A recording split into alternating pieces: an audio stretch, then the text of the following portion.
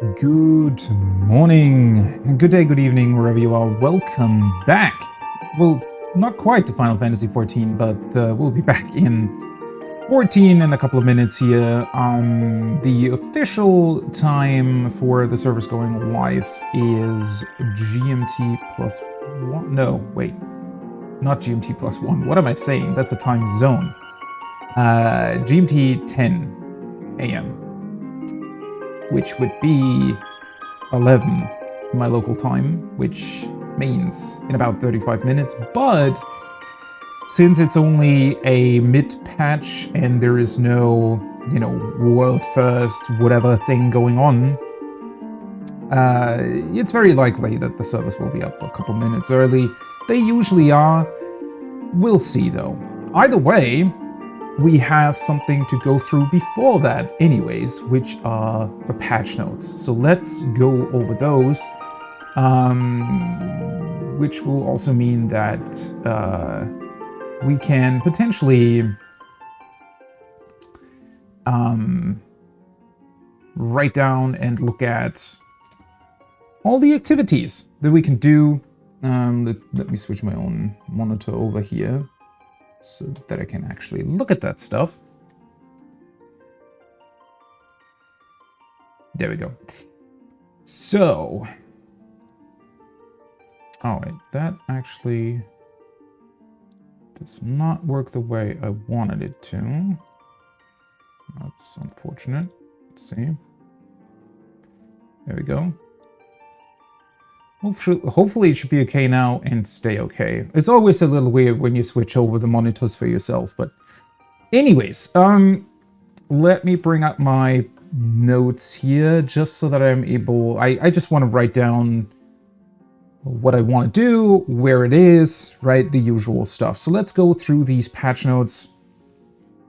Let's look at what we can do in the new patch. Why is this like that now? Sometimes weird things are happening.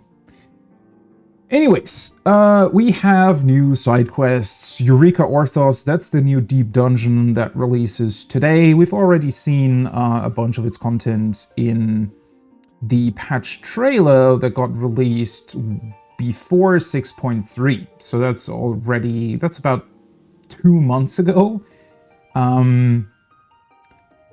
Which, I think it's kind of cool that they mix all of that in with the patch trailer, but until it actually releases, most of the time we've already have forgotten what they even showed, which might not be a bad thing, but it is certainly an interesting way of doing it, let's put it that way.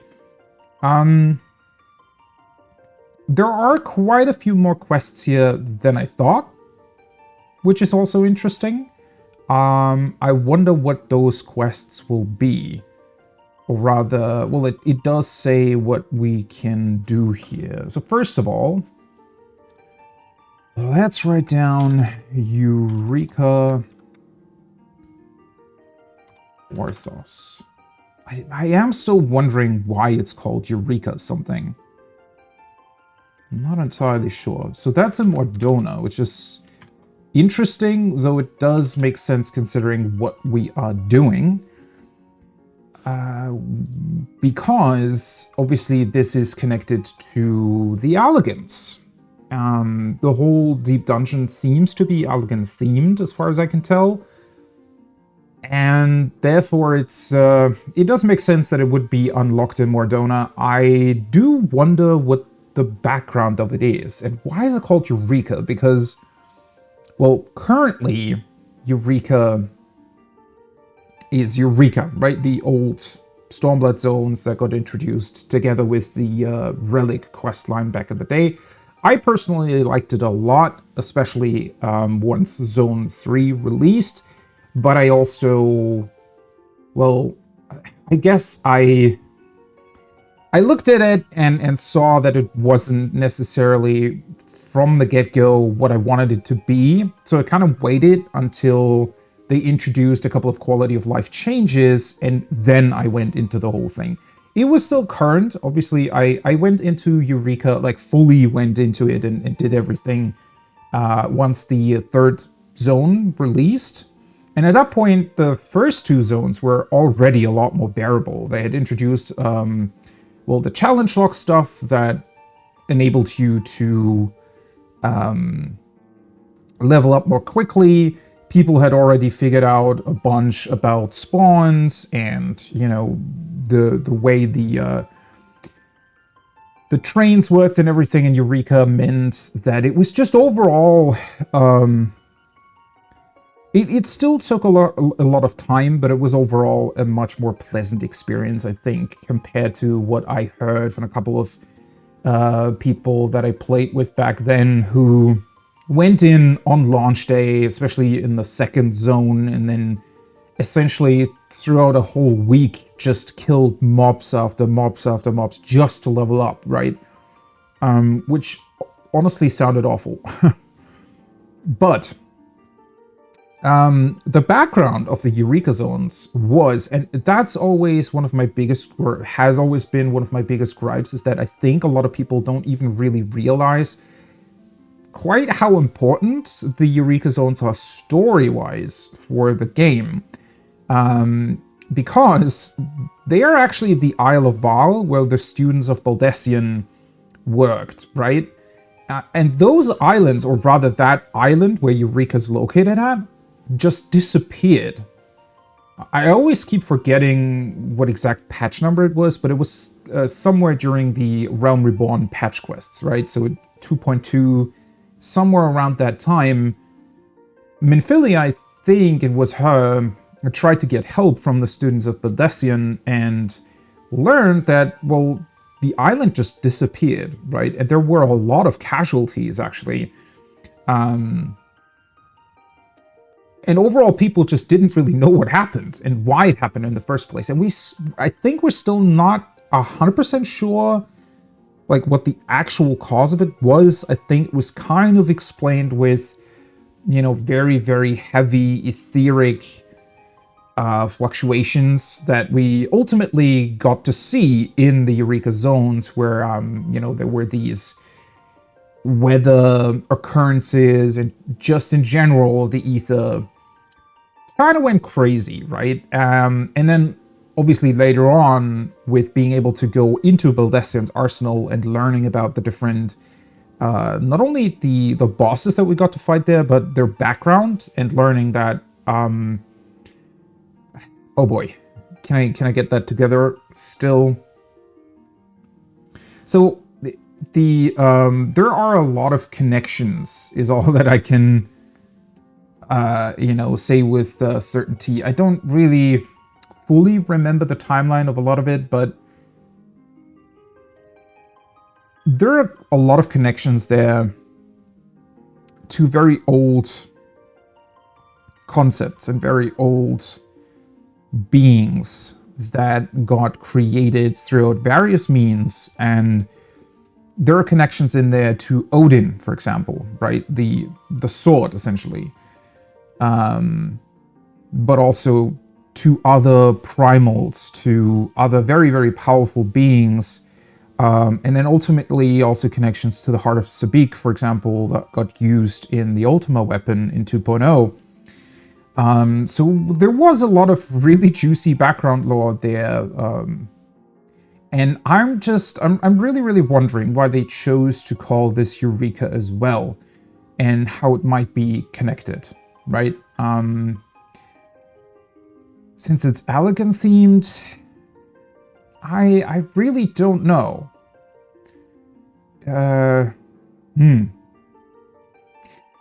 Quite honestly, it might have been worth it to look back at the old Eureka quests.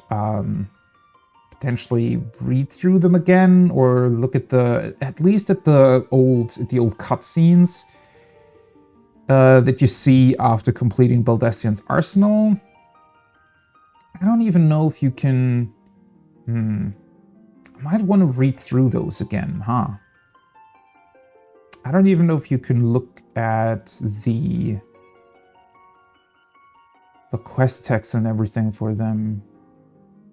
There's a couple of the quests in the smaller quests in Eureka where you had to look for specific items on the maps and stuff, they weren't actual quests because they were inside the zones, but I think they should still appear in your quest log somewhere.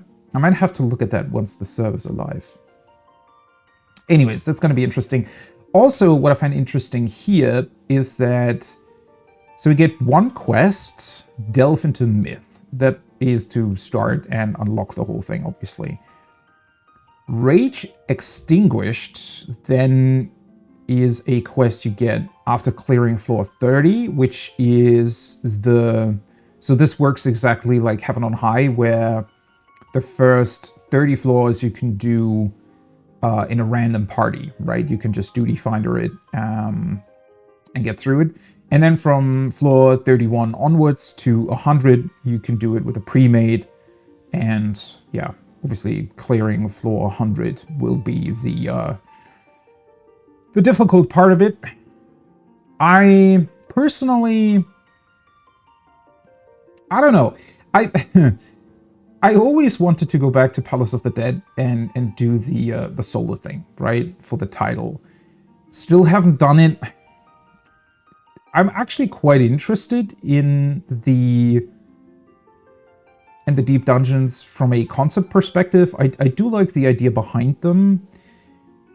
But then actually doing it, right, learning not only how all the monsters work, but also putting the time into... Because there is a lot of randomness to it. So you, to a certain extent, you need to get lucky and or you need to know how to play around bad RNG. So, yeah, I don't know. I definitely won't be doing floor 100 right away.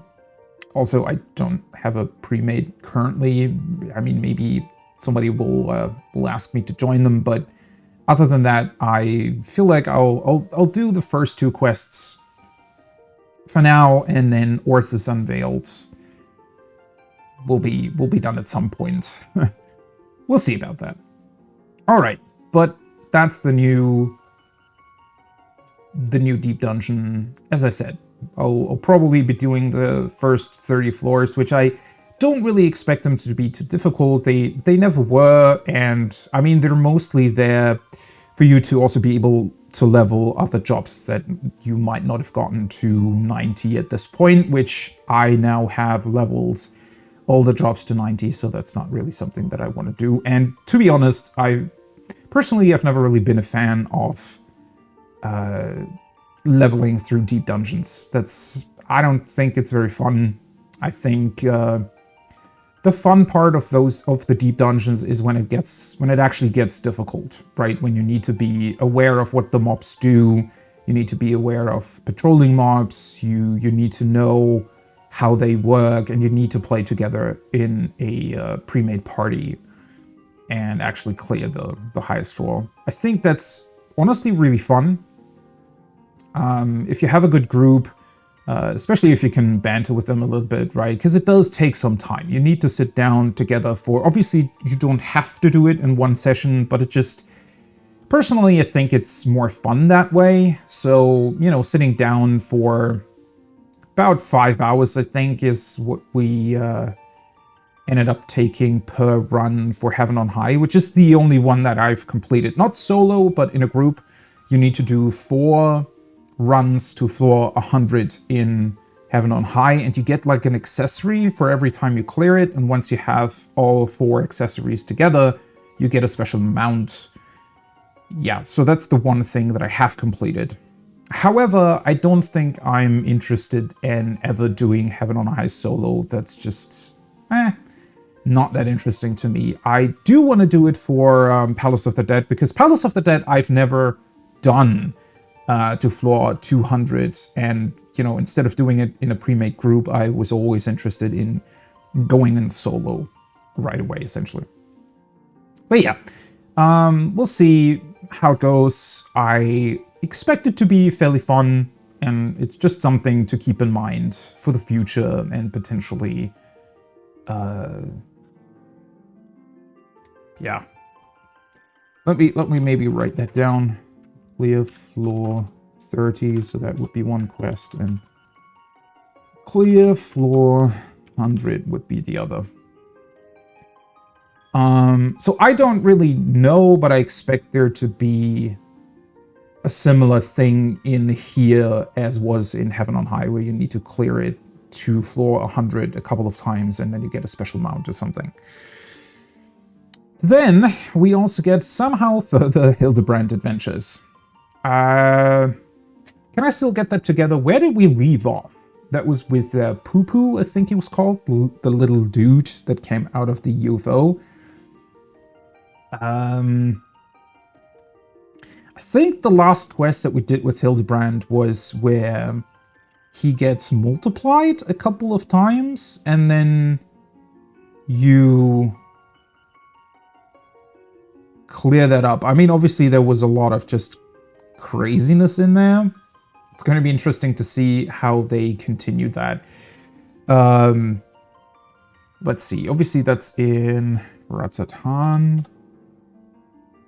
Pretty sure it's just where all the other quests also started. Let me write that down. Hildebrand. In Ratzatan. There we go. 2 quests this time. I think that's about what we got last time too. To be entirely honest, as much as I've enjoyed Hildebrand over the years, and I think the best part about it will still be when I originally discovered this questline in the first place, right? Because if you go in to Final Fantasy XIV, obviously not as a streamer or, you know, a well-known streamer, or having other people tell you, hey, by the way, maybe you should do this quest, it's pretty fun. But just discovering that on your own is absolutely nuts, right? Realizing that there is this fully realized just side quest sitting there that from the get-go, especially back then, I think it wasn't even designated as a blue quest. Although I'm not entirely certain on that. But either way, you don't go in there expecting this, right? This was such a surprise to me when I did it the first time. And the Realm Reborn Hildebrand quests are something really, really special. And a lot of it comes down to, I think, well, obviously they're entirely crazy, same way they are still nowadays. And they're really fun, they're funny, the cutscenes obviously are really well done, and just overall also really different from the rest of the game. But I think, well, the Realm Reborn quests, they are what I thought this was going to be, right? Or what I think it should be, which is just a detective solving murder cases or other cases that a private detective, I guess, would solve, but with this added craziness in it, right? And then you also had Bryden, obviously, as sort of the opposing inspector, who's actually intelligent, but way less lucky than Hildebrand. And to me personally, even though I've enjoyed the follow-up quests throughout all the expansions, I don't think they've ever recaptured the essence of what made the Realm Reborn quest so special to me. Part of that might just be since you know them now, they're less of a surprise. The craziness, while still funny, is just overall less of a surprise, right? So, I don't know. It's just, I personally wish that instead of having continued Hildebrand for such a long time, that they would have at some point just made something new entirely, right? Some other crazy shenanigans that are different from what Hildebrand is and represents. Which would have also alleviated the issue for players that are coming in now, right? If you want to do the current relic quests, you have to play through all of the entirety of Hildebrand, and I don't think that that's... I personally don't mind it, but I don't think that that's really the best way to approach that. So, yeah. As much as I've enjoyed the Endwalker Hildebrand quests, I think they're just not the magic's kind of gone at this point for somebody who's seen this already for such a long time, and, you know, yeah, it is what it is. Well, obviously, I'd rather have them continue this than not do it at all, right? And I do also recognize that a lot of people wanted to have these. I mean, the only reason why they're still doing them is because people are constantly asking for it, right? So I understand it, but I just personally wish that they would have come up with something different at this point. And, well, it's also that they're missing a central theme, in my opinion, right?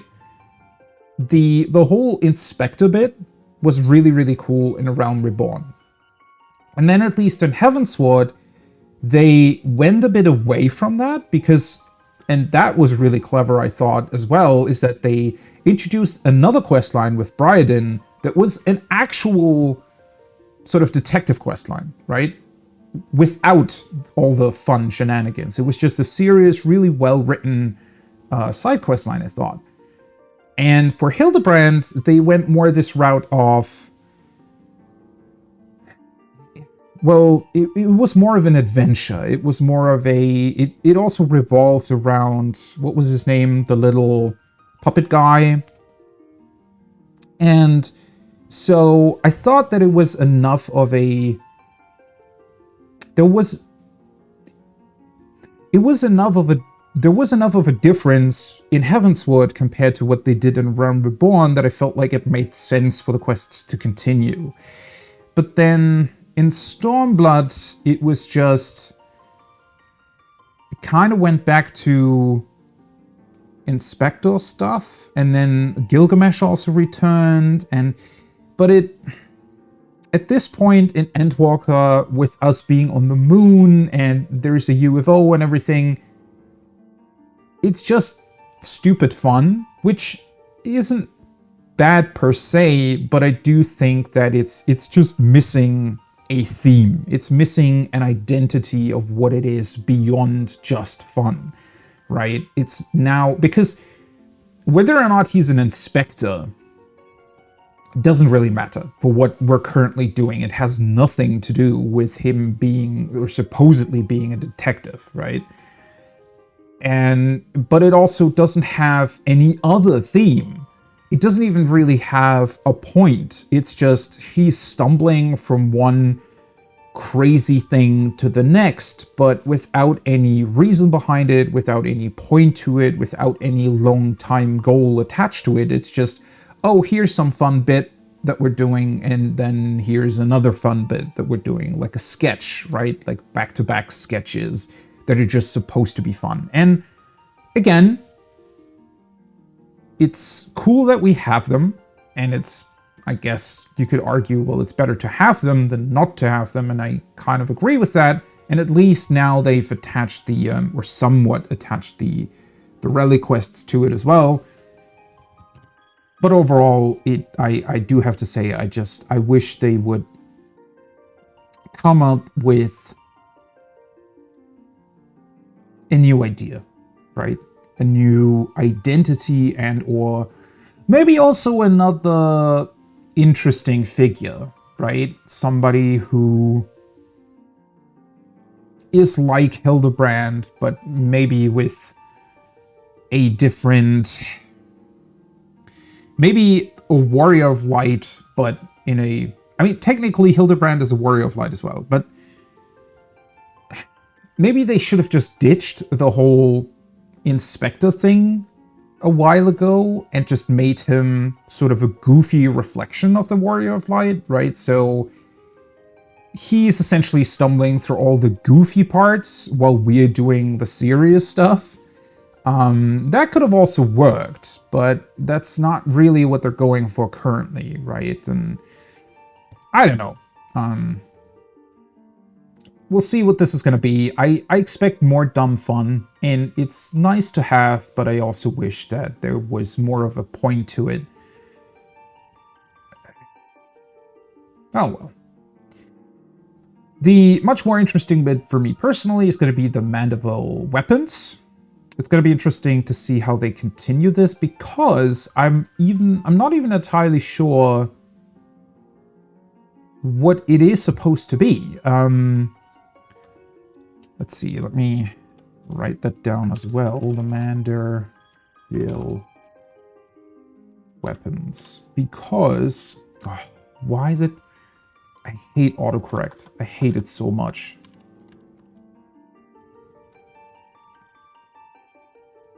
Okay. Also in Ratsatan, obviously.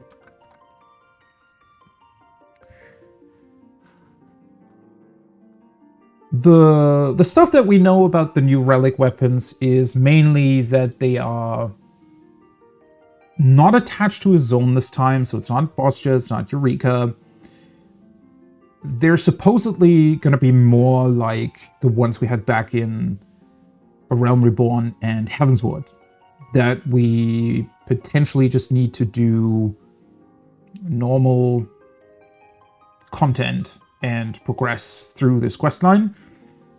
Beyond that, I don't think we've really heard anything about it, though.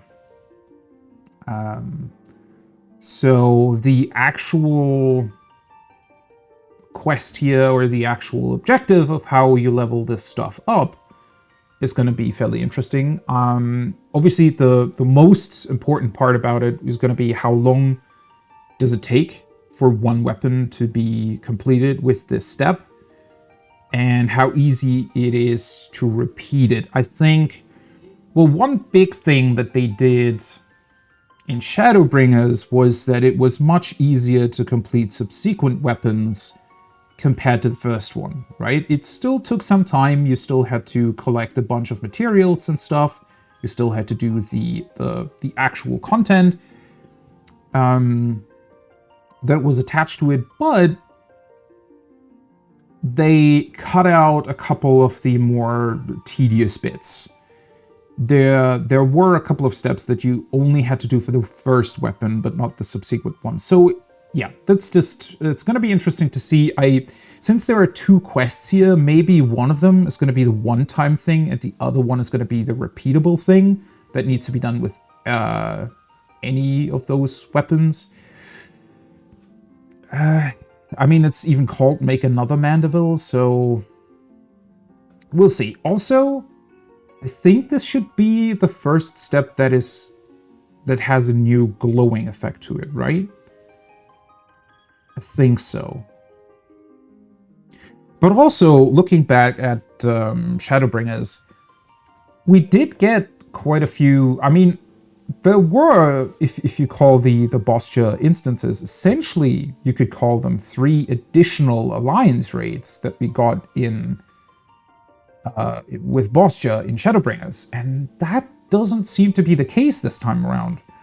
But maybe they're going to surprise us. Maybe there's going to be some sort of instance or something attached to this, but I don't know. I really. It's still. I'm way less.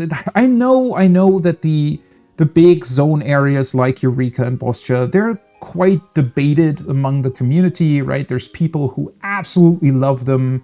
There's people who absolutely hate them, which I don't really get. Why? Like, okay, then just don't do them. They still gave you different avenues of achieving it. Like, you could do the Shadowbringers relics without going into Bosja. So I don't know why you would dislike Bosja. I really don't get it. But for me, it was a really fun zone. It was really cool. It was well done. It had just the right amount of grind to it, I thought. And the instances they did, while they had a couple of things here and there that I thought they could have maybe done a little bit differently. But overall, it was super fun. And obviously with the added actions you get and the, I guess, ways in which you could change up your playstyle, it was so fun to do and really cool overall. So I'm gonna be slightly disappointed if there's absolutely nothing here. If this just says, oh, hey, go do the Crystal Tower 100 times. Well, it's not gonna be that, but, you know, I'm going to be a bit disappointed if that will be the case, but either way. Another interesting thing is that we're also getting another round of the crafter relics. The cool thing is this is in the Crystarium with Geralt's alter ego on the first.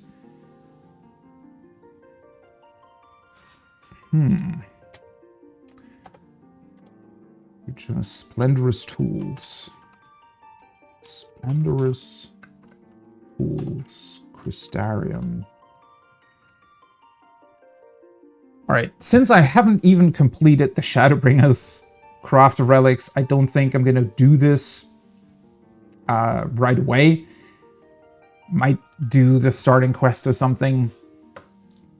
Thing is, I'm not super interested in these per se, and again, I haven't even completed the old ones, which I should probably go and do. Overall, I think that it's kind of the same with Hildebrand. I like that this is a thing. I like that they exist. But I thought that the way they did it in Shadowbringers, it was a bit boring overall. Because, well, with crafters, it's a bit different than with your normal relics for the fighting classes, right? In that somebody who has leveled up one crafter has leveled up all of them, right? You either level everything or you don't level them at all. It's kind of a package deal, right? Whereas I feel like that's very different with the other jobs, right?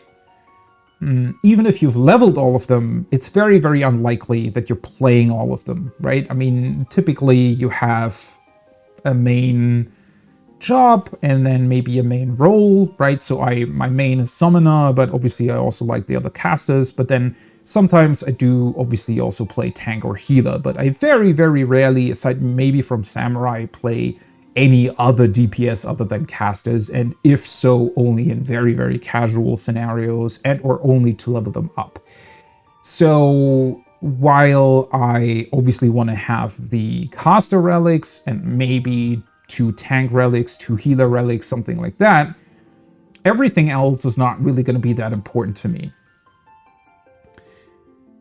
Beyond maybe just getting the achievement, just saying, oh, I did all of the weapons, right? If it's fun, like with Bosja, I thought it was really, really fun, so I went for all of them. I didn't complete all of them, but I am somewhat close, right? I mean, I've done 2/3 of them, somewhere around that. With the crafting relics, it's different, because you either do all of them or you don't do them at all, right? But if you do all of them, it gets boring fast. Because at the end of the day, at least with the Shadowbringers ones, it was just plainly craft, right? For every one of them, you had to craft special materials. Like you had to buy special materials, and then with them, you could craft special things that you had to turn in. And once you turned in, I don't know, 40, 50, 60 of them, somewhere around that, you got one of the relics. And you did the exact same step for all of them, which meant 11 times, since there was also the gathering ones. Now, the gathering ones did have different steps attached to them, so at least that changed it up a little bit, but overall it was just fairly boring. And that's not necessarily a fault in quest design, because what else are you gonna do, right? Crafting is just that, craft, and so you cannot really do much beyond saying, oh, you know, craft this 60 times and give it to me, and then you receive your relic. Considering, though, that, let's say, 7.0 releases, and those crafts will be much, much easier to do and much faster, since this is just for visuals, I think, at least for me personally, I'm gonna do them eventually, but it's probably gonna be something I'll do next expansion, right? I'm going to finish the Shadowbringers ones this expansion whenever I got the time for it. And then I'm going to do these ones in 7.0. Simply because it's more or less skips the most tedious part of it. And I don't really need them right away. The biggest issue here also being that we don't even have glamour plates to use them, right? So if we had 40 glamour plates instead of 20, and you could do 1 glamour plate per crafter, 1 glamour plate per job, right? So all the jobs, including crafters and gatherers, would have at least 1 glamour plate that you could use. Then there might be a bit of an incentive to do them. But since we don't have that, and since I won't even be able to use them on my jobs or crafting jobs, yeah, I really don't see the point of doing them right away. Unfortunately, this is just going to be something that I won't do for now, I think. I wish they would have come up, or would come up. I don't think they will for this one, but I wish they would come up with another way of doing these. I don't know what exactly. But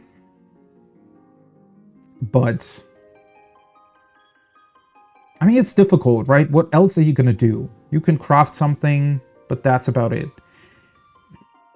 Maybe it would be more interesting to, instead of doing special crafts, just do normal crafts so that you're also able to sell whatever you're crafting. But then again, everybody's going to do the same thing, right?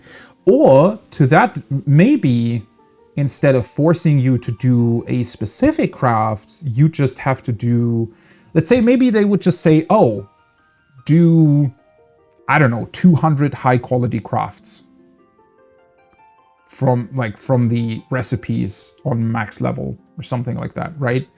So as an alchemist, for example, you could then just go and craft the current potions, right?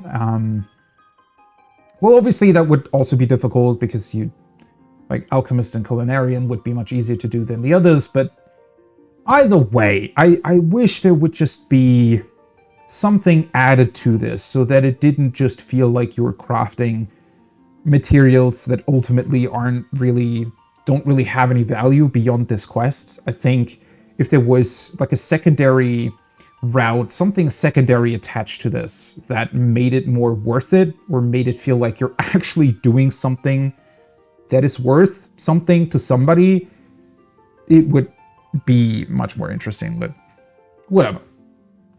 Then we get the new Loperit tribal quests, which if you follow the 14 Twitter account, yesterday Tweeting Way was back, and obviously people loved it a lot, and Tweeting Way essentially throughout the day did sound checks and different various things to prepare for the big launch day of whatever this is gonna be. It looks insanely fun, and I think it'll be really, really cool. Before I start with the Loperits, I do have to complete the Omicrons, though. They are kind of completed, but I do have to do the last quest line there, or the last quest, rather. This is going to be an Old Charlian, so let's see. Loperit? How do you even spell Loperit? With 1 P, alright. Loperit tribal quests. Old Charlian. Okay, there we go. So this is obviously going to take a while to get through, because you can only do 3 quests per day, sometimes 6 whenever you complete one of the ranks.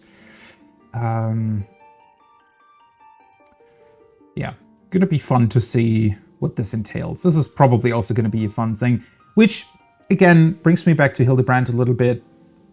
This is also insanely fun, but kind of unique, right? To the Loperits, it's not necessarily something that we've had in the game so far in this specific way.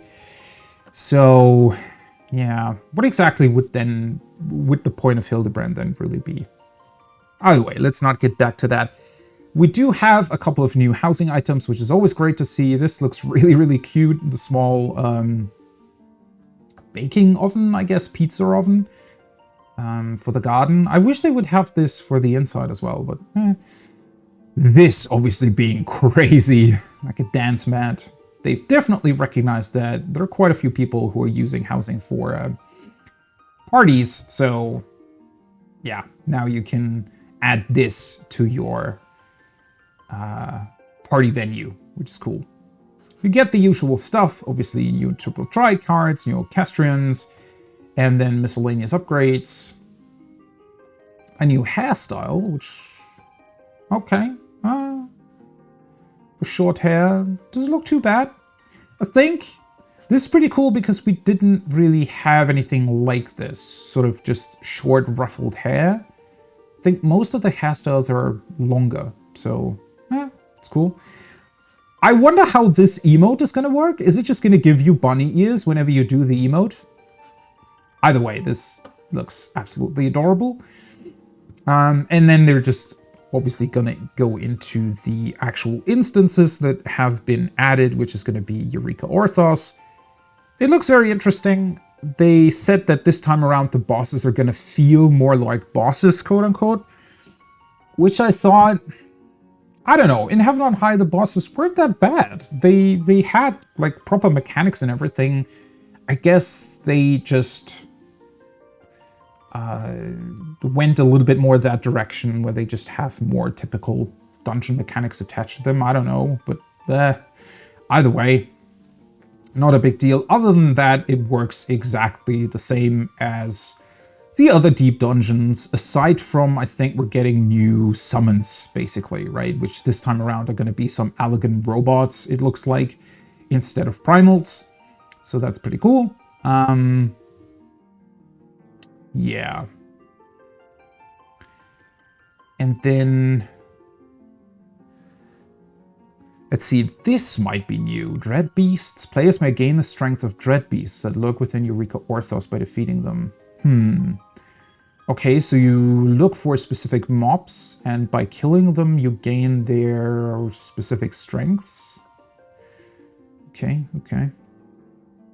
Well, yeah, other than that, other from minor adjustments, I think it's more or less exactly the same. The weapons that you get from it look elegant, so as with the other two deep dungeons, there is a way to get the ether pool weapons that are used within the deep dungeon as a normal glamour weapon. They do look pretty cool for elegant weapons. I've never really been the biggest fan of the elegant style, I guess, for weapons. But maybe that's also because we've already had that quite a bit, right? A lot of the old Tombstone gear, the level 50 Tombstone gear, but I think also the level 70 Tombstone gear, at least at some point in between, they were always elegant themed. Then we even had a Ronkin themed one in Shadowbringers. Well, that did look slightly different. I think overall the theme's just been, it just has existed for a very long time already. So I'm personally not super excited about them. That being said, I've also never extracted any Etherpool weapons from the old deep dungeons, even though I could have. So yeah, I don't really think that I'm going to be doing that here. With the, you know, with the ultimate weapons, relics, and all of the crazy and really, really cool looking crafted weapons we have, I feel like there isn't really any need for going for these ones. Unless you have a very, very specific glamour in mind. Sometimes there are really cool aspects to them, or on certain jobs, for example, the, is it the Heaven on High one, or is it the Palace of the Dead one for Reaper? It's just a big red glowy weapon, which just fits the theme of Reaper really, really well. So sometimes there are reasons for going for them, but either way. Obviously we get a bunch of new items, the Splendorous Tools, crafting relics, and yeah, this new mount apparently is going to be the one from the Loporit tribal quests, right? So looking forward to that. The Chocobo Barding looks like it comes from Eureka Orthos. Again, the elegant theme. The back thing here looks pretty cool. I like that. So for a chocobo, if depending on the color your chocobo has, this might be a pretty cool theme. Then you get a minion. And this is also pretty cool. An umbrella from Eureka Orthos as well. Again, the elegant theme, but for an umbrella, it's something that we don't have right now, so that's pretty cool. New achievements, and all of the other stuff that always comes with new patches.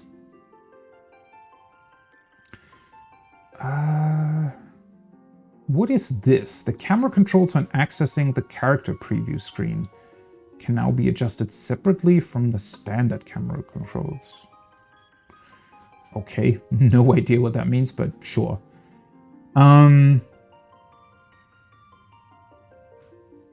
Yeah.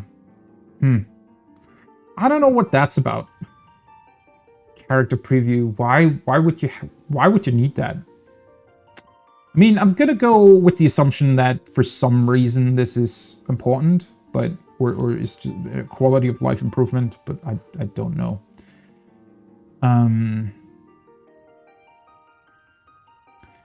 And then a couple of issues have been addressed. Apparently, there was still an issue with auto attacks in the Omega Protocol.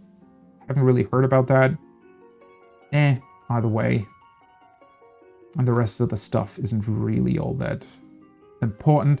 This I thought was interesting. So apparently there's an issue while under the effect of amnesia, which is that whenever you get the, is that one of the floor effects where you cannot use abilities or something? And then Demi-Phoenix doesn't appear. I don't think it's going to be much of an issue at all, but yeah, it's just some of these known issues are always... I've never, I think, actually experienced one of them myself, so they always just read really, really weirdly. So you're kind of asking yourself, well, why? What the hell is going on there? Anyways, let us finally get into the game. The service will definitely be live at this point because I've been talking for so long, but then again, it's always fun to go through the patch notes, in my opinion, and look at what's going on. So let us start the game. I'm going to change the screen here in a bit, but obviously I want to log in first. I'm not only going to do the new stuff, but also some old stuff that I still haven't done. So, aside from the tribal quest, because I obviously want to do the first 3 quests before the reset, I think I'm going to be doing a bunch of old quests as well. All right, let me adjust my own audio, and then we can go over here.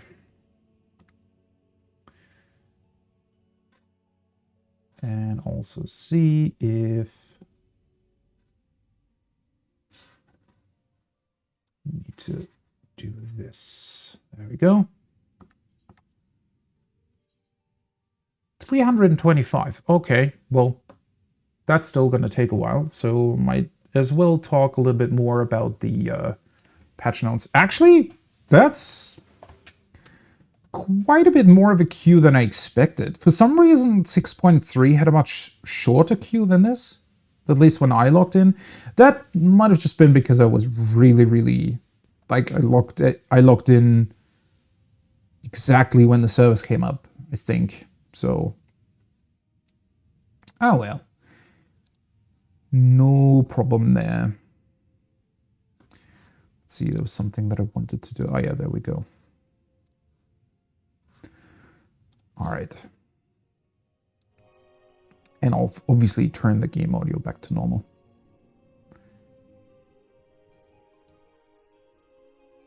Was it always this quiet in the menu? Oh, that might be because I didn't adjust the in-game sound yesterday. Yeah. Which that is still an issue for some reason. I have 2 different macros that I use for my sound in-game. One that's just enabling everything like normal, right? Turns all the sounds back to my normal setup. And then I have another macro that turns off almost everything aside from system sounds and a couple of other things here and there, which I mainly use when I'm, you know, watching a stream or playing some music or do whatever and just, you know, do some crafting or whatever else you do in an MMO, right?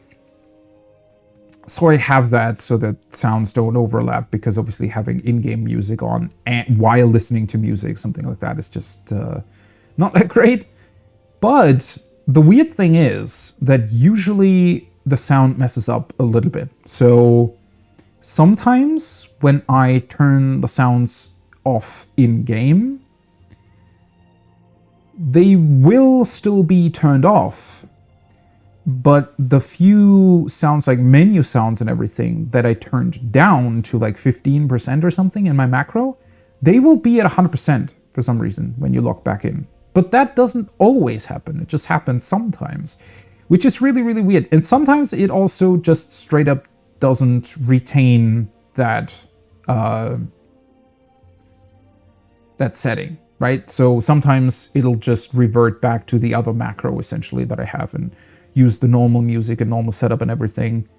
And sometimes, and that's even weird, and I think this is what happened now, instead of having the music turned off completely, it'll turn everything on, but keep it at a very low volume. I don't know.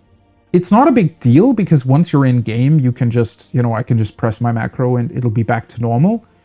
It's just a very, very weird issue, and one that has always existed as far as I know, or at least it has existed since I set up these macros, which was a really, really long time ago. So, I don't know. Maybe it's they just have never bothered to fix it. And again, it's not an issue at all, because once you're locked in, you can just reset it and everything's fine, but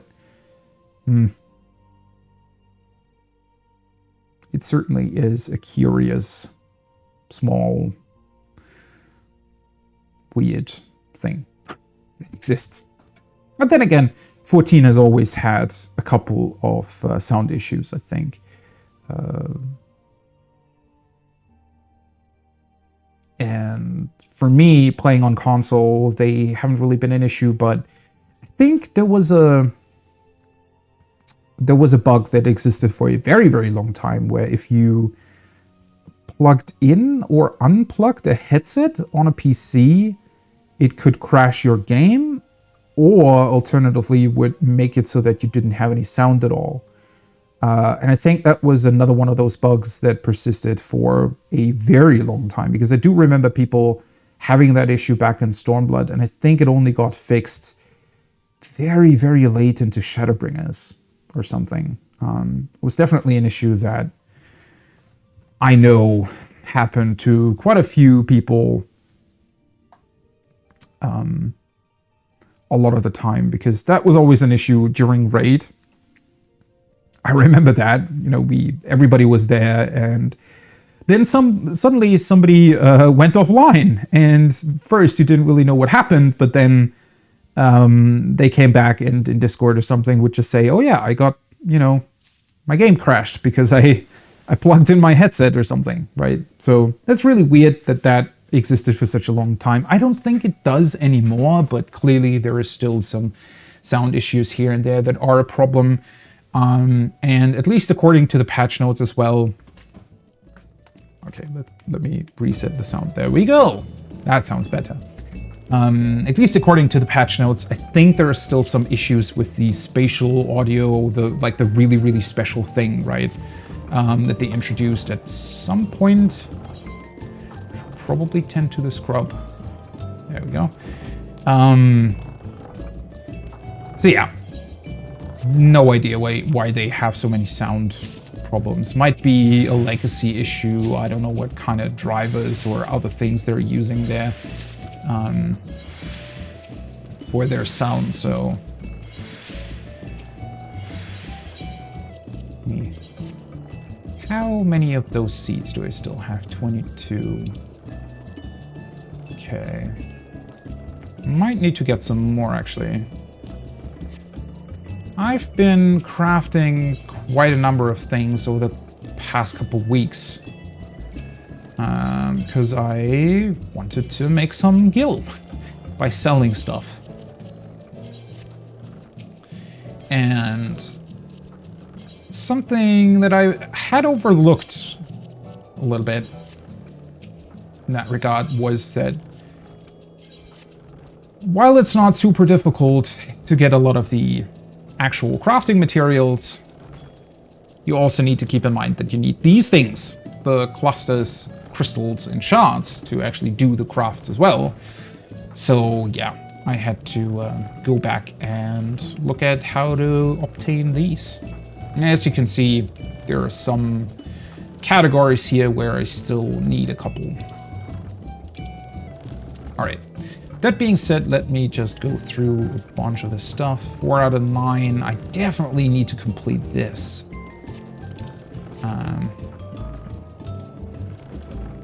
Let's also make sure that I don't forget what I have or haven't done. I'm going to be starting off with a bunch of weekly things here because, well, obviously that's important. And then one thing that I'll be doing first, is unrelated to the new patch. It's going to be the event quest that I still haven't done. All right, first of all, let's take a look at airships here. Okay, this one I can definitely send out right away again. Let's see, because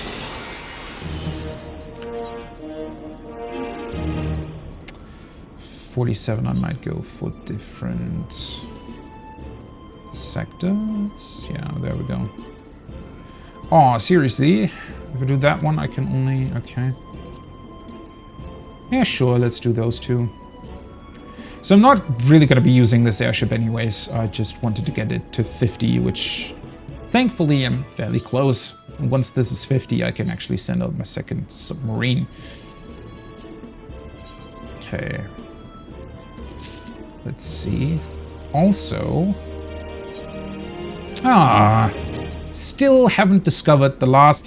So, I kind of want to concentrate on submarines, because obviously those are the current things that you're doing with your FC ships and whatnot. But I'm still missing one airship sector that I haven't discovered. And for that, you need to go to Sector 21, apparently. And then just get lucky to discover the other sector. And I, for some reason, am constantly failing at discovering that one. Okay, 13, 15, 21, 22. Let's see. Hopefully I can repair these. Yes. Do still have enough. Repair things, and then we send this out again to 13, 15, 21, 22. So 21 apparently is the sector that unlocks 24. And 24 is the last one that I still need. So that's why I'm still sending out these airships. And then also, technically, for Sector 13 and 15, for the resin and the etherochemical fiber. Although at this point, I'm also missing some clay, I think. But yeah. That's why these ones are still sent out. Okay, there we go. And my submersible also returned. Hey, some more of those as well.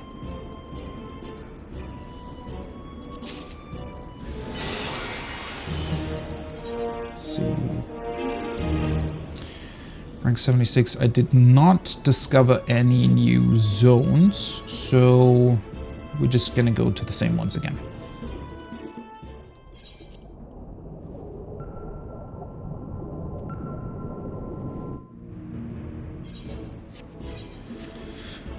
Alrighty. Let's see. I think that's the first time that I got those. Seeds can go over here because I can plant them. These ones are going to be sold. And then these ones I'm going to lower the quality so that they don't take up too much space. Right. The 4 etherochemical fiber can go here. Also, as you can see, I have a bunch of stuff that I'm currently selling, so I need to double check. Yeah, I need to craft some more stuff over here, but that is something that I'm going to be doing this evening, I think. All right, let's send out my retainers as well. They've also sold off some stuff. So let's grab the gill real quick. Can sell these. Dusty Shark. Let's put those on the market. 72. Yeah, sure. There we go. Let's put these here. 170. There we go.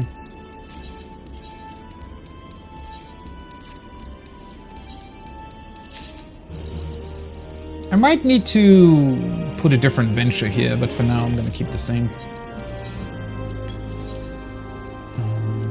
Did we sell? All right. Cool, cool, cool.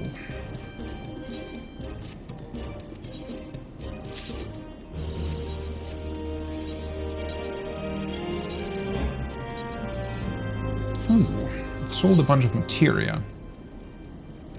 Okay, so I have 3 additional furnishing slots that I want to sell here. So I can put these 17.4 materia thingies here.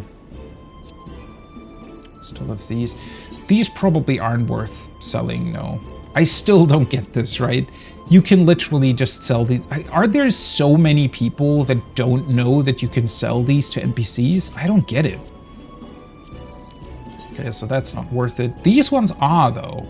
So, let's just do 500. Yeah, sure. There we go. And these ones are on the market for 149. I can actually increase that. Let's go with 189 for 10. Adjust this one.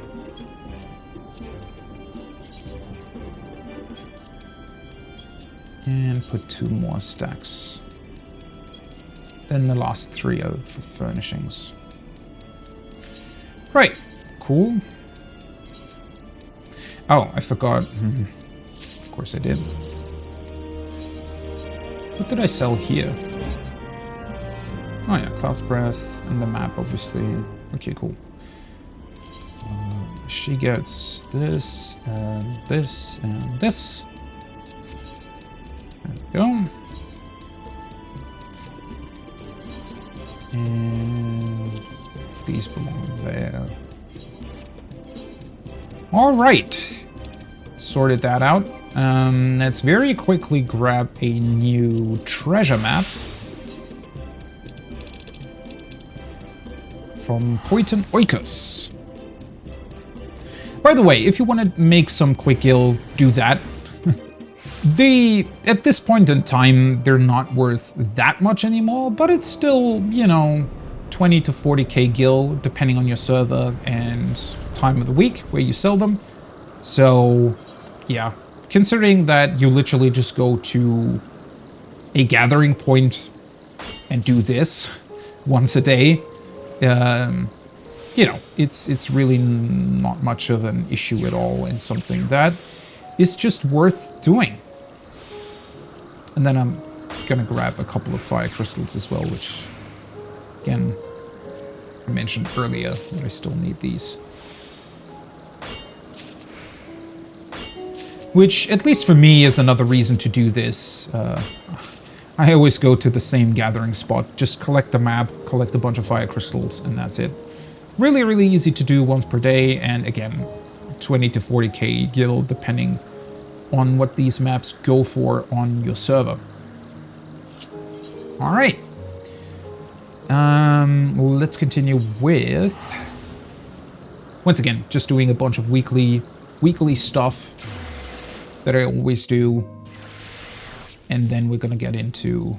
Oh, it's really empty here. Well, that is quite early still for Europe, and the patch is just released, so... I imagine a lot of people are still logging in. Send out the squadron.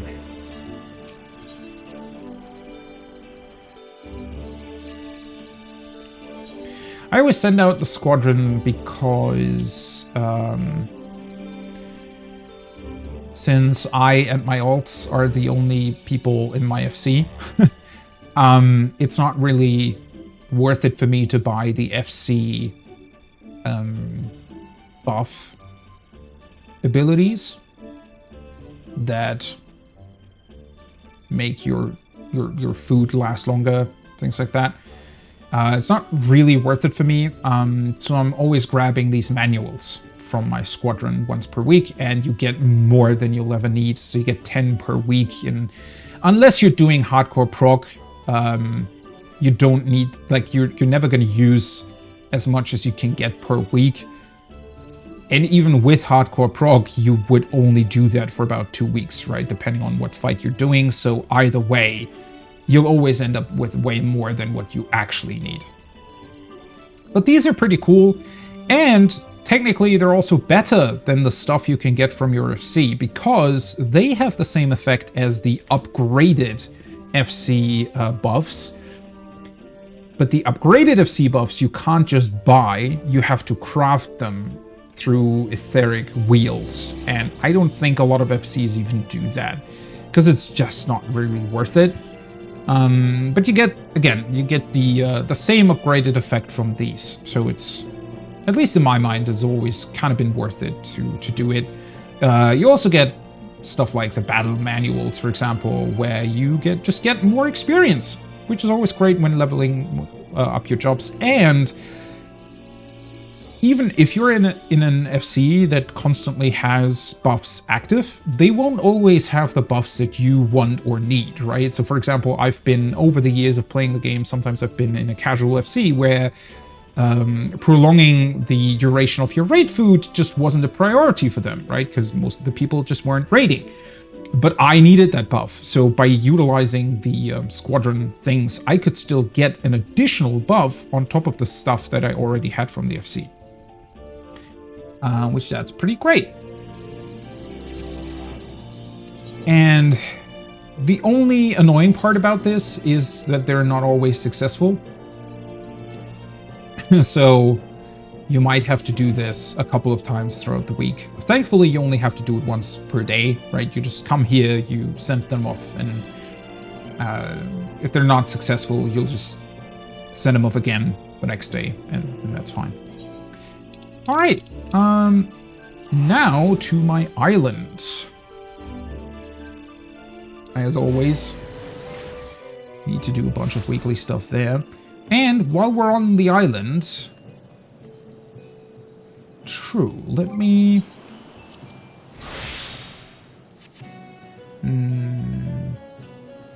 No, let's change back to my usual attire, because there's actually still a quest available on my island that I haven't done.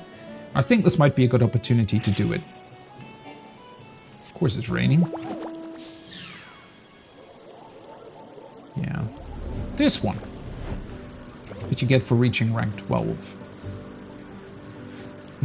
Should I actually do that first before I do anything else? Yeah, why not? Hi. Far Eastern Yarn. A familiar beeping noise is emitting from the curious courier. Contact from Miss Tataru. She sent word that she's headed this way and with guests once again. If you wait on the inland to the west, she should come into view in no time. I forgot that we had this cute quest sound for the island. Oh, it's literally just that. I guess you just get a cutscene. That's pretty cool. Bit annoying that it's raining, but well. Can't always have the perfect weather for everything, right? It does look a little bit What's the word? Downtrodden? Depressing? Although, you know, rain like this can be quite comfortable and quite soothing. But I guess when you're talking about an island getaway, it's not necessarily what you want to have. Hey, what are these two doing here? Thanks for coming out to meet us. Love their outfits. Although I have no idea why these two are here.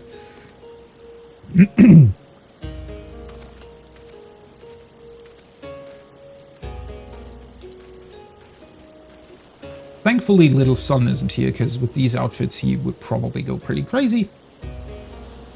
It's good to see you well. Please forgive us for coming uninvited. We're given to understand that this beautiful isle is your domain, and you have taken to farming, foraging, and erecting quaint monoliths. Okay. Don't know where you heard that last one from, but sure. You claim dominion over tiny ironmen, they say. That, at least, is befitting of a cock.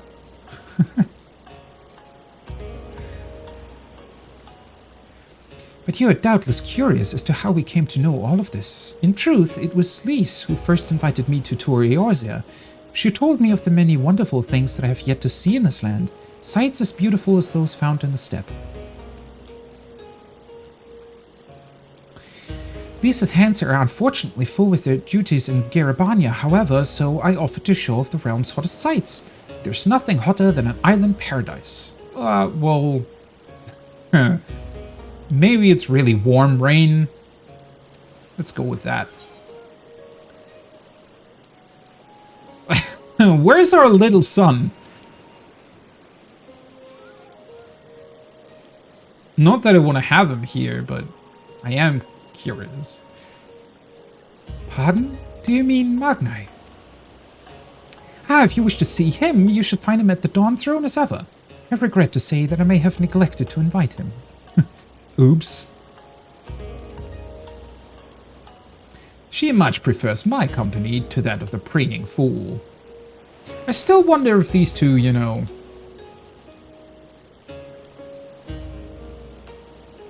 Which I'm all for, by the way. Magnai... I think he needs somebody else in his life. Possibly not someone from the steppe.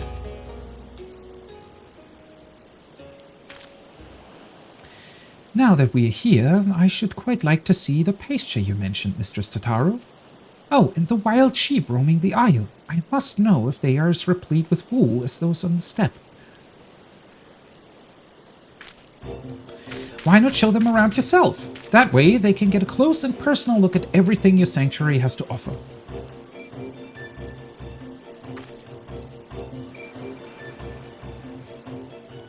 If it's truly no bother, we would be delighted.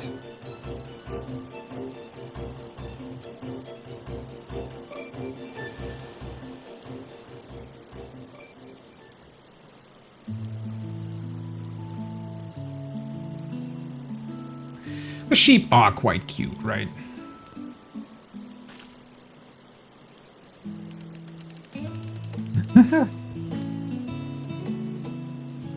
Oh. Seem to like her a bunch.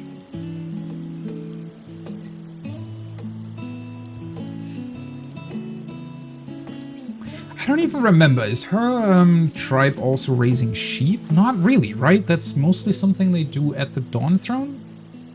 Well, then again, didn't they also have like little pastures and stuff where they lived?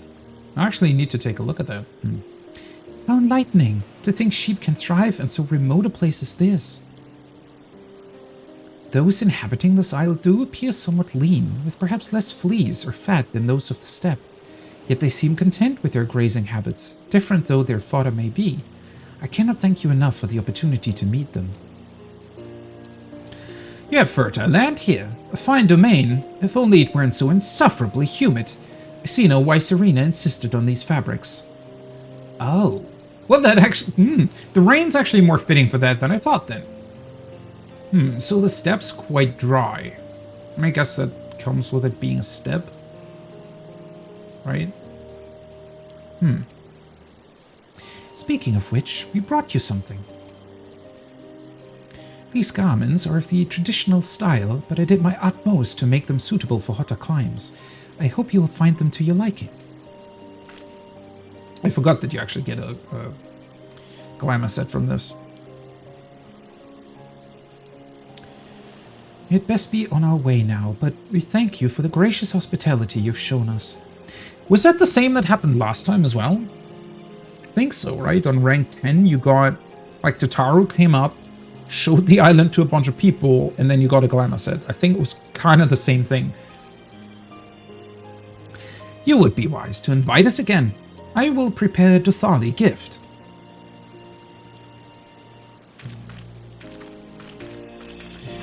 Each time I visit, I'm amazed by what you've accomplished here. Can't wait to see what else you've achieved when I next return. Although, technically, I still need to build the quote-unquote rarer monuments. The ones you have to do the crafting things for. Bye-bye.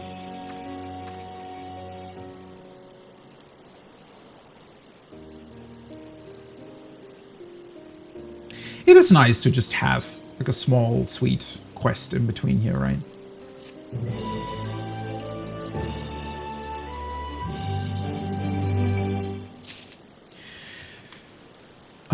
I do wonder though what we'll get next time. I kind of wish that it's going to be more places. So I think they should open up. First of all, I want to have a bigger pasture. Considering that they added new rare animals. I'm not even that interested in collecting the rare animals currently because, well, I would like to have essentially one normal animal in my pasture and one special one, right? So I think there should be more pasture places than animals. Then again, if they keep introducing new animals, I think my mic got buried in my t-shirt a little bit. There we go. If they keep adding more animals, I don't know. Maybe their idea is that it's gonna be a little bit like Pokemon, right? In that you, well, then again, in Pokemon you would be able to collect all of them at once. Or alternatively, it would be cool to have maybe a stable of some sort. So yeah, that would actually be pretty awesome, right? So keep the pasture as is, where maybe 20 animals, because, okay, so I get why they're not increasing the size of the pasture, right? Because that also gives you the materials, right? So the bigger it would be, the more materials you would gain per week, which would kind of unbalance the whole thing. Like, you would get way more materials than you'd ever need. That being said, you already get enough materials. So it's not like it's difficult or anything, right? To have enough materials for all the weekly crafts that you want to do.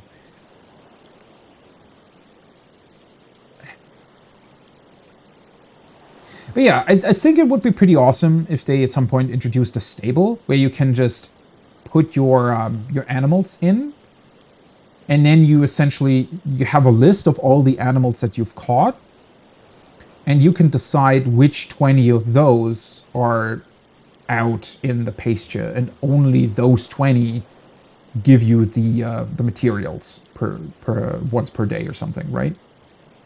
So you can keep everything that you've collected, all the animals that you've captured, up to a certain number, obviously like 100 or 200 or whatever.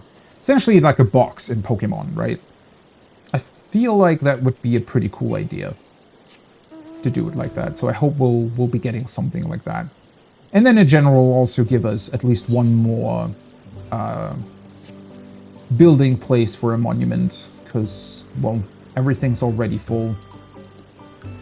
And definitely more ways to customize the island. I feel like at this point we should have already gotten a couple more different looks. Maybe not different looks for the building, but at least, you know, a couple different pathways and staircases and whatnot to make the island more unique.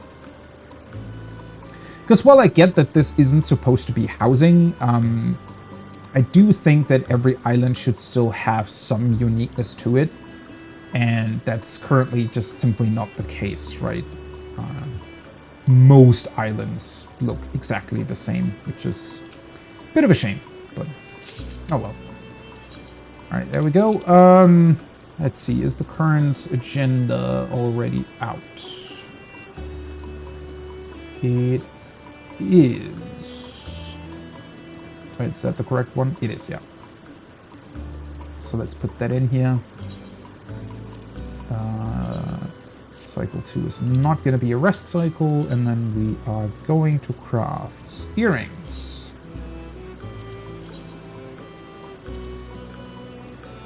Silver ear cuffs. There we go.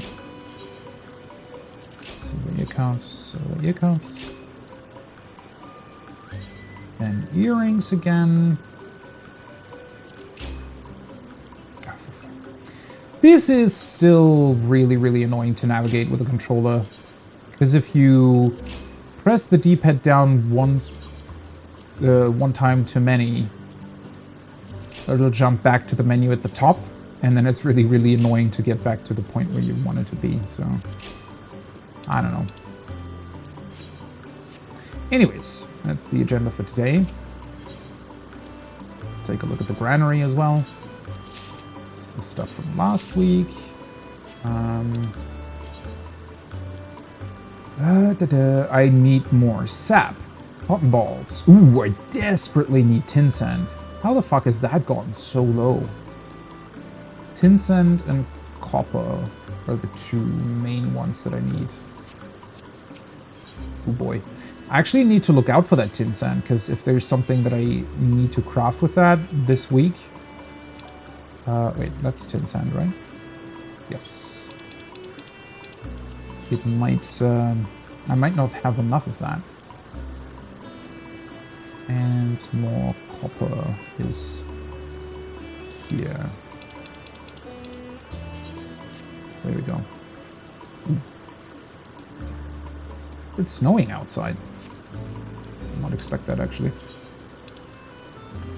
Ah, alright. Huh, shit. So I already don't have enough tin sand. Yeah.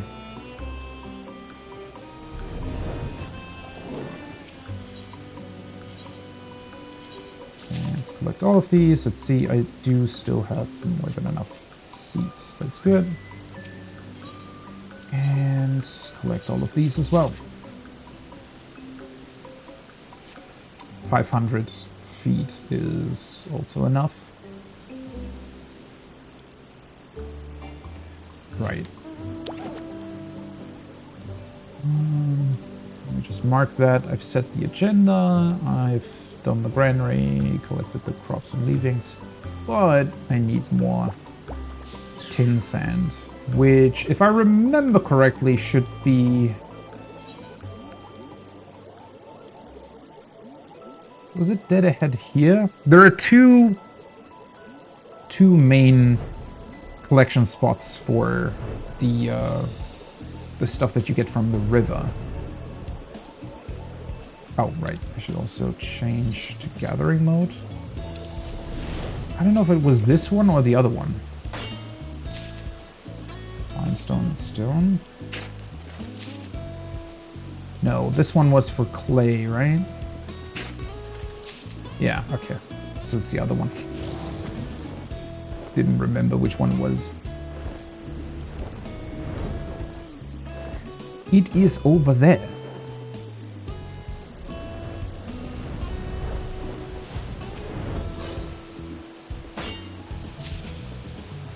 Nope.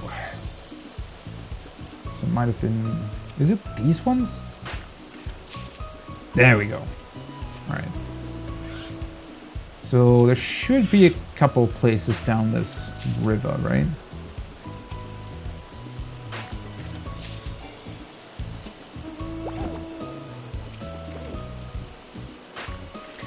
I'm not going to collect that many right now because I don't want to be here for 30 minutes, but I just need to take a look out this week for if there are more things that require tin sand. All right. Okay, now I have exactly enough. So let's collect 2 or 3 more, just to be sure. And then if there's something else that needs tin sand this week, I just need to make another route through the river. Huh?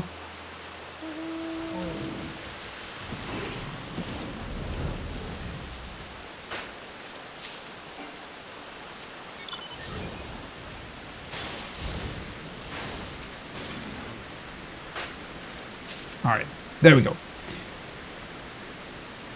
That is that done. Let's see. I had that written down somewhere. There we go. Old Island Sanctuary stuff is done.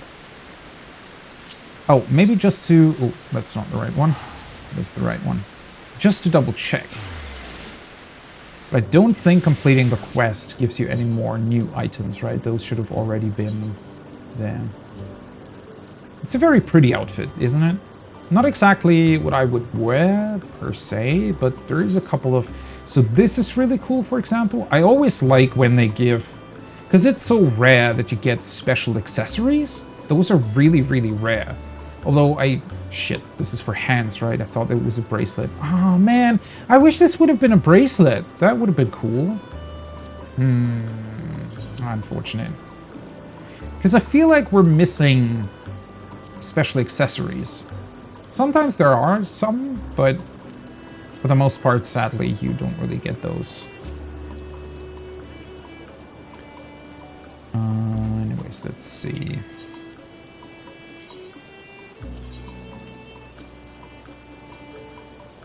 Yeah, the recently added stuff I already have.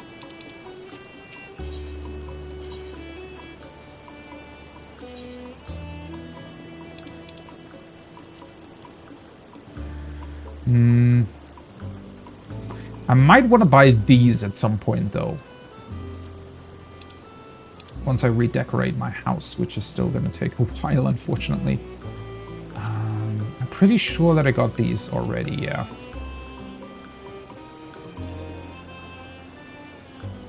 Okay.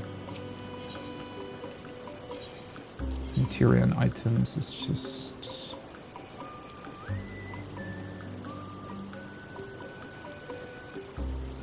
Wait a second. I did not know that you can get crafting materia here as well.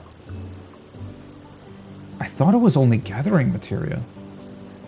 Holy, what? Okay, so that means I can actually spend my Seafarer's Cowries on something that's worth it. Wow.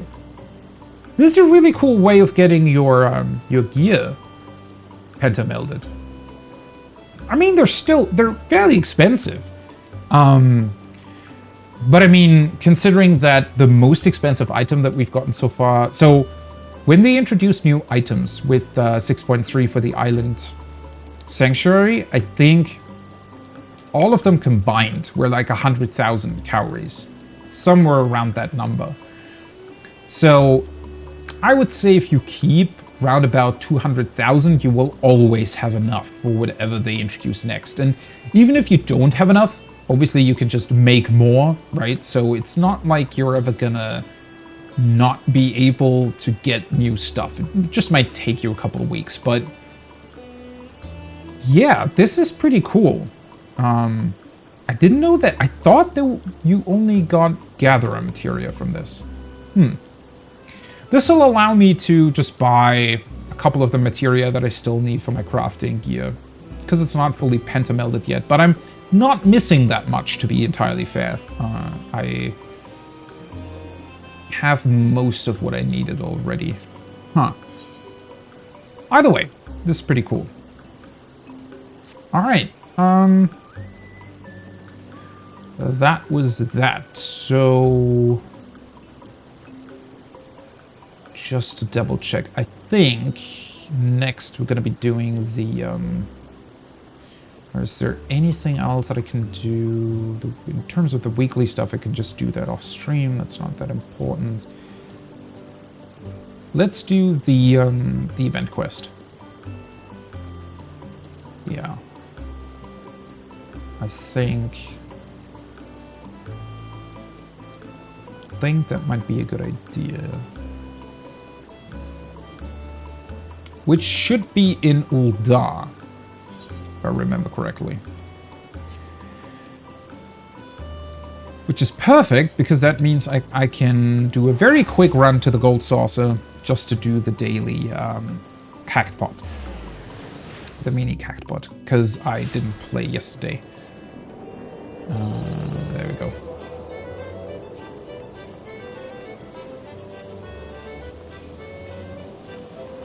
Let's see if I can get lucky. I feel like I've been getting quite unlucky with the mini cactpot the last couple of runs. See? So this is going to be bad either way.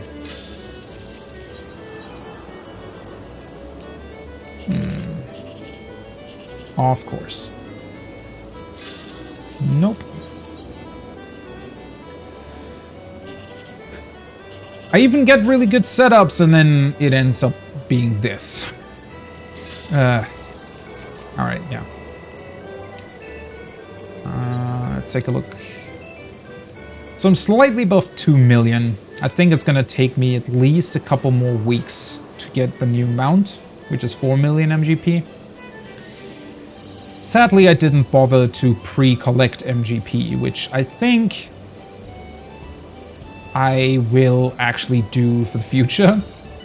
Then again, I did not expect them to introduce a mount that was twice as expensive as the Cactuar mount. Considering that you can only have, I think, 10 million MGP, 4 million is quite a lot.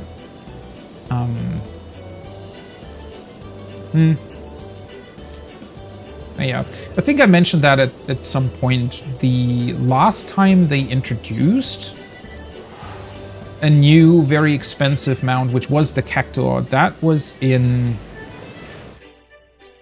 really, really long time ago, now that I think about it. So, yeah, I don't expect them to release another one for quite some time. At least not another one that is this expensive.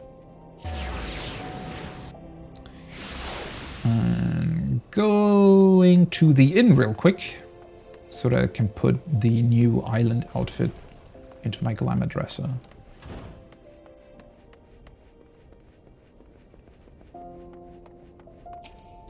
Hello.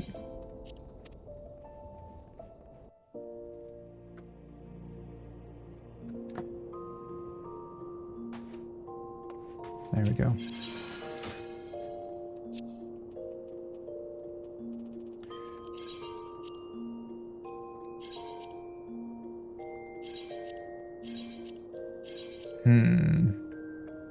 I do still have 54 slots, but I'm rapidly approaching a full glamour dresser again. It's gonna take a bit, but don't like that.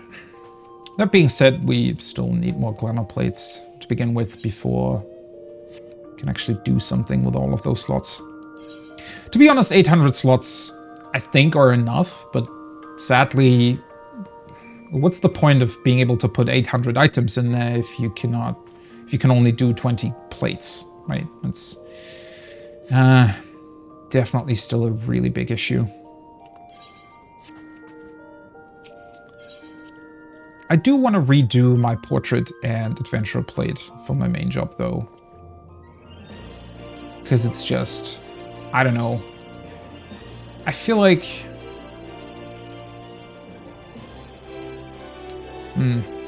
it's not that great currently. I don't know. It's just a bunch of ultimate stuff thrown together.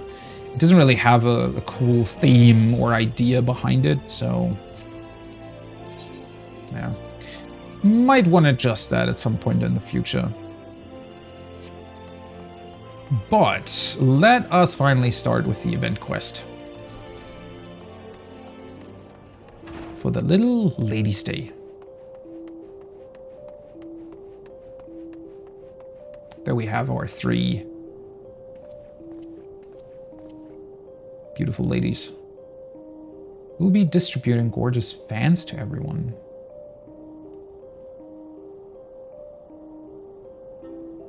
Okay. Quite a few spectators here. I love all the cherry blossom trees around. It's really, really cool. Obviously in Japan, cherry blossom season now starts, which is why this event quest is here. That being said, for a lot of parts of the world, it's quite early, isn't it? Like earlier than you'd think, maybe, in terms of... Because it's definitely not spring where I live. It's still very much winter. Oh well. Inheritance, and we get the ballroom etiquette fanfare. Little ladies' dance. Ah, greetings, my friend. 'Tis good to see you, very good indeed. As it just so happens, there is a matter with which I require assistance. As you will be aware, another little ladies' day is upon us, and we are celebrating all ladies as princesses, attending to their every need. For this year's celebration, we are planning to distribute replicas of an antique folding fan to participants. Wishing to learn more about said fan, Miss Aldetha? A scion of House Thorn has taken it upon herself to investigate its origins. Alas, she has ever had a frail constitution and is feeling unwell. For now, she rests at my insistence, but passionate as she is about the celebration, I worry that she won't stay put. That's the same lady that wanted to do something last time as well, right? I don't fully remember what it was about last year, but I think that was the same person, and there was also somebody worrying about her because her constitution was fairly bad or something like that. Thus would I turn to you for help. In order to take the burden of my lady, who is also a treasured princess this day, might I prevail upon you to assist with her investigation? Sure, we can do that. I'm truly grateful. Now, Miss Aldetha... Why is there an I and a Y? Should be resting on a bench in the Gold Court, so pray seek her out there. I leave her in your capable hands. Alright. Where the hell is the Gold Court? Definitely not here.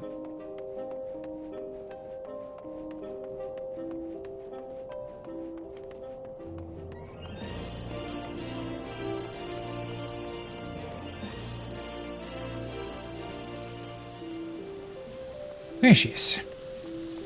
Man, this looks so cool. But I think the cherry blossom trees, those are past event items, right? So if you wanted to put them up in your own garden, you'd have to buy them. Honestly, and I know I keep bringing this up. I think I talked about that when we had the Christmas event, but I wish they would implement the seasons a bit more, at least in the housing districts, right? So it would be pretty cool if you could put up trees and they would change color over the year instead of you having to manually place trees that fit the season, right? I think that would be pretty awesome. Then again, this way it does prompt you to redecorate from time to time, but there's also a bunch of other stuff that I wish would change with the seasons, right? So for example, the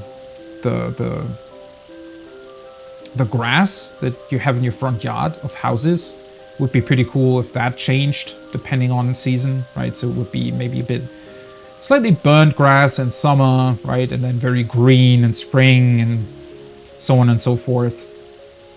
I think I don't think that it would be too difficult to do. I'm not talking about big things here, right? Just minor little things here and there. Obviously, it would be crazy good if we could get more snow during wintertime. But either way, just a couple of minor adjustments here and there would be pretty cool. For the housing districts at least, but oh well.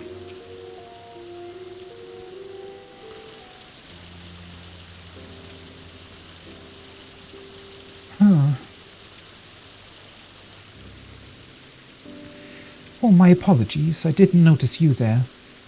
It's been quite some time. You are well, I trust. If you are looking to partake in the festivities, I would be happy to point you in the direction of the Royal Seneschal.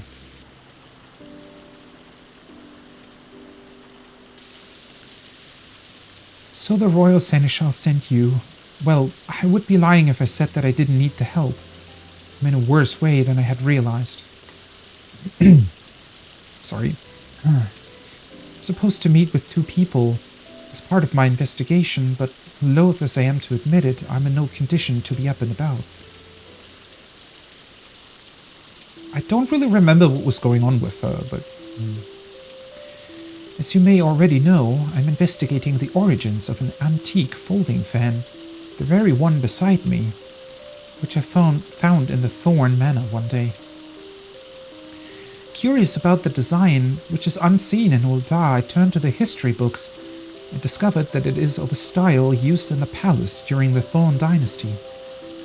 Further research revealed that Princess Edvia, my ancestor who gave rise to Little Lady's Day, once used such a fan in a dance she performed at a royal soiree. It was very beautiful by all accounts, and I should have liked to see it. Inspired by this discovery, I consulted the Royal Seneschal, and it was decided that we would make replicas of the fan as gifts for this year's celebration.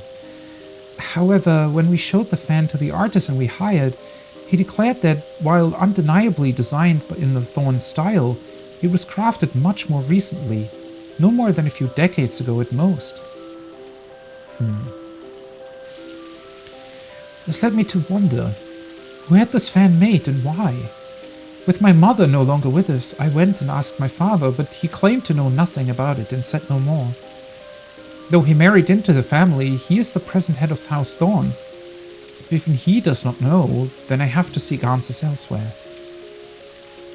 Additionally, if we learned how the fan was used during Princess Edvia's time, I thought that we could share the knowledge during the celebration. Thus did I arrange to meet with people who are versed in the history of our family. As I am now, however, I can scarcely stand without feeling faint. I'm sorry to impose, but might it trouble you to attend the appointments in my stead? That actually sounds like something that's pretty interesting. Wasn't... So the variant dungeons that we got, right? Criterion and whatnot, those were about Ul'dah history. Obviously also concerning Nanamo quite a bit. But House Thorn is part of Ul'dah's history, and I think played a role. Fuck, why do I not remember that? Pretty certain that it played some role in the whole, in the history concerning the split of Sildi and Ul'dah and why they were fighting each other. Was it House Thorn who... I don't fully remember, but yeah. It's definitely an important house when it comes to Ul'dah's history. I mean, you're dead. Now, you will want to take the fan with you. Alright. Wonder who we're meeting here. Please show it when you meet the individuals in question.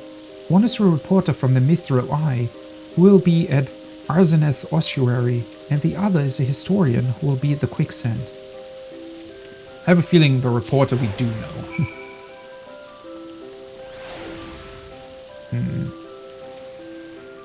Okay, so the Quicksand would be this way. Let's just go back that way.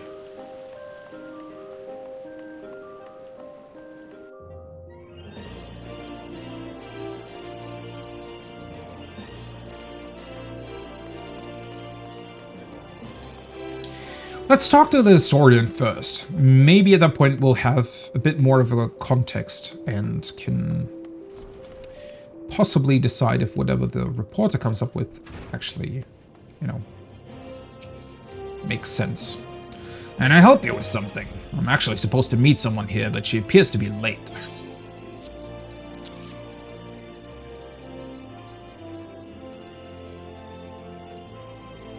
Ah. So you've come on Miss Alditha's behalf, and this is the fan she wished me to inspect. Indeed, it is of a style hailing from the Thorn dynasty. It is said that Princess Adria carried such a fan when she attended functions. In those days, it was considered meet for noblewomen to cover their faces, to which end they carried folding fans on their persons. But as the legend of the Lost Lady would attest, Princess Adria didn't concern herself with social norms, and at a royal soiree, far from using her fan to cover her face, she used it to perform an impromptu dance.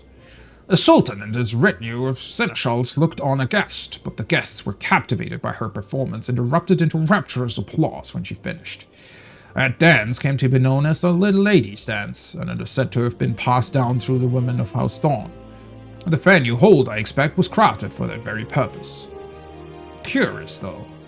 As a daughter of House Thorn, it seems to me that Miss Alditha should be aware of this legacy. In any case, I hope I was able to be of some help to her. Pray pass along my regards.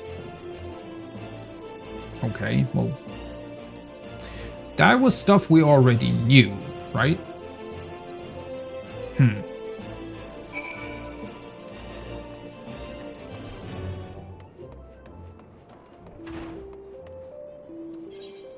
Okay.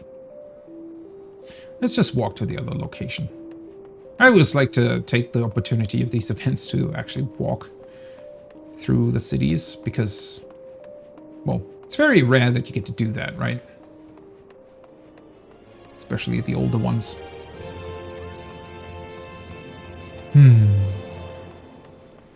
Yeah. I mean, well... So, the fact that the fan isn't as old as she maybe thought it was, does that really... I mean, does it really come as a surprise? If you think about it, right? If it was tradition of House Thorn to, well, keep up the history of what happened back then and the history of the Little Lady Day, wouldn't it make sense that they would just craft new fans from time to time? I mean, they wouldn't keep one. I mean, maybe they would. Maybe they would keep one of the, like, oldest ones, but they would probably put that one away and just, you know, keep it in a locker or, well, somewhere.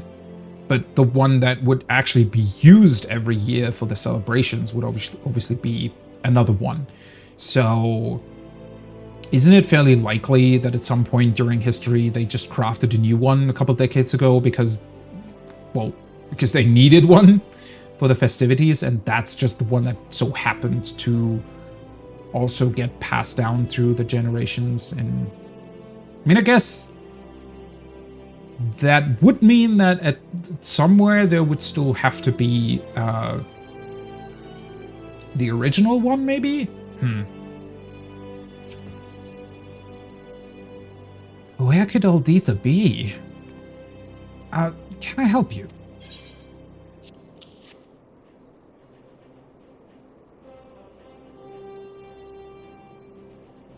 As fan. Alditha sent you, I take it? Very well, then. I'll tell you what I know. When Alditha reached out about an antique fan she found, I was instantly reminded of a similar one that I saw long ago. By her description alone, I couldn't be certain, but to see it here now, there's no doubt in my mind. This fan once belonged to Alditha's mother, Claudia. She was still half a girl at the time, 15 summers old perhaps, when I interviewed her for Little Ladies' Day for a Little Ladies' Day article. And that day, she had this very fan with her.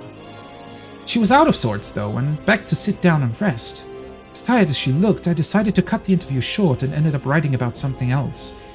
I must say, I find it a little strange that Alditha should ask me about the fan. It belonged to her mother, after all. Surely she would know about it.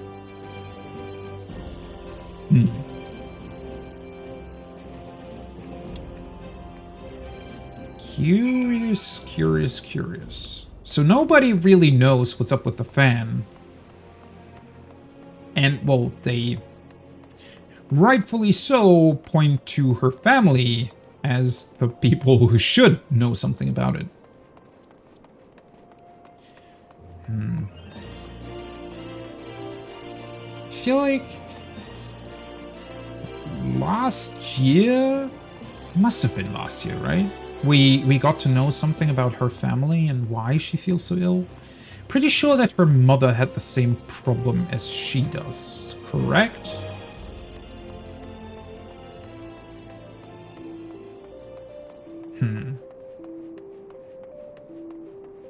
But if she's already asked around in her family, unless her father for some reason doesn't really want to tell her about what the fan represents or why it exists or whatever.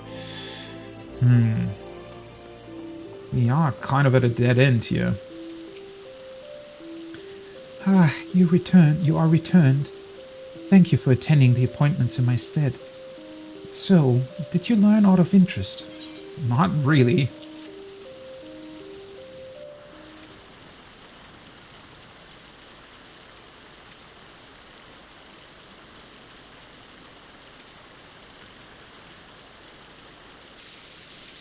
What? The fan was my mother's. Oh, wait. She didn't know that? Oh, wait. Did she think that it was too old to be her mother's, maybe? And it was used to perform the little lady's dance. Dance passed down through the woman of our line. Wait, I thought you already knew... well, never mind.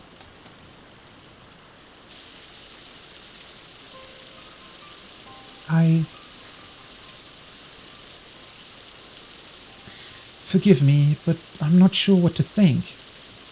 I never knew about any of this. About neither the fan nor the dance. Why didn't my mother share the tradition with me? Wait, the seneschal told us though, right? How come she didn't know?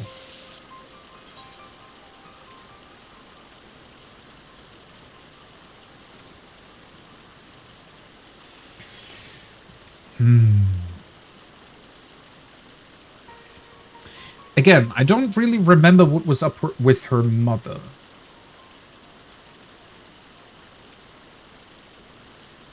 I don't remember when or why she died. Probably something to do with her condition, but I don't remember when that happened. Perhaps she didn't have the chance? I mean, I feel like she would have, or maybe...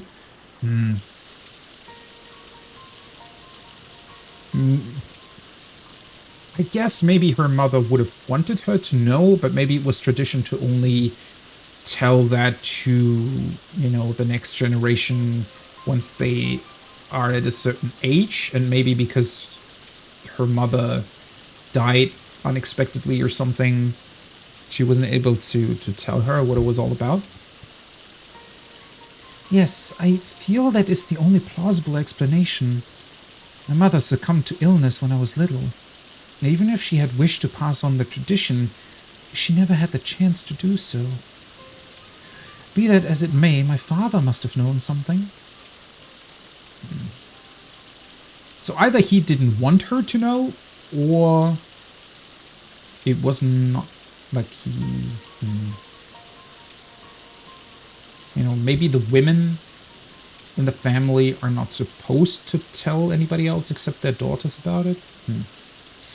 I know not why he claimed otherwise and feigned ignorance about the fan, nor do I expect that he would willingly talk. Probably brings up bad thoughts about her mother dying, right? Still, I want to know about the dance and about my mother. I'm sorry to impose yet again, adventurer, but won't you help me find the answers? This means a lot to me. Thank you. Now then, if my mother appeared at Little Lady's Day with her fan, it seems likely that she performed the dance there. On that assumption, I propose we look for those who knew my mother around when she was involved in the festival. For this, wealthy, middle-aged folks seem a likely place to start. Chances are they at least cross paths with her in social circles. To that end, could you please try approaching affluent-looking individuals at the Sapphire Avenue Exchange in Ashtime's Aesthetics? I shall await you here.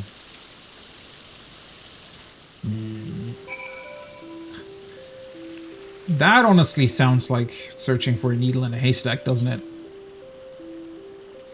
Let's go this way first. Then again, considering that the Little Lady's Day is a very well-known holiday here,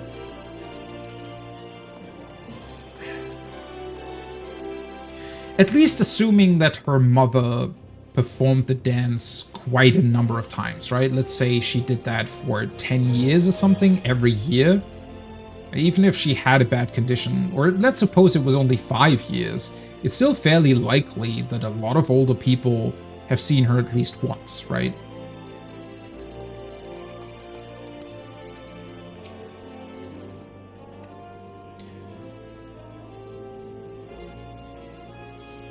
What's that? Do I know Claudia Thorne and the dance she used to perform? May I ask who is asking? Goodness me, to think Aldita had no idea. I was good friends with her mother, I'm proud to say, and would be glad to share what I know. She was quite frail, was Claudia, and constantly took ill. As a result, she seldom attended social functions and certainly never performed the Little Lady's Dance in them.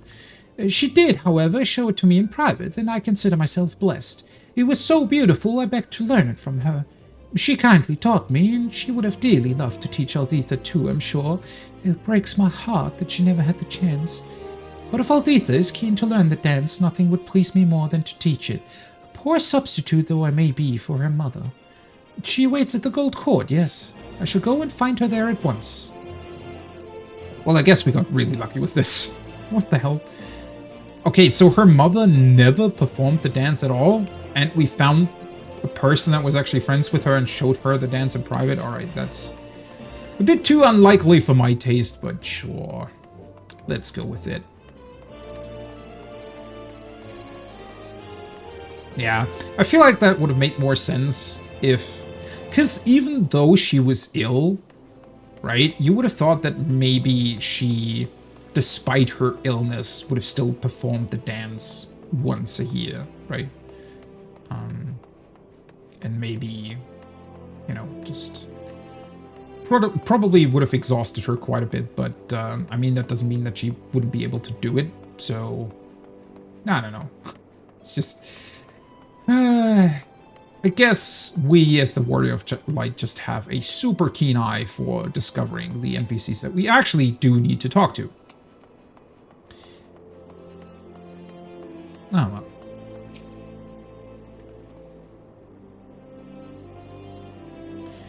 A Thorn woman who once danced at the festival. I'm afraid I'm not familiar. The Ladies' Day has always been a commons folk festival, after all. If anyone were to know, I dare say it would be the head of the Thorn family. It is under their auspices that the celebrations take place. Alright. Guess I might have just talked to the one person that actually knew something then. Where in the world did she disappear to? What? Did I ever see the dance performed by Claudia Thorne? As it happens, yes. Yes, I did. It was during a Little Ladies' Day celebration many years ago. Claudia was participating for the first time, and I had the honor of being her guide. By way of thanks for my company, she showed me the dance. Flourishing her fan, she moved with such majestic grace I was left utterly transfixed. A dance so lovely should be seen by all. Won't you perform it on stage at the festival, I suggested. And to my delight, she agreed with a smile, but no sooner did she finish enrapturing the crowds than she retreated out of sight, and all but collapsed to the ground. It was then that I learned of her frail constitution. Though I hadn't been aware, I felt no less terrible for making her overexert herself.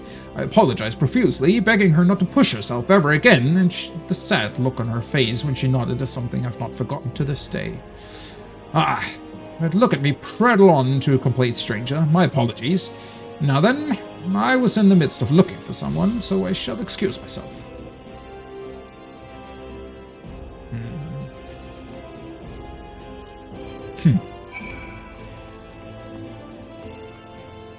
So yeah, she apparently showed it to quite a number of people, but never did it at the festival? Well, it does make sense, obviously, that a festival would probably exhaust you even more than just performing the dance in private. I get that, but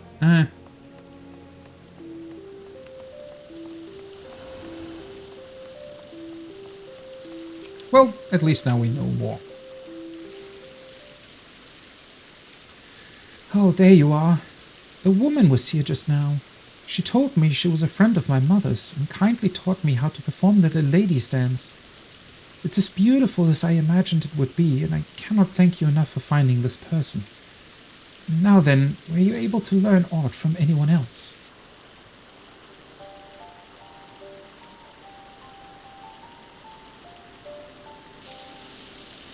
So my mother once performed the dance before a crowd, but the exertion was too much for her. From what I've now seen, the movements may indeed be trying for those of poor health.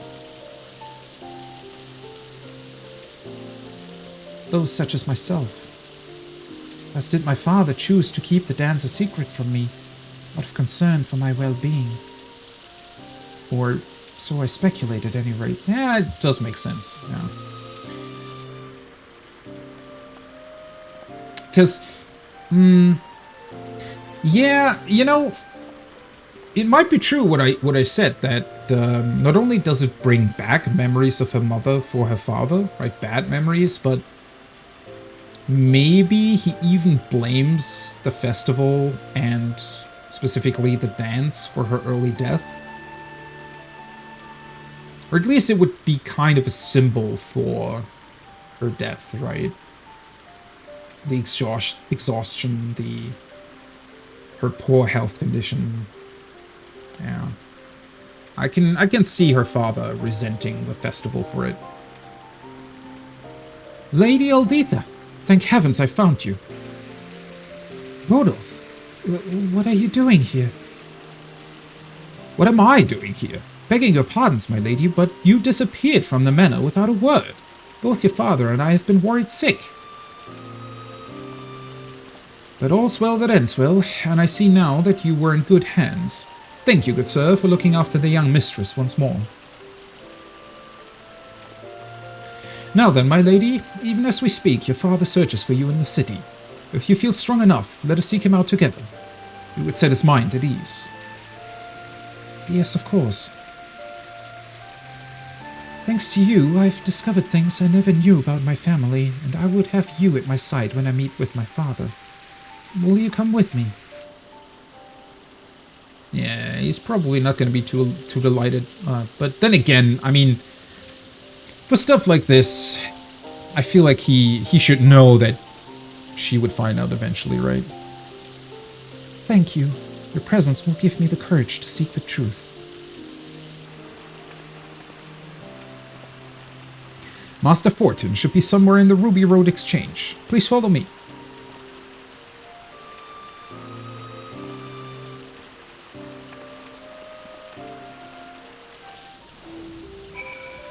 Alrighty.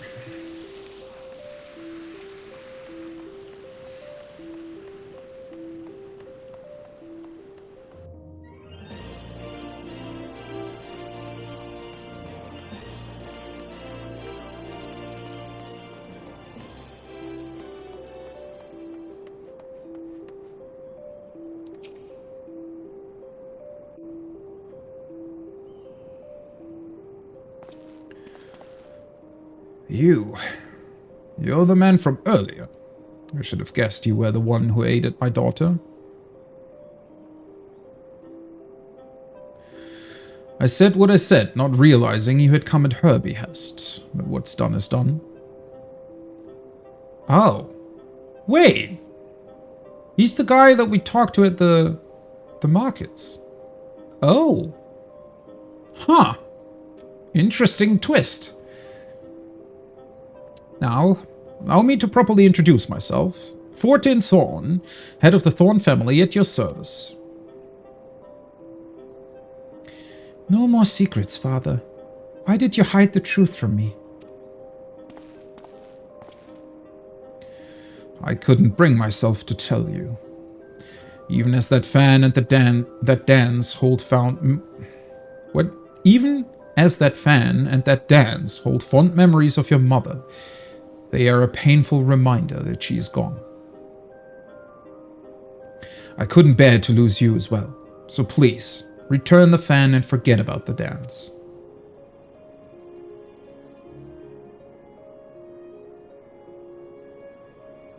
Father, I understand full well why you feel this way. Were I in your position, I would likely feel the same.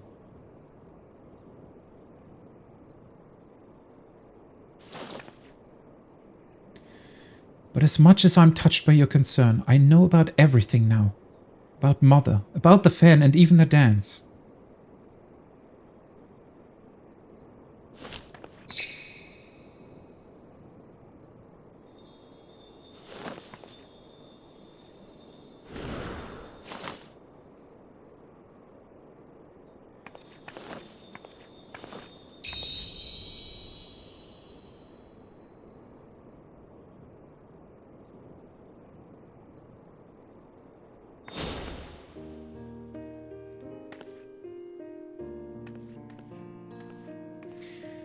Maybe that was when he fell in love with her, huh?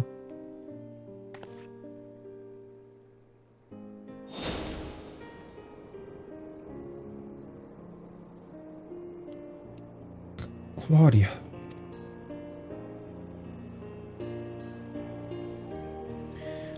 Lady Alditha, that was extraordinary. Where in the world did you learn how to dance so beautifully? An old friend of Mother's taught me. Despite all these years, she still remembered the entire dance down to the smallest flourish. Mother brought you great joy when she danced for you that day. On coming to understand this, I knew that I wanted you to experience that joy again. Alditha.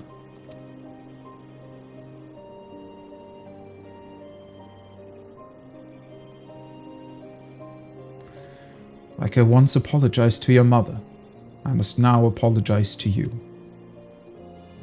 It was wrong of me to hide the fan and the dance from you, and I hope you find it in your heart to forgive me. If it is your desire to carry on the tradition, then I will not stand in your way.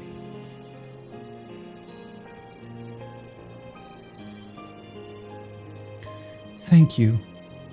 But you know, Father, it is Little Lady's Day.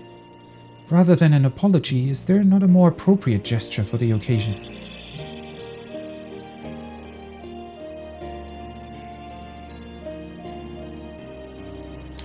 As you say, my princess. As you say.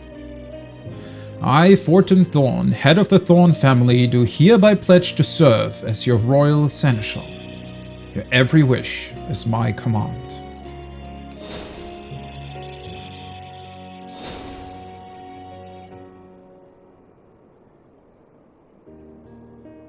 Except, perhaps, when I judge that you are overexerting yourself. After all, your highness's well-being is my foremost priority. I shall bear that in mind. Without further ado then, my first wish is to instruct festival staff in the Little Lady's Dance, that we may share it with all who participate in the festivities. If that is your wish, then it is mine as well. On this day, all ladies are princesses, and everyone should by rights inherit the dance passed down in our family.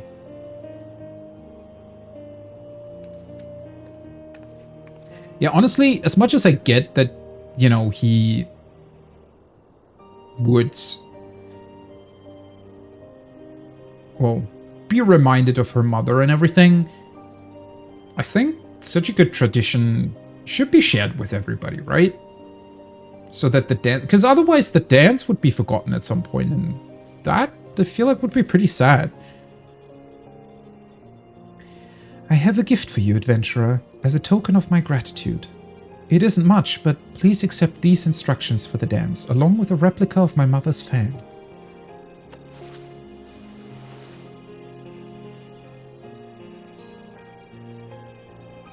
Now then, there's no time to waste. We must distribute these fans to as many people as possible and share them with the history of the dance.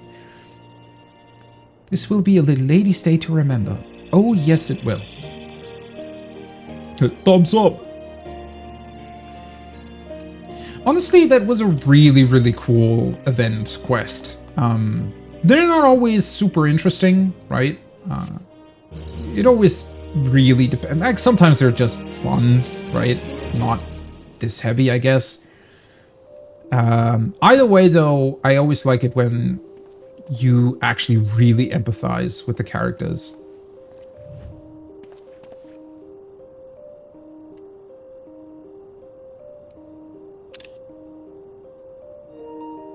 Well, I guess Alpha and Omega are enjoying the festivities as well. Together with the Loperids. That looks really cute. Loperid's curiously looking over what the hell is going on. Alpha just being super excited. Ah, I love how they've incorporated that into everything, because obviously you can do the day has come, pudding has evolved. Is that what he just said? The day has come, my friends, pudding has evolved. Are you Pudding Way? Guess he traveled to Uldar for the festivities. But yeah, they wouldn't be present, right? If you haven't done the quest lines and haven't completed Endwalker, they wouldn't be here. Which is so cool that you get these little, you know, interactions if you've done the quests and everything. And now they're doing the dance! Oh, that's really, really cool. And distributing the fans as well.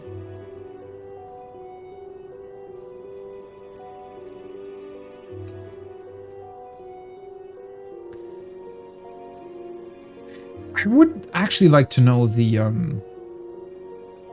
I guess, real-world history behind this, because I guess in Japan there would have also been dances like these, right? Maybe 4 cherry blossom festivals around the country. And I guess the part about ladies covering their face with fans, that's probably also taken from real-world history, right? Little lady stands. Oh wait, it's not a continuous emote? Ah, interesting.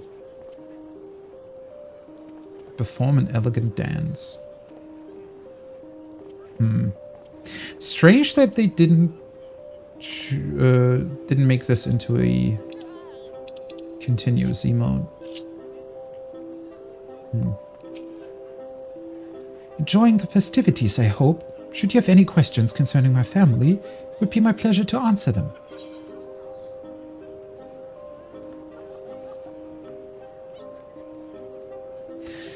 Flor, wasn't that from last year? Following the events of the Legend of the Lost Lady, by which I mean after Sultan Baldric served as seneschal to a miller girl, he chose to do the same each year for the Uldan ladies.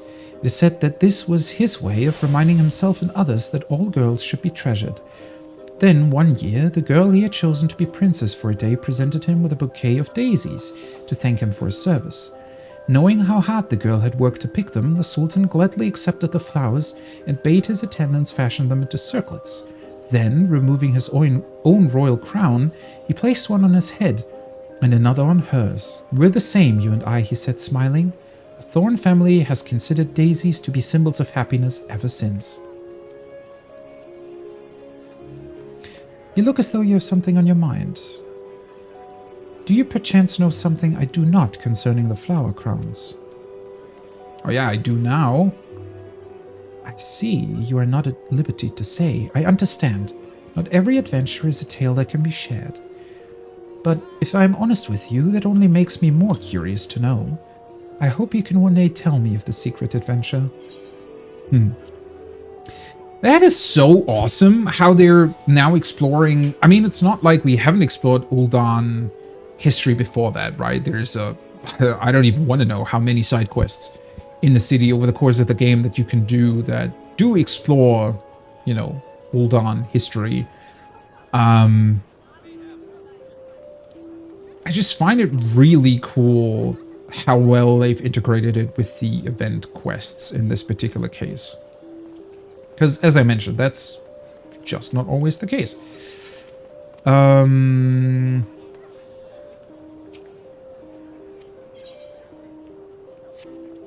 So you can ask them a bunch of questions. There we go. That's what I wanted. So we get an orchestrion role as well as... That is the artwork they had last year, I think, for Little Lady's Day. Let's just buy, I don't know, 5. I doubt I'm ever gonna need that many, but, you know, better to have them than not have them, I guess.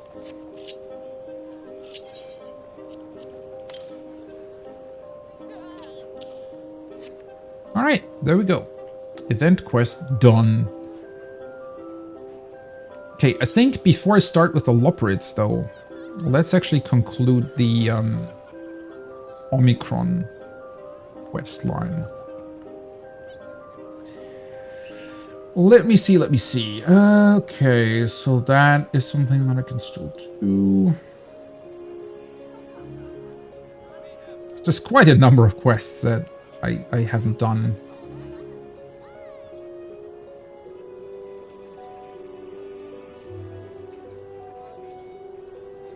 So I just want to go back to those. All right, yeah, let's do the Omicron one next. Because it closes that chapter and everything that's associated with the Omicron quest lines, and then I can properly start with the Loporrit ones.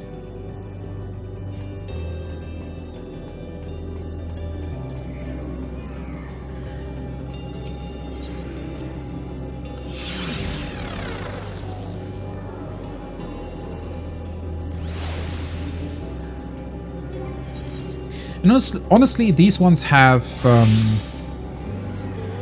probably been one of my favorite tribal quests, I would say. There have been a couple of really, really good ones, but these ones were just... It's also because they just so elegantly conclude the Ultima Thule chapter, I feel like. Life, the universe, and coffee beans. Precisely 86,400,000 timecodes have passed since our latest brewing incident. A new record. This unit's mission satisfaction could not be higher. I don't know about you, but I think we deserve a break. Care to join us for a tall glass of carrot juice? Carrot coffee is also an option, though I would hate to risk our safety record. What are you talking about? What is carrot coffee to begin with? This unit notes that carrots are still disproportionately represented on the menu, but accepts your invitation. Now that's impossible. No, I feel like that's quite probable.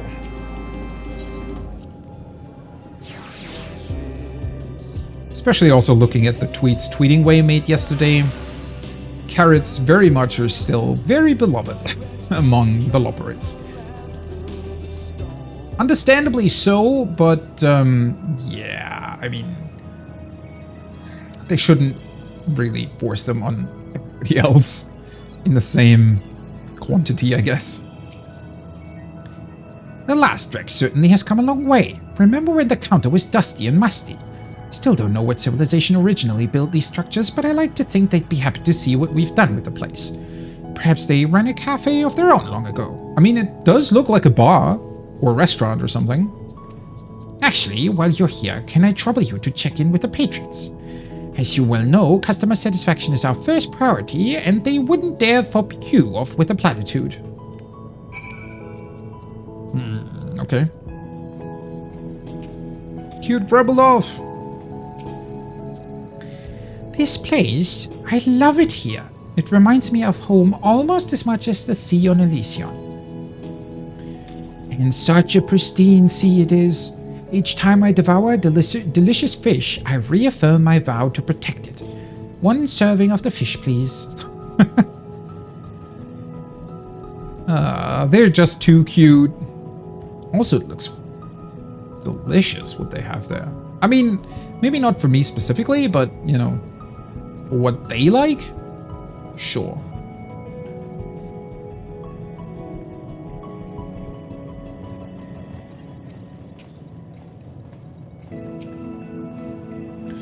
It has been quite some time since I began cooperating with this lout, hasn't it?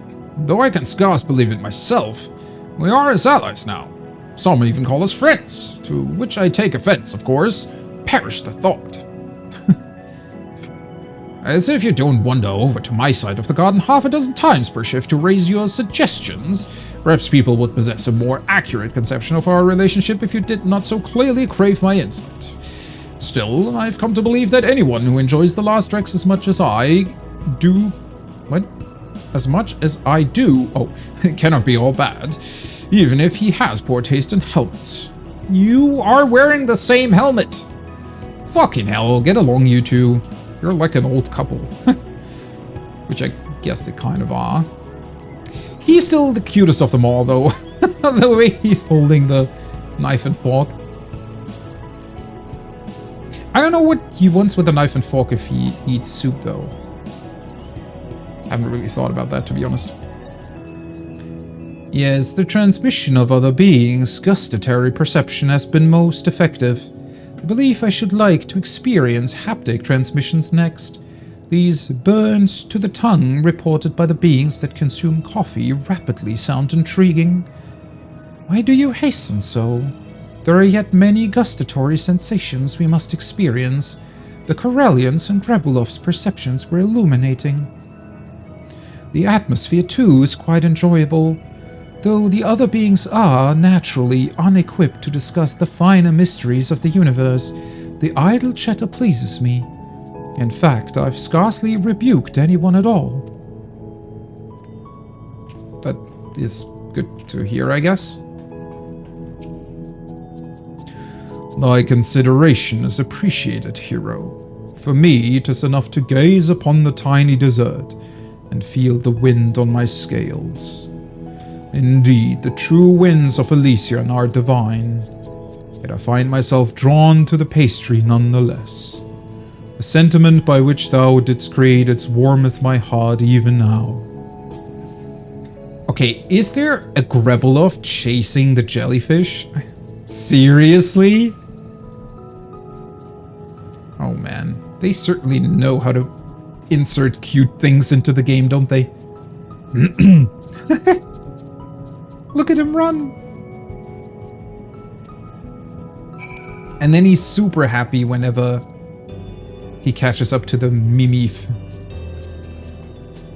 Or however you pronounce that. Allow this unit to thank you in the perpetually anxious lifeform's stead. Your data collection is appreciated. I am not perpetually anxious. This is a normal amount of concern. But yes, thank you. How did you find our customers? Thank goodness they're still enjoying themselves. I would hate to play host to any more firefights, or fist fights, or food fights. Data from Barista Unit M104 indicates that patron numbers are only increasing. Business future secure. Though this unit personally wishes us to seek out even more civilizations data nevertheless, much of the universe remains to be restored to life and hope. Incoming transmission from Stigma 4. New life. Allied units, there is new life on Elysion. Scans indicate more than one additional life form. Wait, what? Oh, don't bore us with the logs. If it's worth scanning, it's worth seeing. Wait, what? I guess now the, I forget the name. The ones that, you know, had the god kill them because they didn't want to live anymore. Guess they might have also joined. This unit will not spoil any further revelations. Let us proceed. It was a very quick quest, though.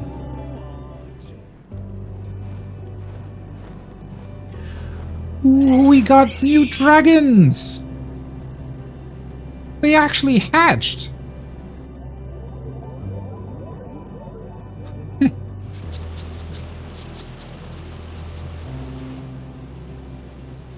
Sweet mother. Stigma 4 wasn't kidding.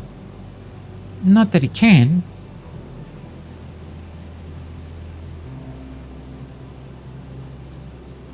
Look over there.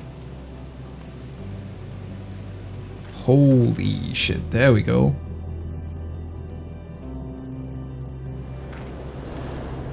That looks beautiful. And it got incorporated with the Omicron's trees, right? Or whatever they were based on, maybe? What are you doing here?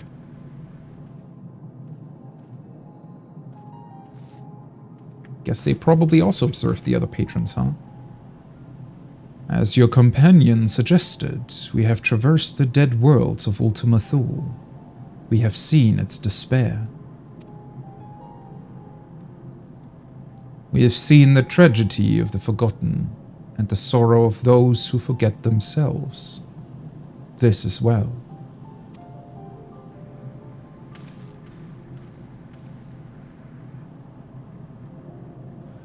Yet this star is different. There is life here. There is change.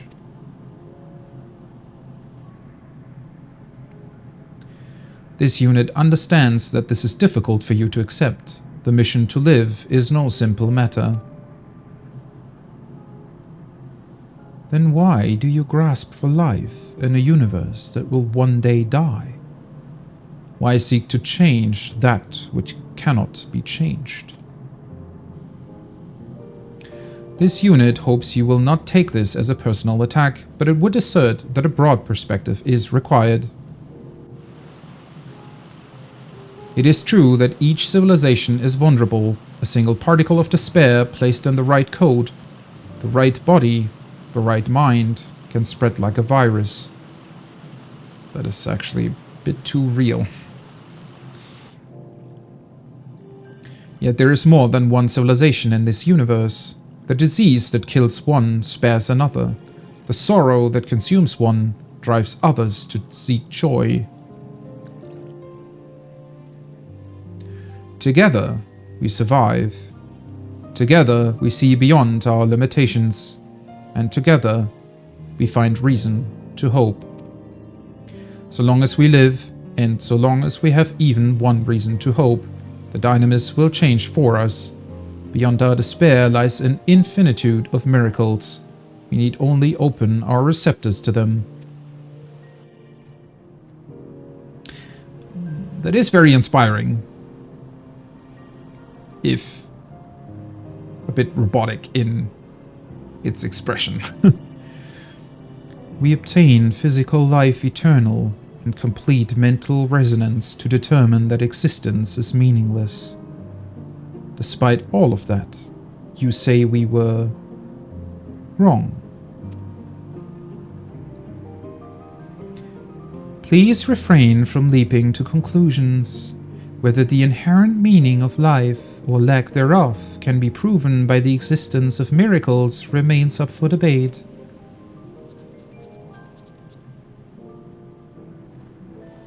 We Aya have grappled with such questions since time immemorial. You're welcome to join us for further discussion and gustatory stimulation at the cafe before deciding that your civilization was replete with buffoons. Oh boy.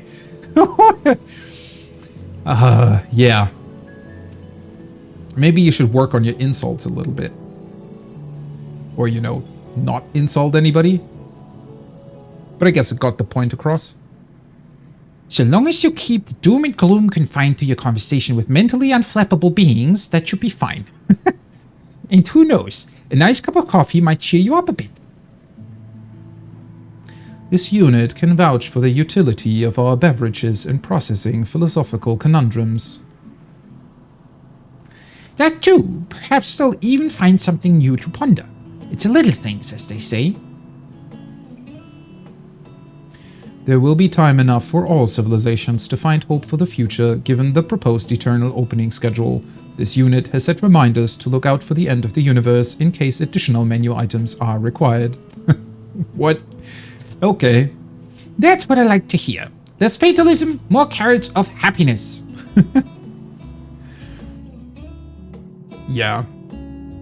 I do have to say, I'm pretty certain that this is my favorite tribal / beast tribe questline.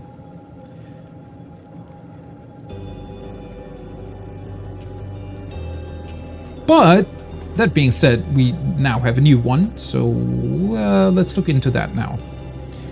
We'll have to explore the new Elysion when we have a bit more time. These developments are pleasing, but whence did they originate? Changes occurred soon after you asked our customers to reflect on their experience at the cafe, no? Perhaps realizing how happy they are increased their faith in a brighter future.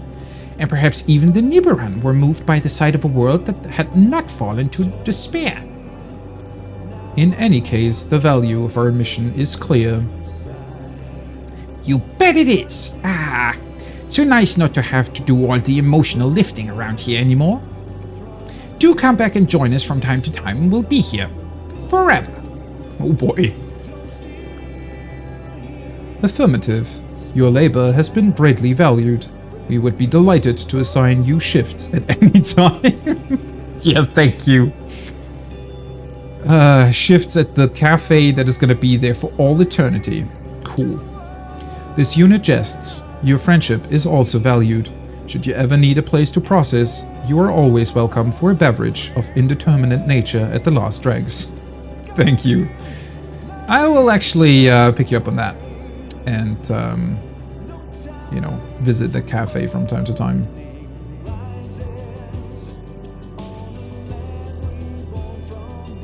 Man, I really have to say this questline was quite something and really, really cool.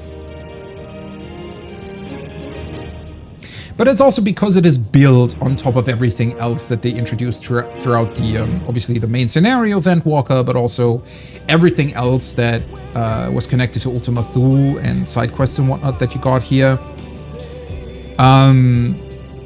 Simply because there are some really, really meaningful themes, right, that they brought up with this. And this idea of having hope despite knowing that life will one day end is just incredibly inspiring, right?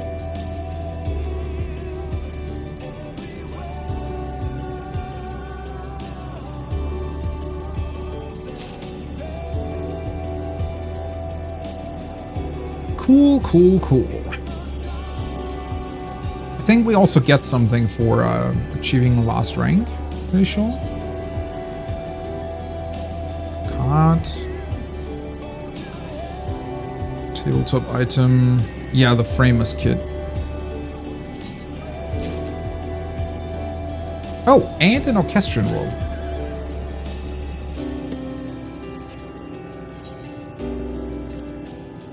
Oh, wait a second. The Loperids are a crafting. I didn't even think about that, right? Loperids are crafting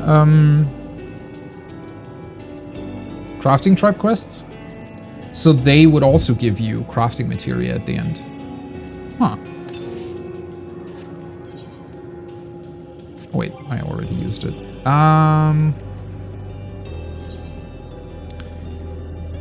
Okay, let's take a look.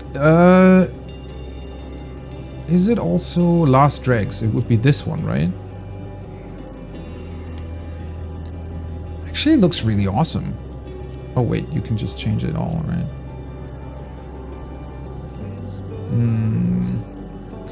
Okay, the background looks really cool. I have to say. The background I like a lot, although the T background is also still really, really good.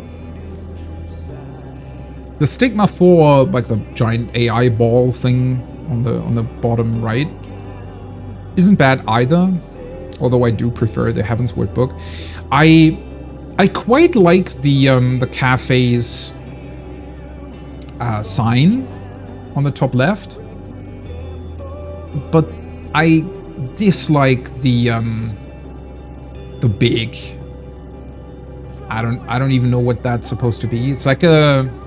Well, I guess it would be something if you had a small shop or something, right? In like a futuristic setting. Looks like a, you know, the top part of a shop front or something. It's not bad, but I guess it's just very difficult to combine with other plates, right? Either way, let's not change that now, but I do want to keep it in mind. And then I guess it would also be here somewhere. By the way, did the last PvP, not season, but the series, or whatever they call it, did that end already? Last Rex, there we go. Ooh, the background's really cool. Oh, you only get a background though? Nothing else? It's a bit of a shame. It's a very good background though. Oh, never mind. The Omicron matrices are also... So you... It's only missing a frame, I guess. Okay. Well, the more the better.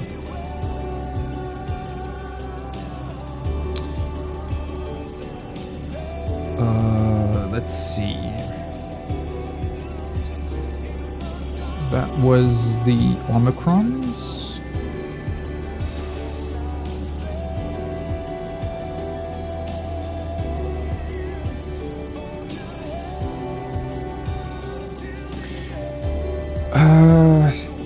Wait, there was one thing that I... Oh, right.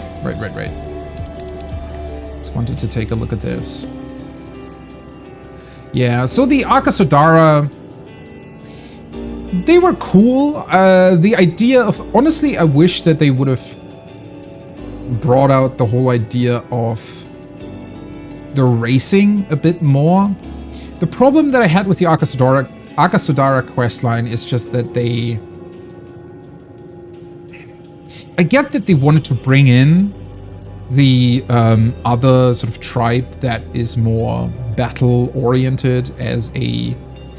You know, and then show those guys that by working together you can achieve more than fighting with each other.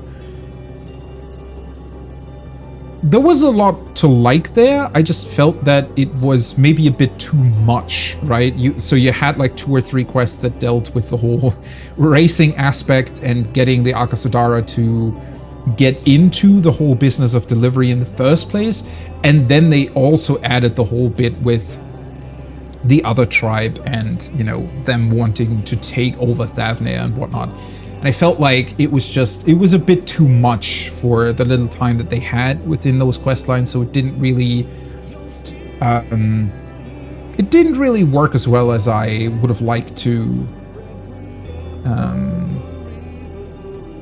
I felt like with the Omicrons, they did a much better job of highlighting every individual part of that quest line, and it was much better paced in that regard. Yeah. I mean, the Shadowbringers ones were pretty good as well. Let's see, Kojin, Ananta, those weren't that great. The Namazu are cool because they're the Namazu, but the quest lines themselves weren't super interesting, right? Yeah, these weren't that great either. Although I did like the restoration stuff the Mughals did. And these ones are just too old. Yeah, looking back at them, I would definitely say that the Omicrons are not only my favorite, but quite a bit ahead of the others. I think the Kitari were pretty cool, considering that They had a bit of history about the Ronkan Empire attached to them, but I felt like the actual quests weren't as interesting, right? So it was more about the lore behind it that was interesting rather than the quests.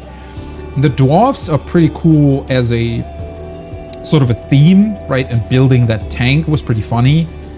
But again, the quests themselves weren't super interesting, I would say. Same with the pixies. The progression through the quest lines weren't that interesting, but the way the dream realm changed was pretty well done.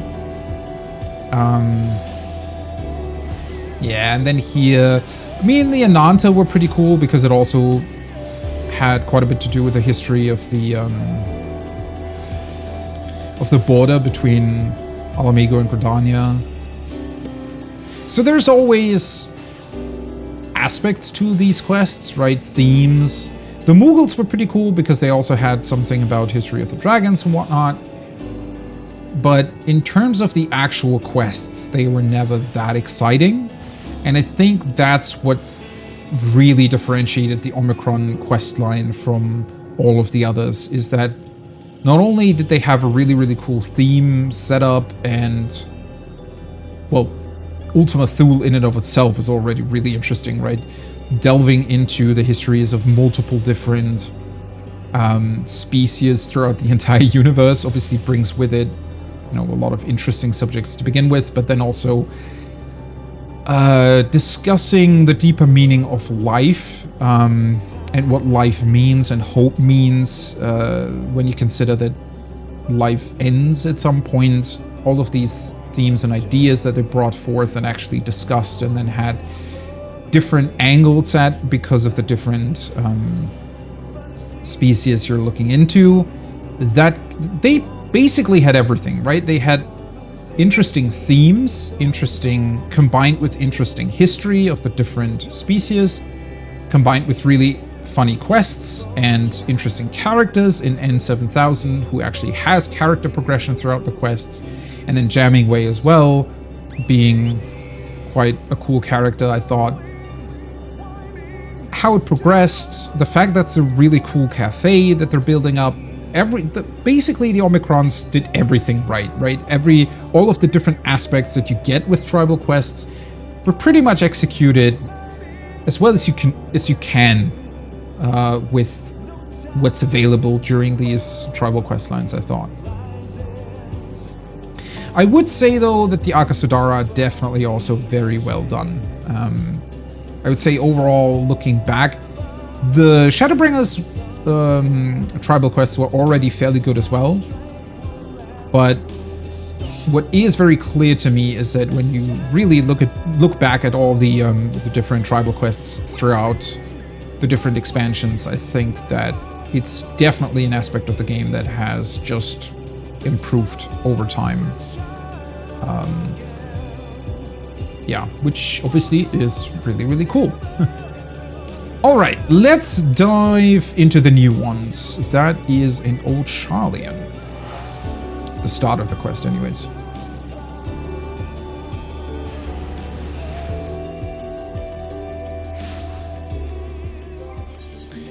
And it's a crafting quest, so let's just swap over to my alchemist. That's the old Tataru quest that I still have to do, right? Yeah, all right. Ooh, there we go.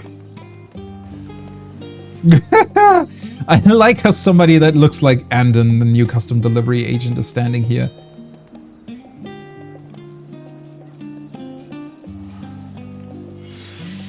Dreaming Way. Must be Dreaming Way. It is quite funny, though, that we got a Loporrit already with the Omicron questline, and now we get another full tribal questline only with Loporrits. Not that I mind it, but it's interesting that they chose to do it that way. But what's really, really cool about the Loporrits is how well they're integrating them with the rest of the game, because it makes, well, they've been there for thousands of years on the moon, but now that they've visited Theris, it makes sense that they're all over the place, right? And as we just saw in Ul'dah, they're also there when events are happening, right? And just looking at it and trying to figure out what it's all about, why these things exist, and it's pretty cool. I just like that.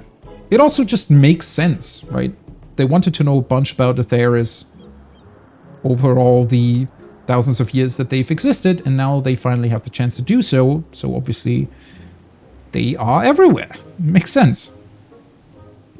My friend, my chum, my pal, my old earthen flatware. How delighted I am to finally see you again. Yeah. Hello, Dreamingway. You do remember me, don't you?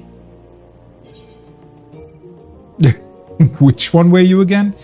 Well, to be fair, I wouldn't be able to distinguish them without the name written next to their text boxes, but of course, Dreamingway.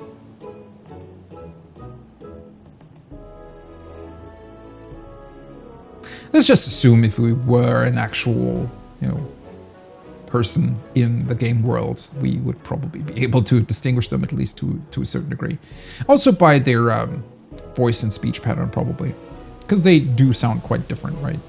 From the few voiced cutscenes that we've heard. Phew, you had me worried for a moment there, with how your eyes glazed over like that. In any case, I'm truly glad to have found you at last. Theris is quite a bit larger than one anticipates, isn't it? Sure. And it is ever so intact. A touch of widespread destruction, yes, but you and your friends did a remarkable job of saving it. I can see why you prefer to stay, really, I do. But you must understand, you've left a fair few of my fellow Loporrits in a bind. Aw. Their sole purpose in life was to prepare the moon for mankind. And now that you're not coming, well, they're depressed. Not to mention bored. I know what that's like.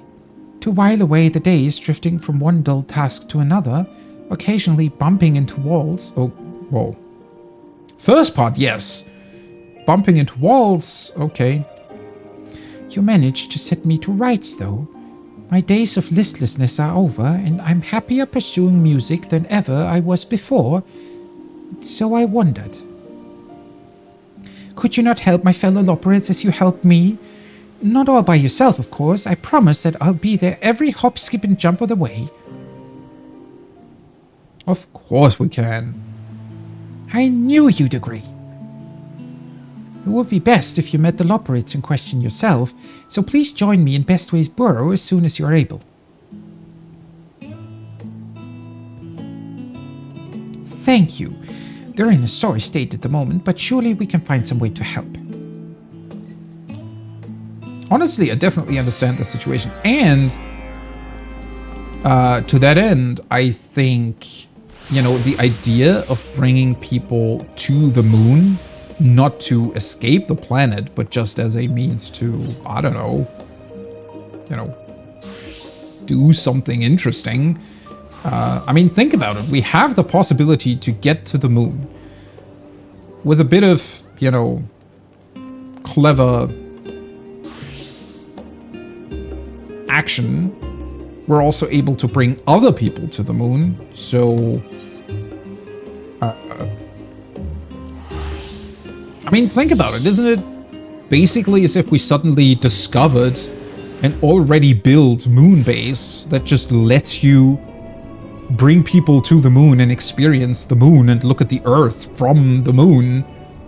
I mean, that would be a prime tourist attraction, wouldn't it?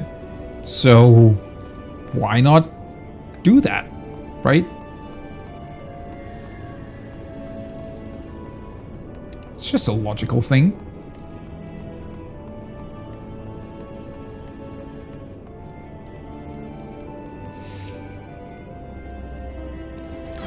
Welcome. Now that you're here, you've likely noticed that some of the other Loporrits seem a bit Floppy, perhaps if you speak with them, you can get a clearer understanding of their plight. Once you're done, we shall formulate a plan of action forthwith. Okay.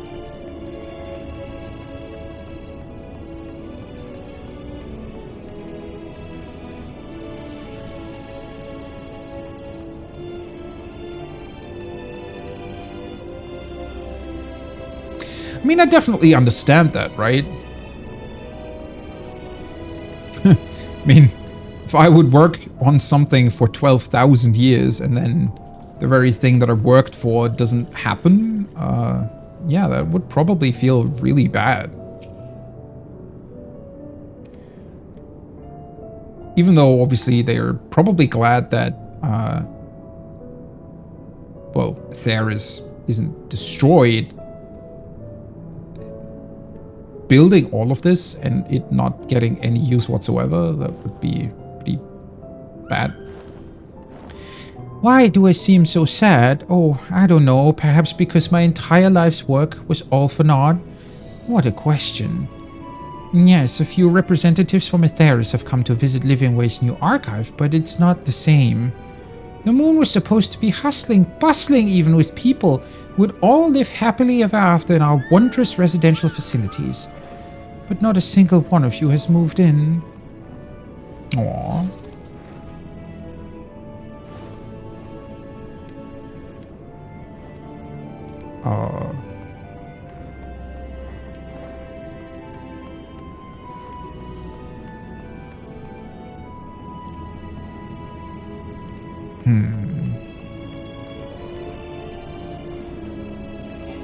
I guess flying might not be such a bad idea. Ah, there we go. They're not that easy to find in the giant space here. To think my carrots will ever remain untasted by mankind. And what of the Loporits? Day in, day out, we eat carrots, we grow carrots, we eat carrots again. It's as if the carrots are growing us. Was this their plot all along?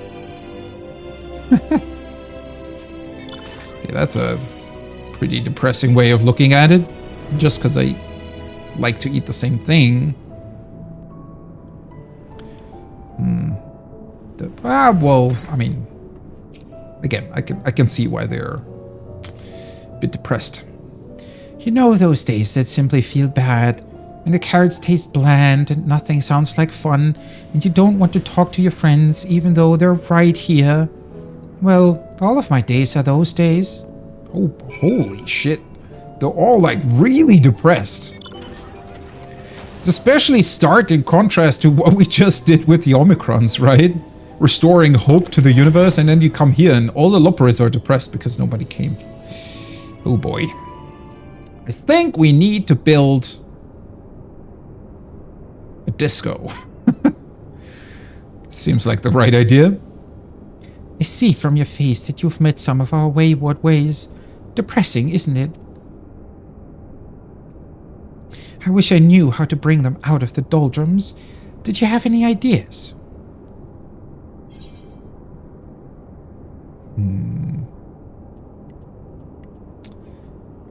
Of your dream? Wait, did Dreaming Way at some point already tell us about what he wants to do? Perhaps they can yet find new dreams of their own.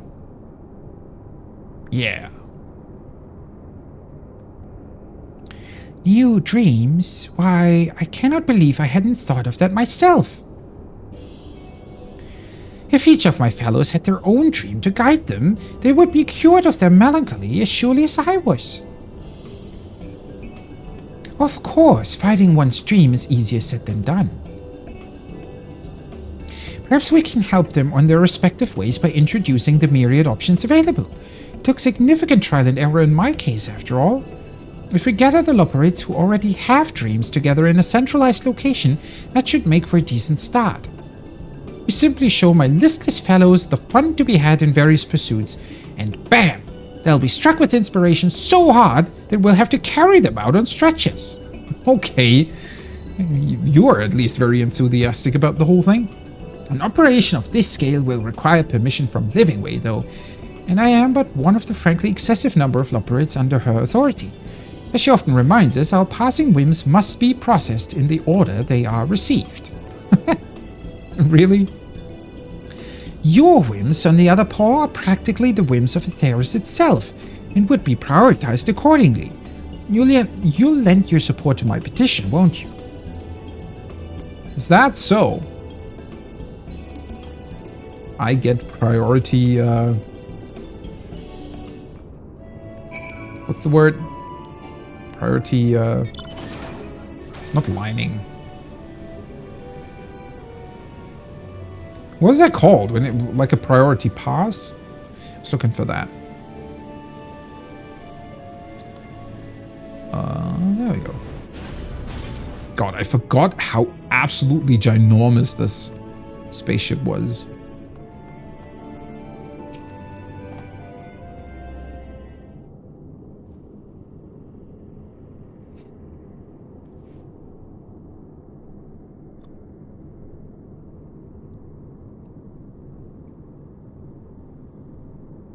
It's her. Quickly, put on your best person of Theris with high hopes for the future face.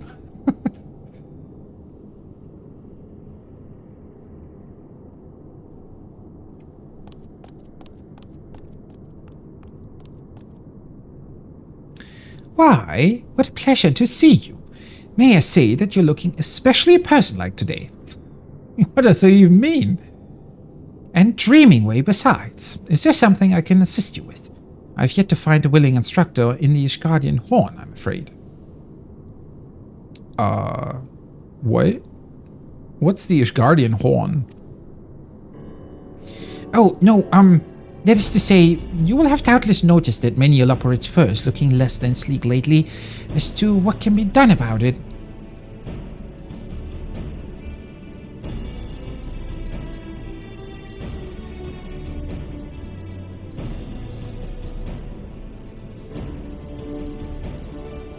I see. I've been grappling with the self-same concern. Large though the projects like the Excitatron are, they are simply insufficient to occupy everyone here. So I say, why not? We have the whole moon at our disposal, and there's no reason a small portion of it should not be dedicated to Loperid enrichment. I even know a few folks who I'm certain would be willing to share their dreams. Wait just a moment.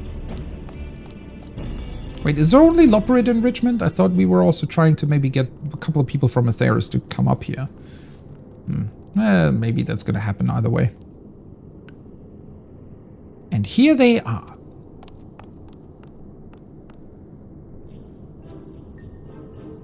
First, allow me to introduce Coiningway.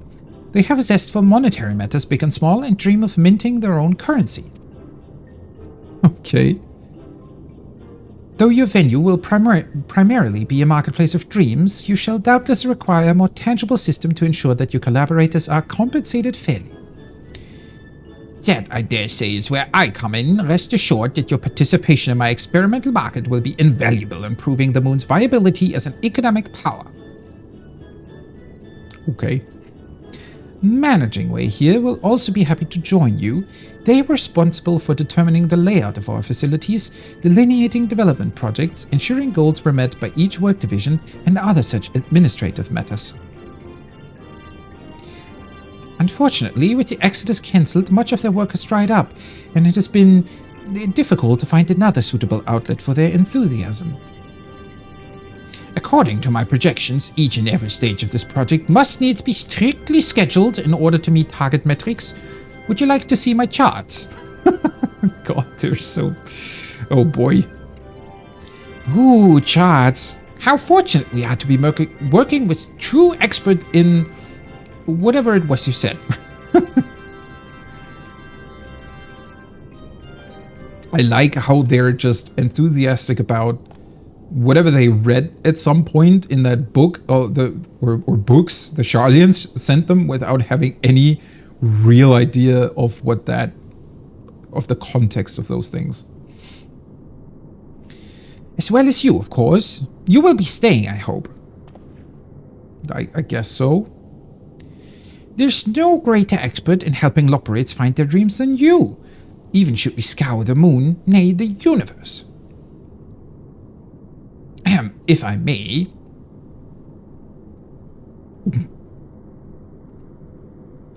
We will require a skilled artisan if we are to meet our goals. My files indicate that you have significant experience in this area. I've already added your name to the list of staff. It would be disruptive to remove it now, so I too must ask for your cooperation. Let's build some dreams. If I'm already part of it, sure. Phew, I feel much better knowing you will be here to help. Do try to avoid causing him undue trouble, yes? Now, I have taken the liberty of designating a space for your activities.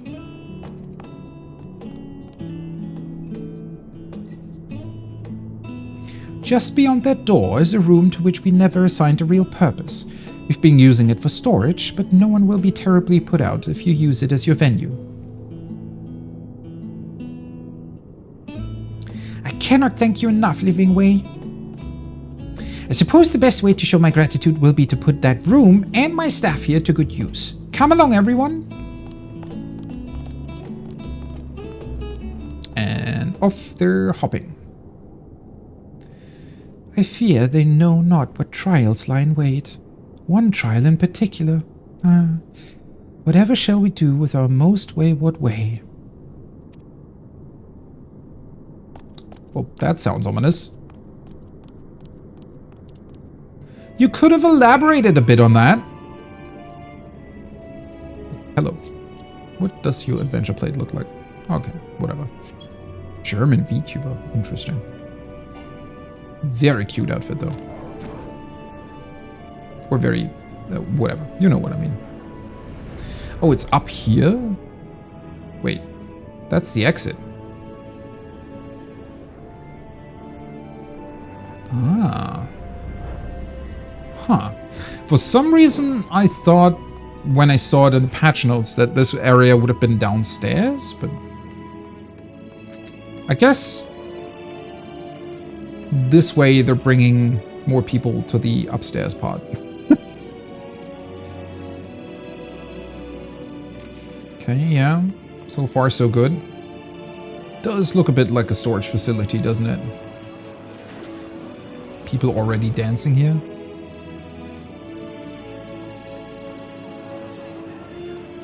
What is this? Oh, I guess that's, I think we saw these things, where they grow their carrots, right?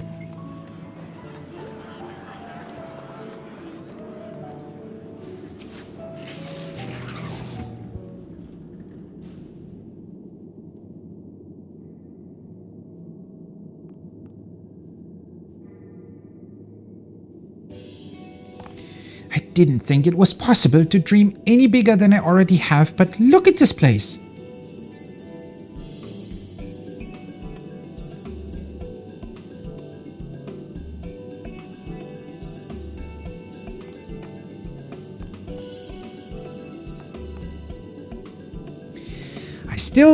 It still needs a lot of work before we can open to the dreamless public, however, so without further ado, if I may, before we begin to build, it is vital that we clarify our vision to ensure unity of purpose and stoke the flames of motivation. Otherwise, we shall find ourselves giving up halfway through, or worse, executing inefficient processes. I see. In that case, I suppose my vision is to build a stage for musical performances. That is my dream, after all. We will also require a commercial area wherein my new currency can change paws. I imagine we might procure a variety of merchandise as well. No objections here. Then I assume you will take care of the more tedious labor. Meanwhile, I shall be polishing my currency and meditating upon the finer points of value determination. I can scarcely wait to begin pricing. Oh boy. I don't know if these two were the first, well, technically they are the best to begin with from a technical standpoint, but I don't know how well suited they are to bring other Loporrits into the fold.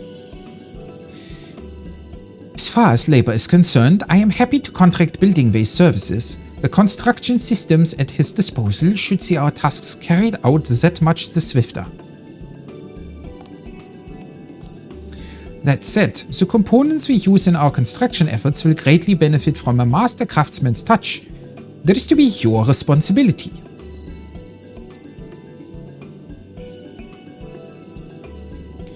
I like your attitude. I can see that you'll go far here. For the moment, you should focus on creating varnish for Dreaming Way's stage. It is vital that we prevent errant splinters from hindering our performance potential. Do mind the aesthetics as well. Do you even have performers that will... You've taken charge of our inventory, so you need only deliver the fruits of your labor to me. Well, that's greatly appreciated. That should be everything you need, but if you require additional raw materials, you will find the streaming supporter fully stocked. Nice. Alright, let's see. What are we crafting first? Just go over here real quick. Musicking station component materials. Raw materials that will soon become components, not materials, as per Managing Way's extremely specific request for components. Alright, that is... where is it? Travel quests... Loporrit? Does it need to be HQ? No. The soon-to-be element of Dreaming Way's dream stage has been carefully crafted to prevent injury to frolicking Loporrits. Okay.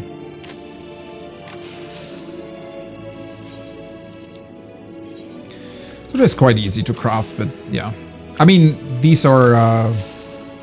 the points of these quests are to level up your crafters from 80 to 90, right? So it can't really be that difficult. There we go. Here you go, Managing Way. You're finished, if I may. There you go. These are precisely what I asked for. Well done. Now, for liability reasons, I must ask you to wait here during construction. Pray give us a few moments to activate the building systems. Alright. Are we building... I guess we're building the stage first then. That's what I understood. Behold! The stage of my dreams, from which we shall share the joys of music with all of Loporrit kind. I mean, it's not lit up yet, but it looks pretty cool. Speakers on carrots, and then like a DJ thing in the middle. Pretty awesome. Who's the DJ though? Is that Dreaming Way himself, or who's doing that? Impressive, is it not? Even more so when we... No, wait, Dreaming Way's talking to me. Who's the Loporrit on the DJ equipment? Turn up the music! Wow.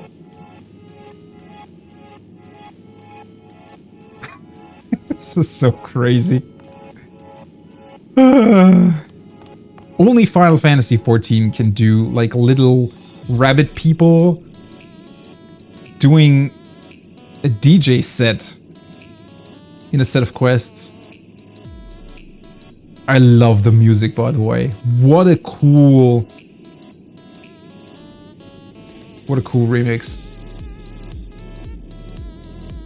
It actually has a lot of like bass to it. It's actual club music. Holy shit, I wish they would have just done... how cool would it be? I guess this is probably going to be the only track here, right? But how awesome would it be if they had just 5, 6, 7 different tracks here, like a whole DJ set? That would be awesome. I wrote this one myself. Doesn't it make you want to hippity hop? It does indeed. Wait, you wrote that yourself? That's really good. Frankly, you've exceeded my expectations. Rarely is the first stage of a project such a success. Honestly, that is the one thing that I sometimes wish would happen more often, right? So with all the RP parties that are happening in 14, they're always in the housing districts. And that is really cool, don't get me wrong, right? It's awesome how some people are able to convert their houses into actual clubs and everything that's going on there. But I do wish that sometimes actual in-game locations would be used for RP as well, right? Because there are a couple of locations that are really well suited for that. So having an actual club here, wouldn't it be awesome if sometimes there would be events held here and you just come here and there would be like 300 people just celebrating and dancing? This is really good music. What the fuck? I mean, it helps that the original music piece was already really good, so obviously the remix will be as well, but yeah. How cool. Allow me to draw your attention to the shopping station. When you are handsomely rewarded with my original Loperit carrots, you will doubtless enjoy spending them here. Wow. First stage is quite a lot already.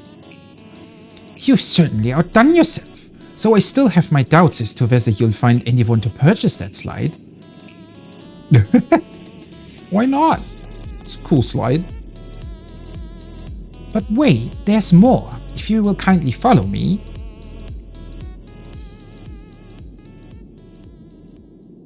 Got the music. Fucking hell, I cannot wait to get the, Whoa!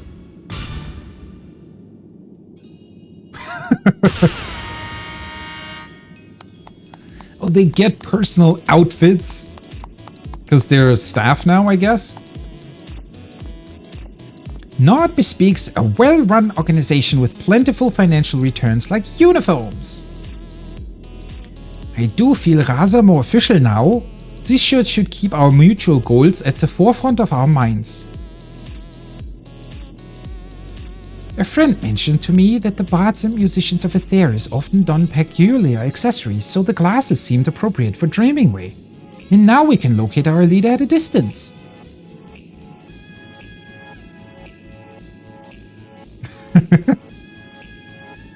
Thank you, Coiningway. They do lend a certain weight, possibly of expectation.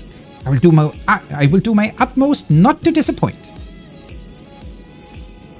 Whoa, there's a lot of Loperits here already.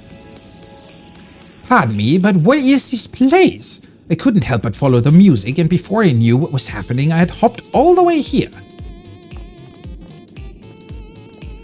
This, my friend, is a workshop. The Workshop of Dreams.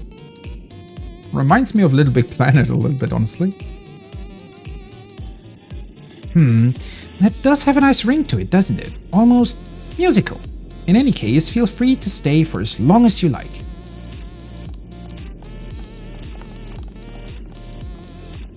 Oh, they have a little glowing carrots again. What the fuck? I want to have that as an emote. What the hell? Where am I? Everyone looks so happy. Am I allowed to join in? Oh, I wish someone could tell me what to do. If I may.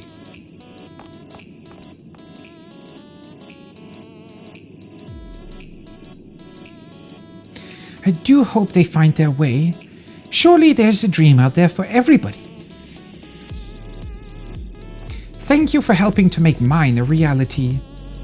But we're just getting started. There's still plenty of dreams out there to make space for and loperids to lure into our helpful clutches. Wait, so this is not all about the club?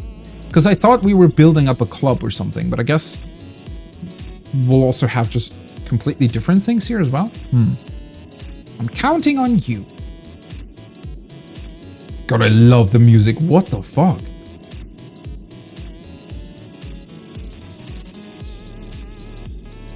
Who are you? What is this ruckus? Can't they just be quiet? Hopping around like fools won't change anything one whit. Who is that?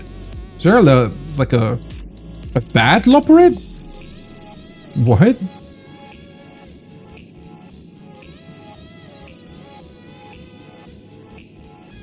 Dreaming Way's Dreaming Workshop is now open to the public. Patrons can dance the night away at the musicking station or shop until they flop at the shopping station. There is much yet to be done, however, if each loperid is to find new purpose. Continue expanding the workshop to see what dreams may come.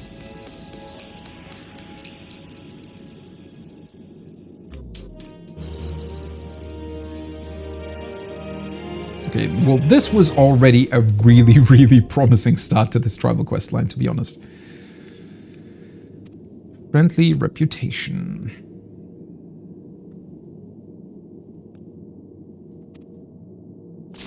Oh wait, there is a there's some etherite here that we can use. Holy shit, there are already so many people dancing here. This is so... I cannot believe that they have carrot-shaped glow sticks. And look at the DJ! Well, it looks like Tweeting Way's soundcheck from yesterday was a roaring success. Fucking hell, the beat's really cool. Like, it's really good.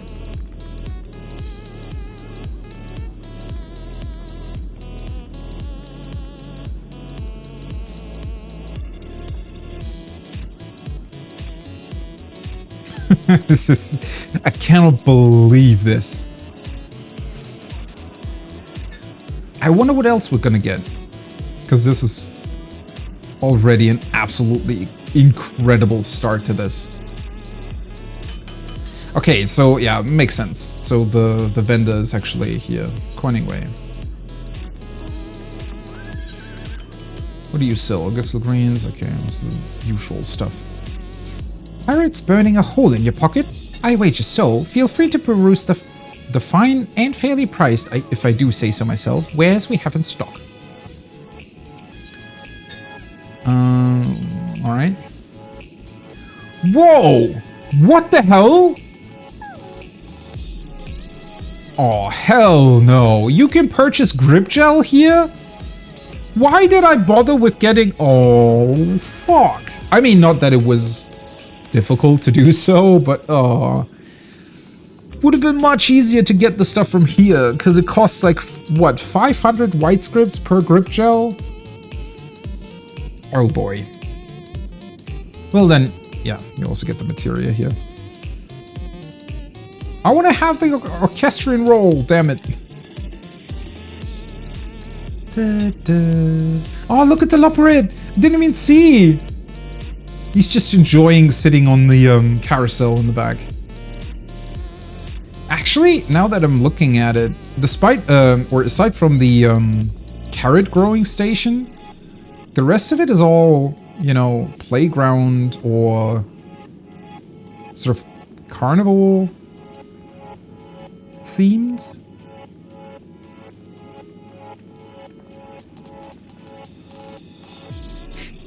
People are just dancing. Money makes the moon go round. Oh, wait. Quickly have a look at this, though. Endwalker. 510. Yeah, so the next stage I can get after reset. Okay. Thanks to the loperid carrots developed by Coining Way, the moon's economic influence is expanding in leaps and bounds.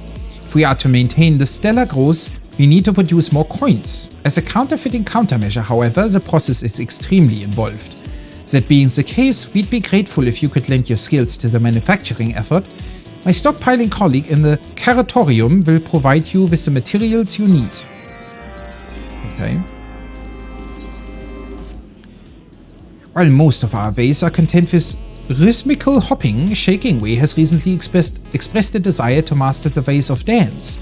As I understand it, mankind's myriad cultures are well versed in this activity, so I was hoping you might humor his request for a dancing battle. I'm not entirely clear on the particulars. You'll find him practicing in Bestway's burrow. I've no doubt he is itching to witness your moves. Oh boy. These are so well written. That's probably the best thing, by the way, about the Omicron quest, is that even the dailies are incredibly well written. Like, they're super, super quirky and funny. Coiningway's dream of opening a shopping station has been realized, but its available products are still rather limited.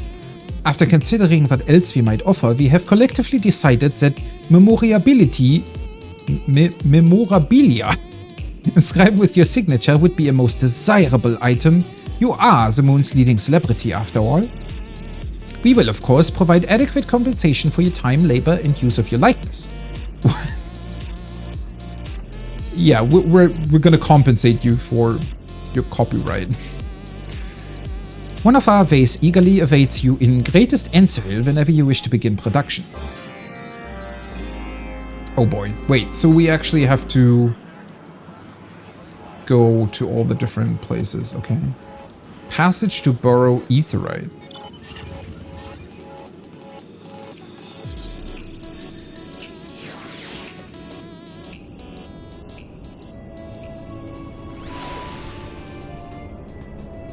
Ah, passage to Hopper's Hold.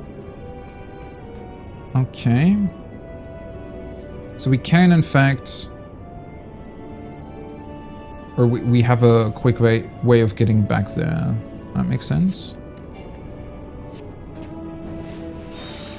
Not for the quests, though. That is quite surprising that they chose to make the quests be... Well, I guess they've always done that for the crafting quests, right?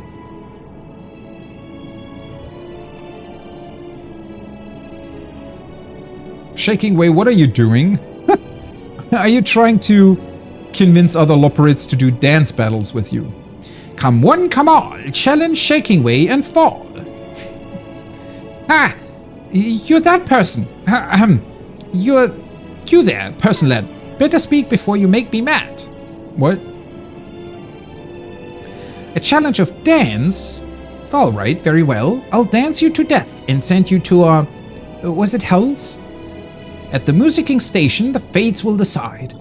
On our battle, I'll wager my name and my pride. Why are you rhyming? You're not rhyming, Way. Oh boy. Well, let's do the other quests first, because I do feel like that quest will complete, hopefully, when we,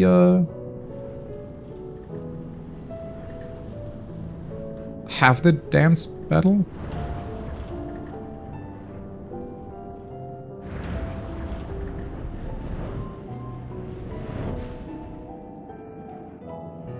There's so many Loperids all around. I forgot how many there are.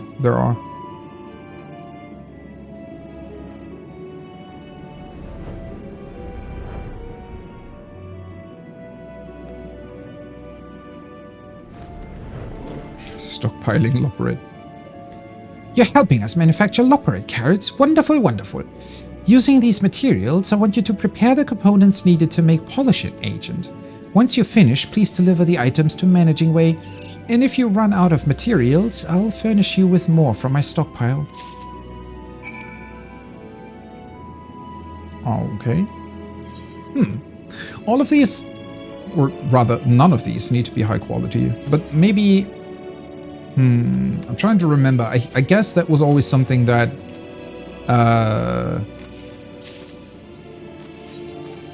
mostly only occurs during the later stages, that you have to craft something in high quality.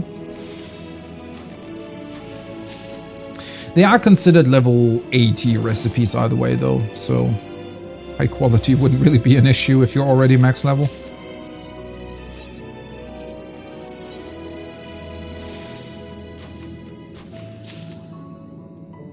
There we go. That one is done. Let's go take a look at the other side.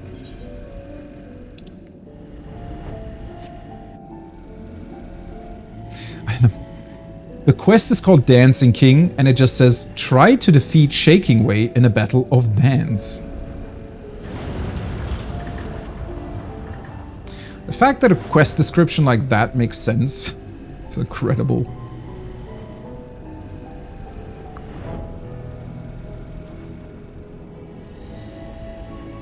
The only thing I sometimes wish is that these tribal quests would change more, right, than just the small area they're restricted to. I know that, you know, it would be really, really difficult to pull something like that off, to make it so that way more changes, but it would be pretty cool to see the entire Best Ways Boroughs suddenly erupt in dance and music and whatnot. Ooh, welcome, welcome. You've come to make some memorabilia for us, yes? It's an honor to assist you, sir. Anything you make is certain to sell like carrot cake, but I always would particularly love something with your name on it, and perhaps your face. Maybe even edible. I'll leave it to your discretion. Sounds a bit wrong, but alright. I stocked this doing supporter with all sorts of materials, so don't worry about running out of supplies. Oh, I can't wait to see what you come up with. Okay. There we go. A box of mementos personally crafted and signed by none other than Atheris' Warrior of Light.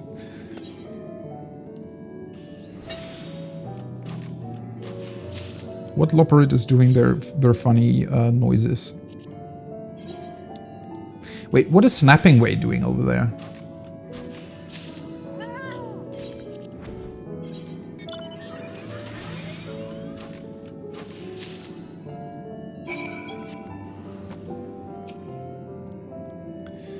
Are you finished? Can I see? There you go. Oh, how lovely! An item worthy of your name. I'll go and stock these in the shopping station straight away. The others will riot when they see, perhaps literally, now that I think about it. Oh dear. Managing Way should have your compensation waiting for you. What, because everybody wants to have some and only 3 are available? Snapping Way, what's going on? I'm pleased to report I now understand what makes slides so enjoyable. I ought to build an even bigger one. On a related note, have you any butter? What? Is he buttering the slide before he slides the... Okay, well. In Surfing Way. Didn't even remember that we had slides here.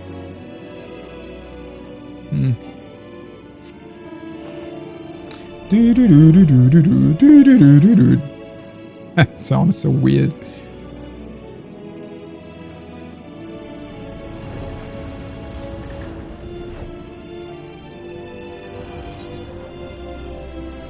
Sadly, there's no other way to quick access anything of this, right? Oh well.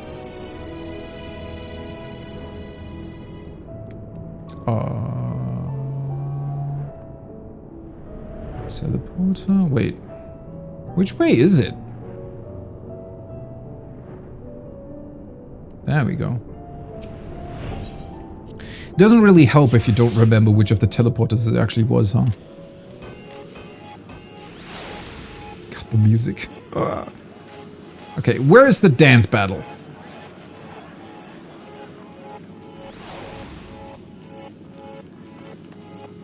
Shaking Way? Let's dance! I just hate my generic dance, but oh well.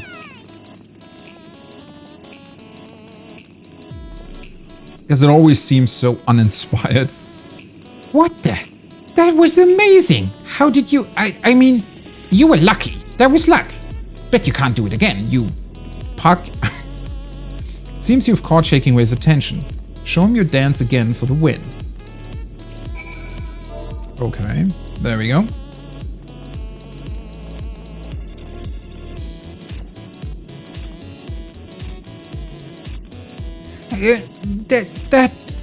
That was amazing! The grace within the moves you render. You've earned my due surrender. Why are you rhyming? How strange. Watching your dance has filled me with inner peace. I feel confident. Courageous even. This isn't over. I may retreat, but next time I will do...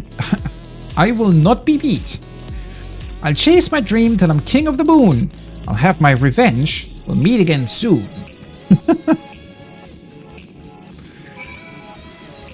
All right. I love how everybody's already partying here.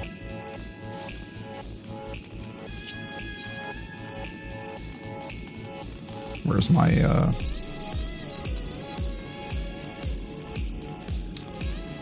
there you are.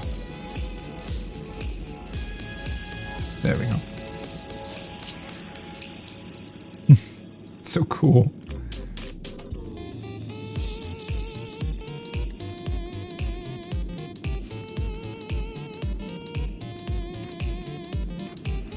Honestly, I could just stand here for like half an hour and just watch other people dance.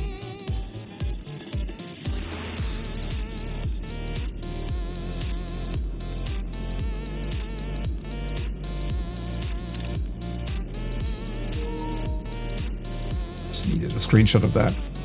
Oh, there's two Lalas dancing on the stage as well.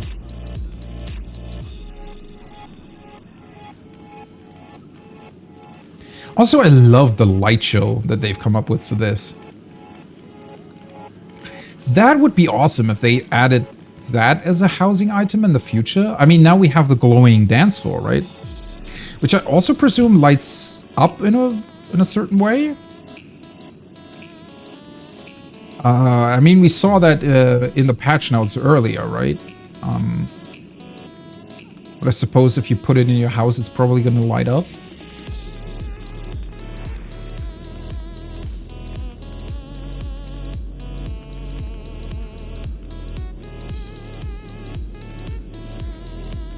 I love the fact that they gave the little operates carrot-shaped glow sticks is I can't get over how well done this is. And then the Loperate DJ as well, how enthusiastic he is about, you know, like he's actually doing record scratching and whatnot. Got the light show, you even got the fog effects. Too good, man, too good. Yeah, at this point, they really just need to basically introduce all of this as housing items, right? The DJ stuff, the speakers, and especially the lights would be incredible housing items.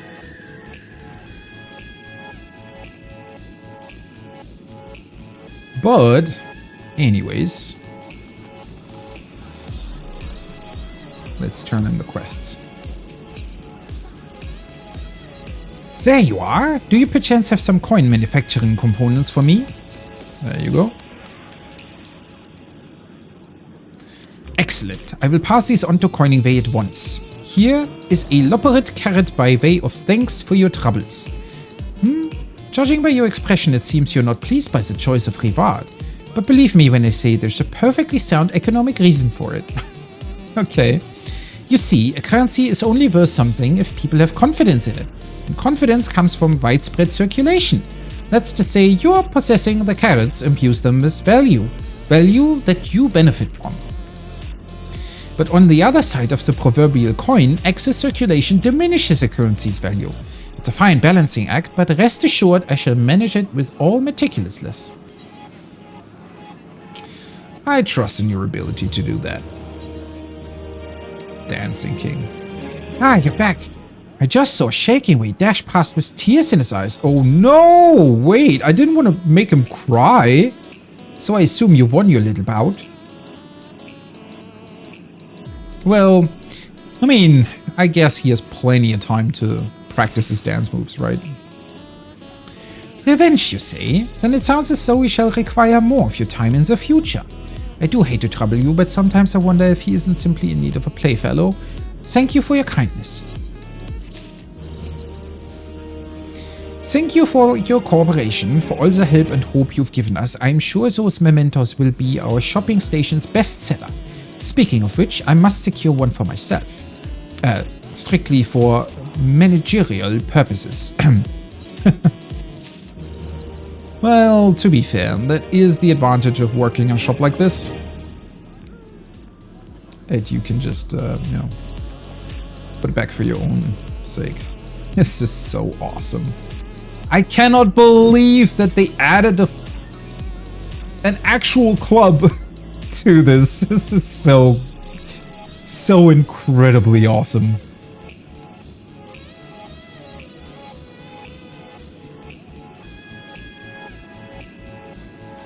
Huh? Dreaming way? I've always dreamed of a stage of my own. Well, not always, but always recently. Oh man. Too good. Too good. Alright, well. That was the first Loperate quest.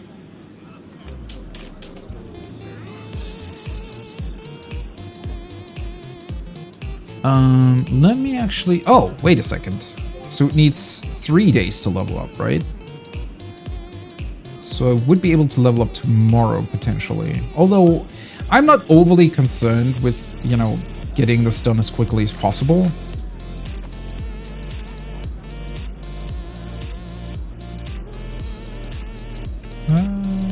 Let's see.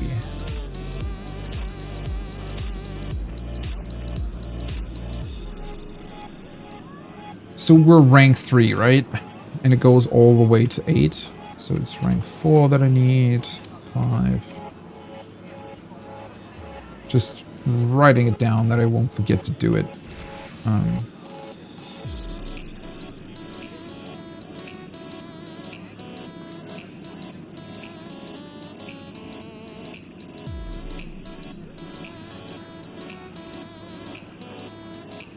Add it to my daily stuff as well. God, the music's good. Holy hell. I cannot believe how good the music is. The remix of this. Alright, let me see. I think. Just want to download one of the screenshots that I took earlier.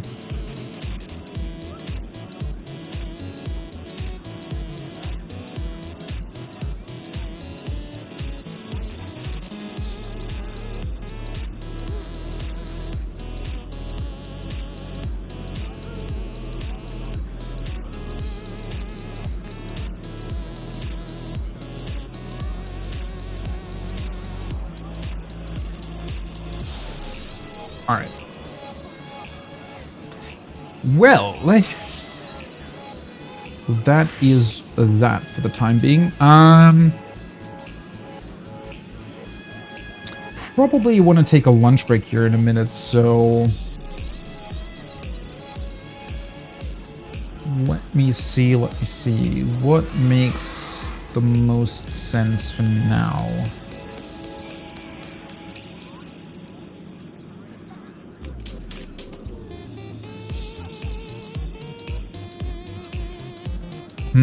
Honestly, unlocking the next stage of the Mandible weapons probably makes sense, I think.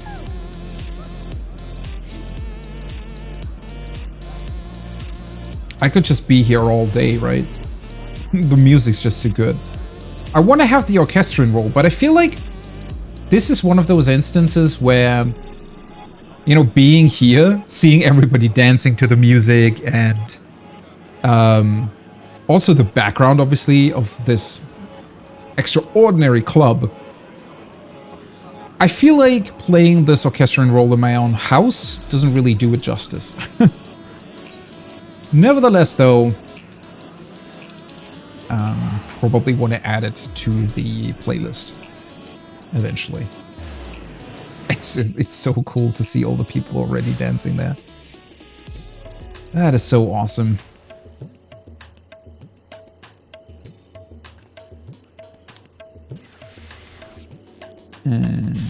Oh. Wait. One thing that I'm not entirely certain about, though.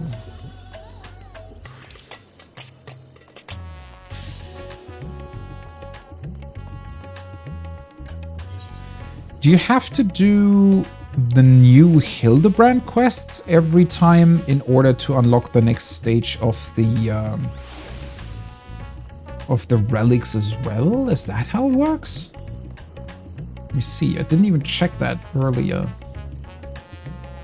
Okay, so the new quests for Hildebrand are called the Spectacle of Inspection and Generational Bonding.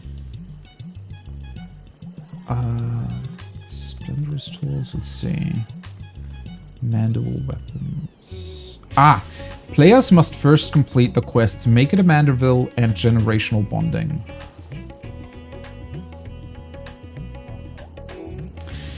Okay, that is interesting. So in order to unlock the new stage of the Mandible weapons, you always have to do the current Hildebrand quest as well. Interesting choice. Very interesting choice, because I thought last time, after doing the Hildebrand quests, it looked as if the Mandible weapons would sort of fork off from that, right? And essentially be a separate questline from that point forward. I mean, I probably should have guessed that they would still remain connected in terms of unlocking stuff, but then again...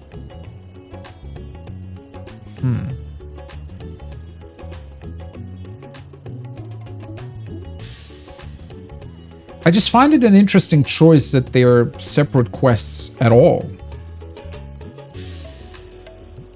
Right? I mean... I guess that is just because of the fact that you need to that the Hildebrand quests are just, you know, your typical crazy cutscenes, whereas the relic stuff always entails specific grinding steps and whatnot. Yeah, right. I hadn't really considered that. If you would have incorporated one quest into the other, it would then require everybody who just wants to go through the story of Hildebrand to also craft at least one of the relics, right? Which doesn't really make a whole lot of sense. Well, then I guess that means that I have to do the Hildebrand quests first, because whatever the next step is, I feel like it will involve potentially doing weeklies and whatnot. So, yeah. Spectacle of Inspection. I guess we'll just continue with that.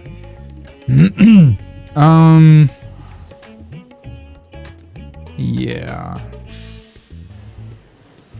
Let's just do this for now. Let's do this for now, and we'll see. I mean, this is probably going to take a while, though. Well, anyways, I'm just going to take a break real quick. I want to see what this entails, or what it's all about. What suspiciously auspicious timing. I was just thinking of you, and suddenly you appear. As I'm sure you recall, Master Poo-Poo claimed his purpose in coming to our world was to search for a missing comrade, which is of course merely a cover for his true objective, laying the groundwork for a full-scale invasion. Yeah, sure, buddy. But I understand the skeptical masses will demand proof of this sinister operation, thus did I decide to bide my time, keep my eyes open, and let things play out. And no sooner had I resolved to do so when I received word concerning the inspector. It seems they've made progress in tracking down our alien friend. This could be my chance. I say my chance, but I can hardly stand against this cosmic conspiracy alone. You're coming along, yes? The truth will out, or something truth adjacent at the very least. Yeah, I wouldn't dream of letting you investigate Poo-Poo by yourself. Then let us be on our way. They were headed to Palaka's stand, and we don't want to miss even the smallest development. The fuck are they doing at Palaka's stand? Okay, well then. Let's save the inhabitants of Palaka's stand from these crazy people and beings and whatever. Hey, Nashu's here. Wait, did we leave Hildebrand here last time? I actually don't remember why they went to this place. My loyal associates, come to admire the spectacle of inspection, have you? As well you should. Look, Master Poo-Poo, he's come to help. Thank you, you're too kind. Wait, you speak our language? Didn't he? Yeah, I thought... What, no more poo-pooing?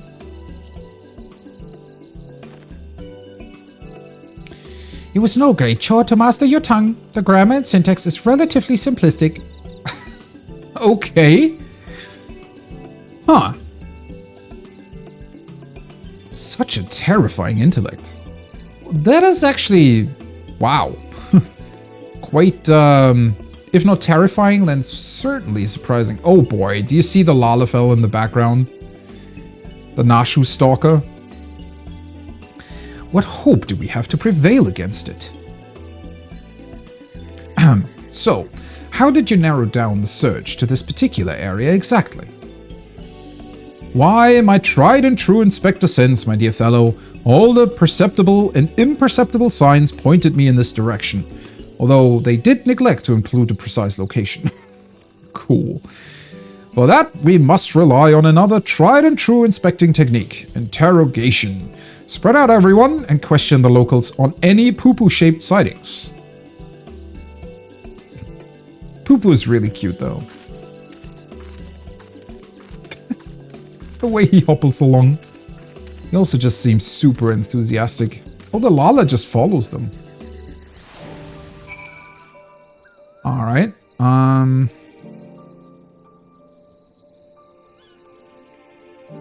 Ah, there we go. Sack counter. Do you see any poo-poo? Now that you mention it, I did see something like that in the west of the Shroud. Might have mistaken it for a small child, if not for the way it moved. Sort of a furtive scamper? Creepy. I feel like he's talking about the Lalafell.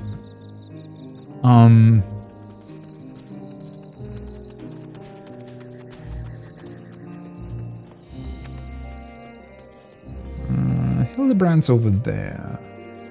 Oh, it might be in here? Nope.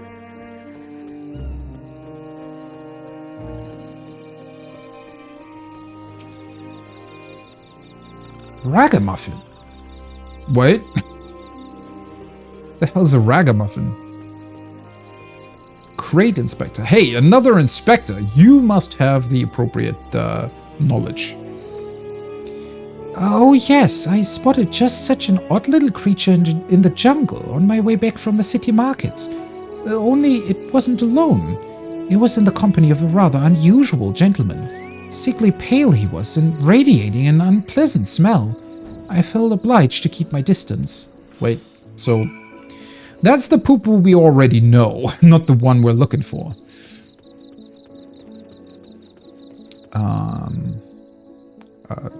Interesting outfit. Sure.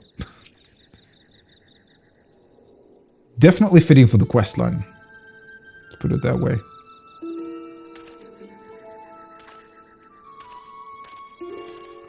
Nashu already sleeping on the job again. Have your investigations borne fruit? Mine own carefully crafted queries placed an individual of Master Poo-Poo's proportions in the south of the Shroud. Did it now? Sure that's not the one you were coming here with?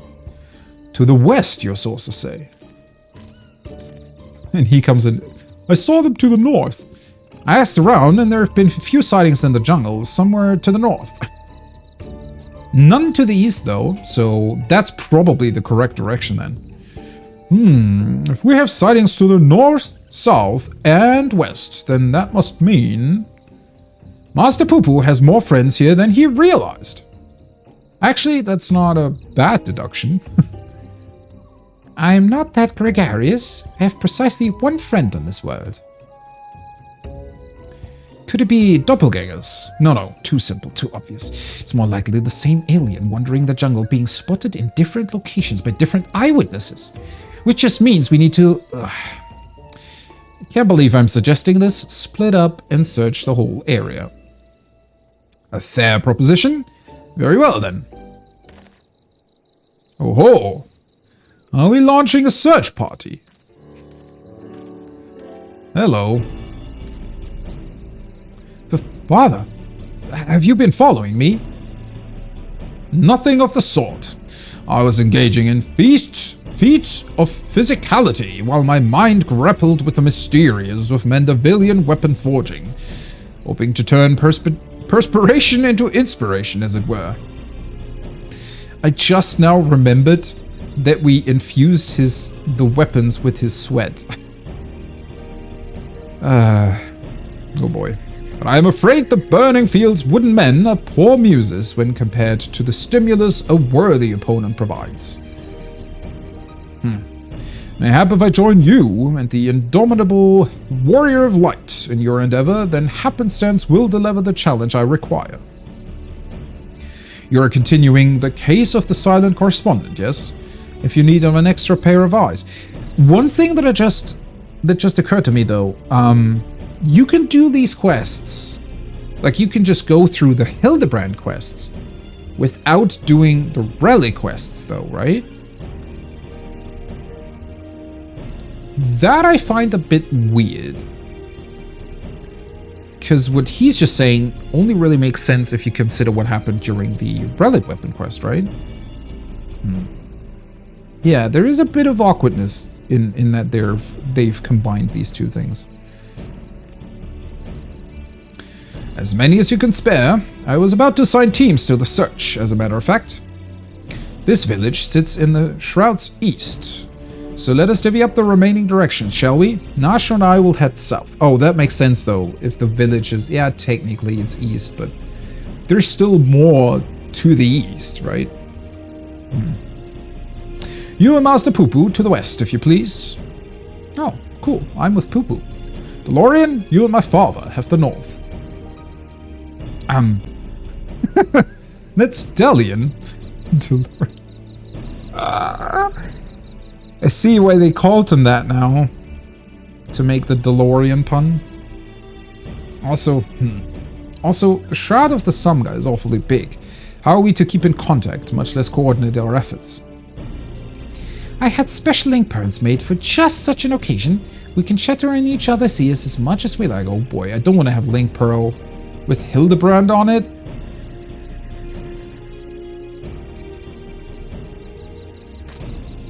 Are you mad? The Shardians will listen in on everything we're saying.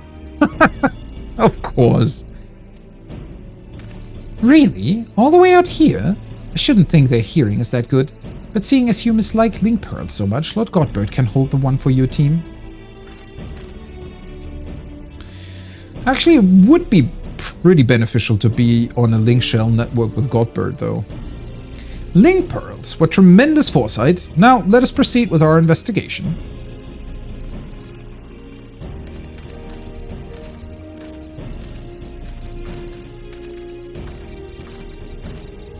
Alright, Master Poo-Poo. Off we go, then. The Inspector wishes us to search in the west of the jungle, yes? I will follow your lead. Oh. Wait, you're accompanying me? Isn't it really... Oh, okay. Guess we don't actually have to go that far. He looks really cute, though. Theris must be a wonderful star to call home. So rich in resources. I wonder if maybe thinking about an alien invasion isn't that much of a leap. Like, just because he is cute doesn't mean that all of his kin are, you know, on the same page as Poo Poo. So maybe Poo Poo will be our ally, but the other people that come are not. I don't know.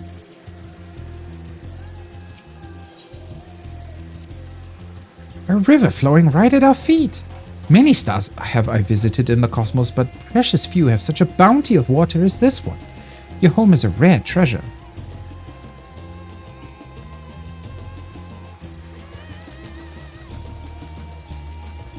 You're almost drowning in that river, though.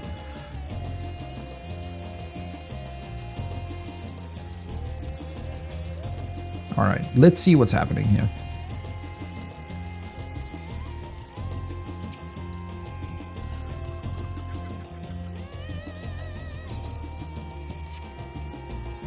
I see no trace of my comrade. But what of these black-furred beings? Are they friends of yours? Fellow people of Aetheris?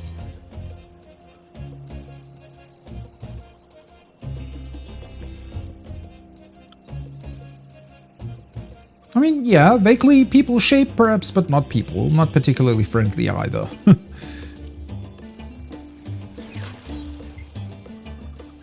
There is a greater variety of species here than I anticipated. I shall have to collect more samples. Let's keep moving. Alright. Yeah, maybe we shouldn't fight that thing. They do look pretty aggressive, not gonna lie. Little Poo Poo. I do like Poo Poo though. That's good. The quest line was only with Hildebrand and yeah. Rocky outcrops. The rock formations on this island remind me of my home star. They have the same vibrant hues, the same stark beauty. If only... But never mind that. We have a friend to find. Really? Okay. I feel like that's a very interesting bit of information.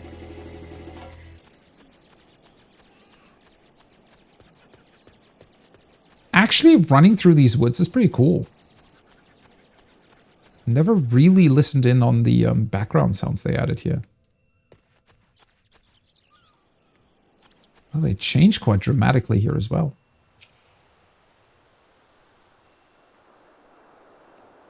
Because we're out of the woods, I guess. No sign of my friend here either. But these white-furred individuals, they are surely one of your civilized races, yes? Also not people mind the poop throwing. Those are beastkin, monkeys. I find it difficult to tell the difference. One semi-intelligent life form is much the same as another. What does that mean? Well, never mind. Moving on. Okay, Poo Poo. We shall not resort to, you know, looking down on less intelligent creatures, if you please.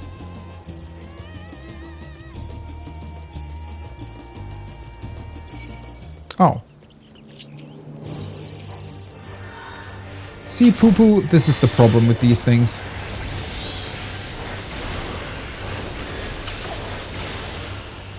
There we go. That happens when they attack, by the way.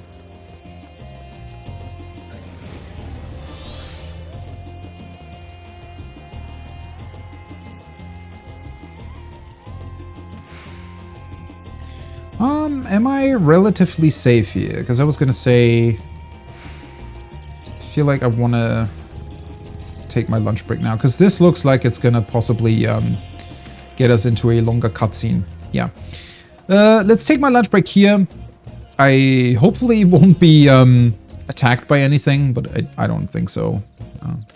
He certainly chose the quest location appropriately. Anyways, I will be taking my lunch break now, as always, 20 to 30 minutes, and hopefully after that we can continue with this quest line and see what it entails, what crazy stories Hildebrand will be up to this time, and then also see what the next step of the relic is going to be, which I'm looking forward to.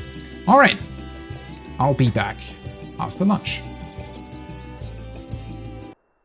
Alrighty, I'm back. Let us continue with our Hildebrand adventures and see what the hell is going on with Poo-Poo's friend. If it really is a friend, I don't know. Might be something else going on here that we're just not aware of. Is he looking for his friend via his weird antenna? There we go. Oh. Nothing. Not even a single burnt circle in the grass. Oh man, this quest is so tropey, right? Which I don't mind. Like, obviously it's going for exactly that. But that there are aliens who are actually, you know, burning circles into the ground. The friend I'm looking for. We grew up together. We were always together. We even shared the same dream, to roam the great expanse of the cosmos. We worked hard and supported one another until we both had starships of our very own. Then the universe was ours to explore. How fleeting that feeling of triumph. Ah, but that is another tale entirely. I simply wish to express how dear this friend is to me.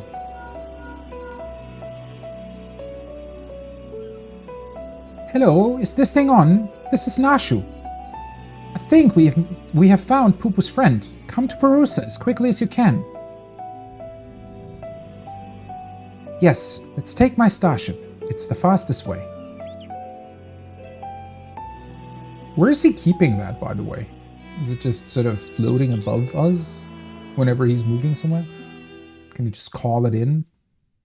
Meanwhile at Perusa.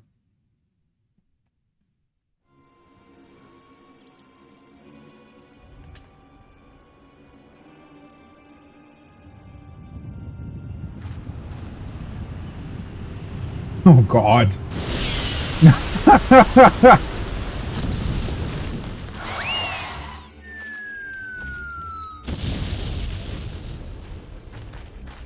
I like how Godbird also never cares, right? He just doesn't care what kind of carnage and chaos he creates. Hail, dear comrade of Master Poo-Poo, we come in peace. Pray reveal yourself. Is that actually him or it, they? Yeah, that's not the right thing. Oh boy. Especially the tomato looks kind of angry. Wait, you're the Mandragoras. I know the gentlemanly overlord's voice.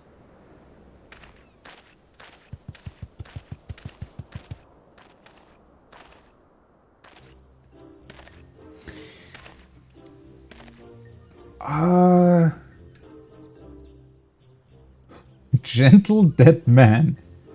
Master Zombiebrand, they say you were trapped in slumber, but I rejoice to see that is no longer the case. Wait, what's up with these Mandragoras? I feel like... were they part of some of the quests at some point? Was that another quest? Because I feel like there's a reason behind Hildebrand remembering about them.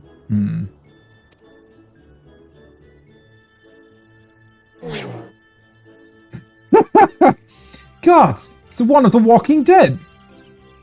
Wait, the TV series, or what are you talking about? Just, hey, it's a Walking Dead. Greetings, friends. I am a proud member of the Gentle Dead Men and disciple of Master Zombiebrand. And you were vacationing somewhere, or why do you look like that? And why do you have Mandragoras with you?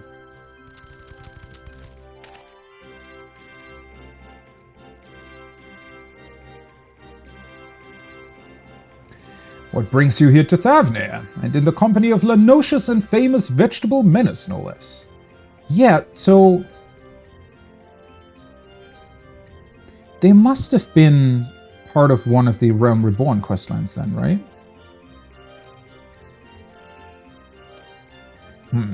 Actually don't remember. Allow me some few precious moments of your lifespan to explain. There was a time when the maggots in my skull grew restless and wriggly. Thanks for that description. Why is it crying? Wait, what? Tales of spoiled Seatkin terrorizing the region of Bosja reached our undead fraternity, and so on their behalf I traveled afar to recruit a rotten mandragora. Wait, it's the one from Bosja that you fight in that one fate, right? After making his acquaintance, the festering fellow wished to introduce me to his brethren, who he assured me were no less rotten. As did I make next for the notion that I might extend a fitted hand in friendship. Also, why is a fork stuck in its head?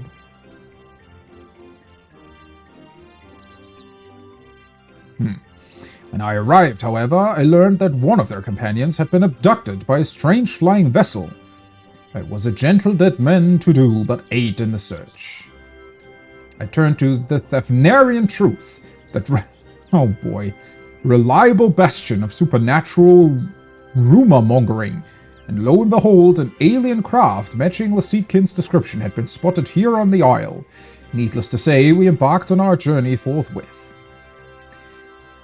I really don't know if I like that the Thavnarian truth suddenly becomes a magazine of actual truth. Really not a fan of that. Oh boy.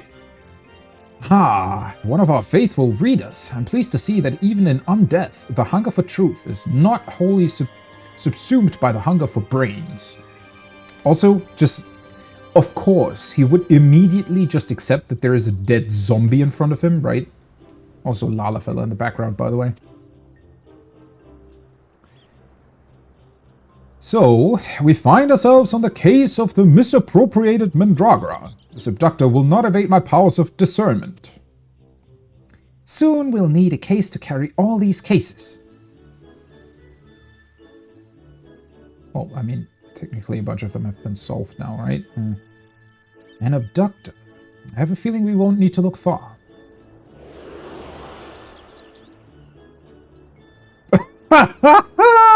Oh boy, that's gonna be a mount at some point. I can already see that. Looks so good. That has to be a mount at some point. You just being carried around by a UFO. Looks so ridiculous. That may have been me.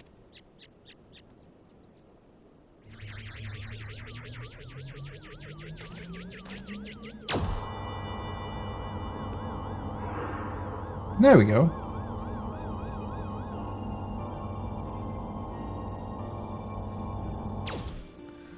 Oh, he looks really sad. Well, at least he's free now. Forgive me for taking your friend. In my sample collecting frenzy, I must have mistaken him for an edible plant of some kind. Well, aren't they? Technically they're onions, right? Or tomatoes, or...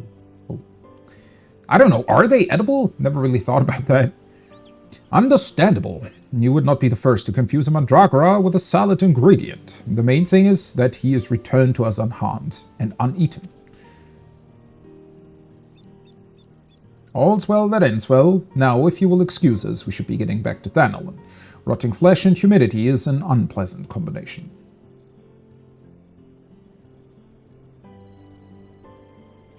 Right, I never really thought about that. That's why they're in Thanalan, the zombies, because the desert heat helps them not to rot so fast.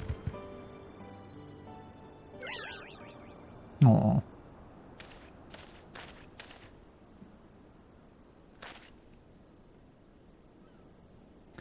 My apologies, Master Poo-Poo. We seem to have missed the mark this time, but I swear to you, I shall not rest until you are reunited with your comrade.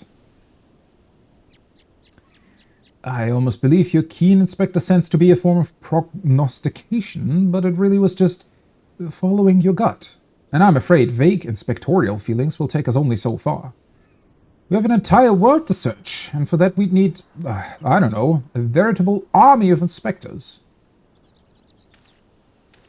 Don't fucking give him ideas.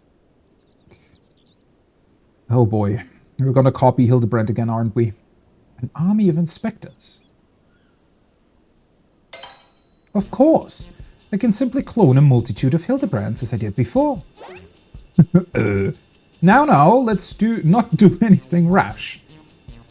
I don't know, was it that unpleasant?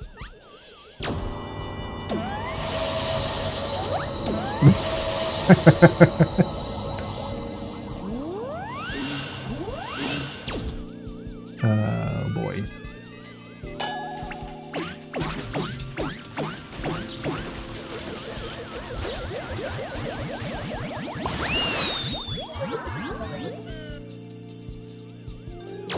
Wait, is that the original? Oh, no, that's... wait. What happened? Oh dear. The ship's matter duplication facility has been temperamental for a while, and now it's broken down completely.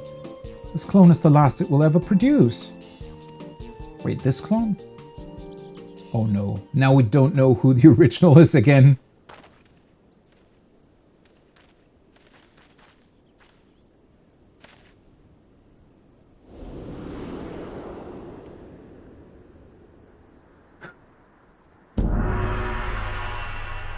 There we go. Oh, wait. I was gonna say, did he not load in properly? I think he's not been cloned properly.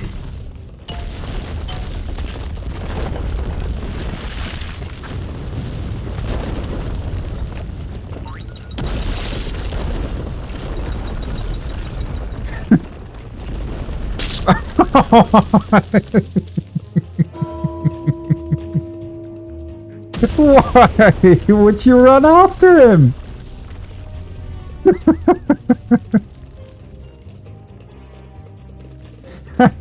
I love how the clone model is just a low polygon version of Hildebrand. Oh boy. Okay, that's a really, really cool idea though.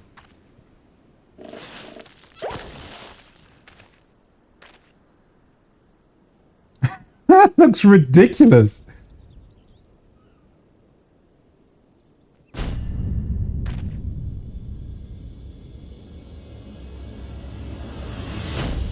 Looks like the Minecraft version of him.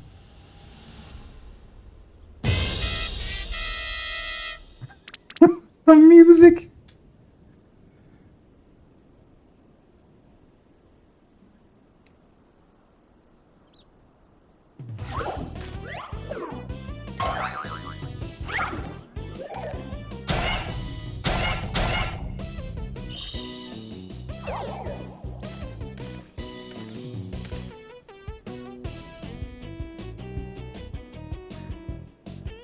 Somehow that reminds me for some reason of that one Minecraft level in AI Somnium Files. Because that also had these sort of electronic variants of the music, right? My name is Brandy Hilt.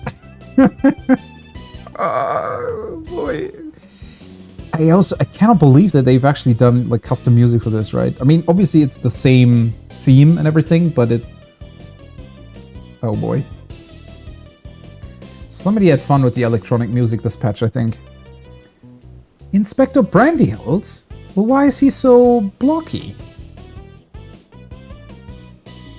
The cloning process must have failed partway through. Allow me to euthanize this abnormality. Holy shit, that actually sounds really brutal. I think Hildebrand likes him.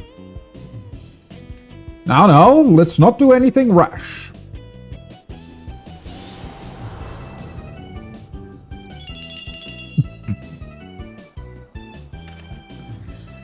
Unlike my former replicas, this one is highly unlikely to be mistaken for me. And seeing as we were looking for extra helpers, I say we press this undefined fellow into service. Welcome to the team, Inspector Brandyhilt. Oh, pleasure to make your acquaintance.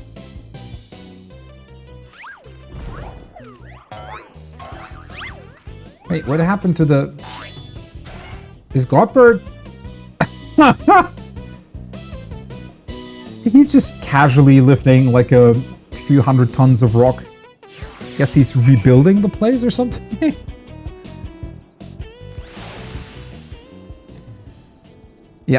I think Godbird rebuilt the place. I was gonna say, how are they doing that with the place being destroyed?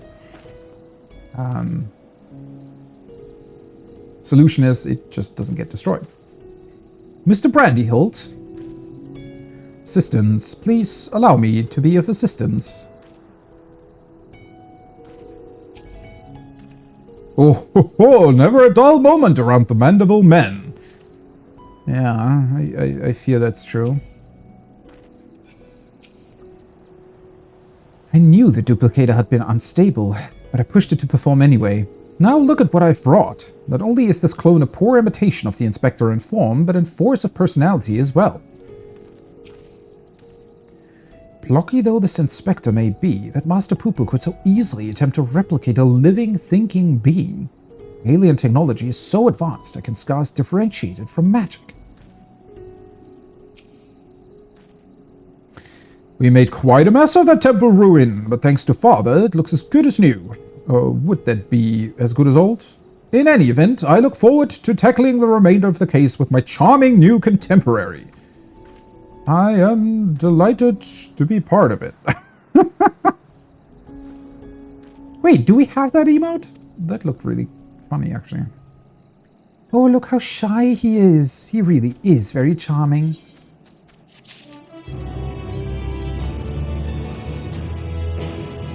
This questline is beyond ridiculous.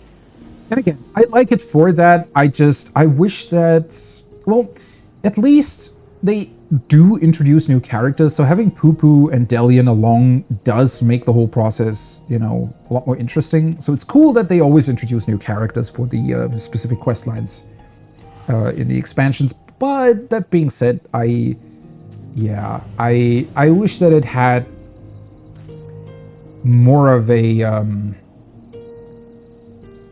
I don't know, specific objective, right? It does feel like, I mean, obviously I know that we have an objective,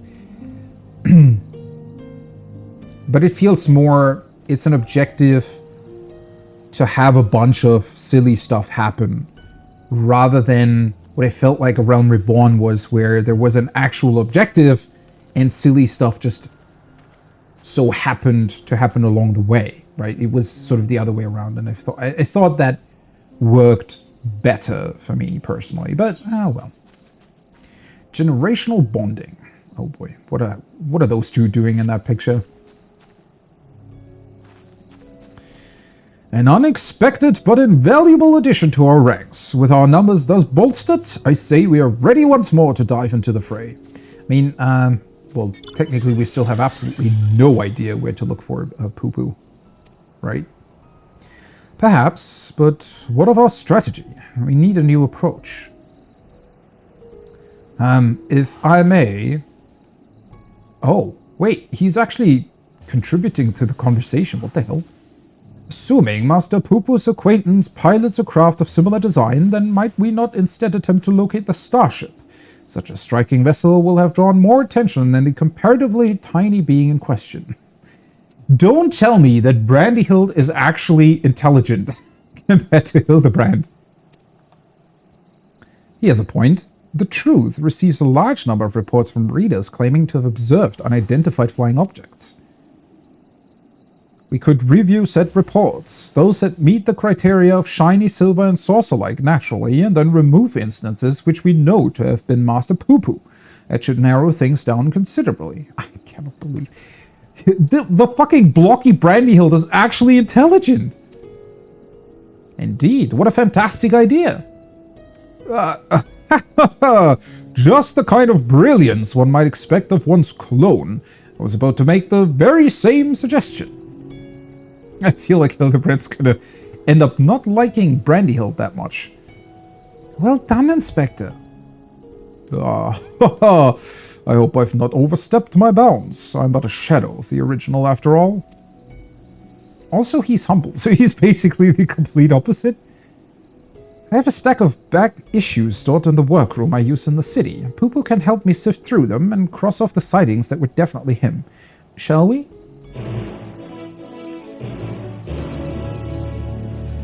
It actually is refreshing to have a an intelligent person with us that actually, you know, drives the, the case forward.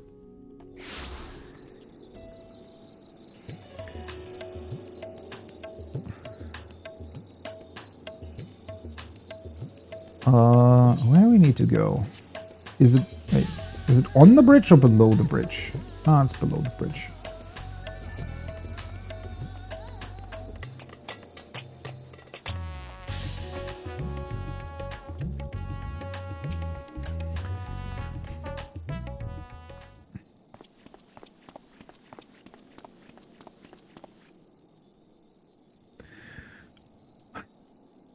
Dorian.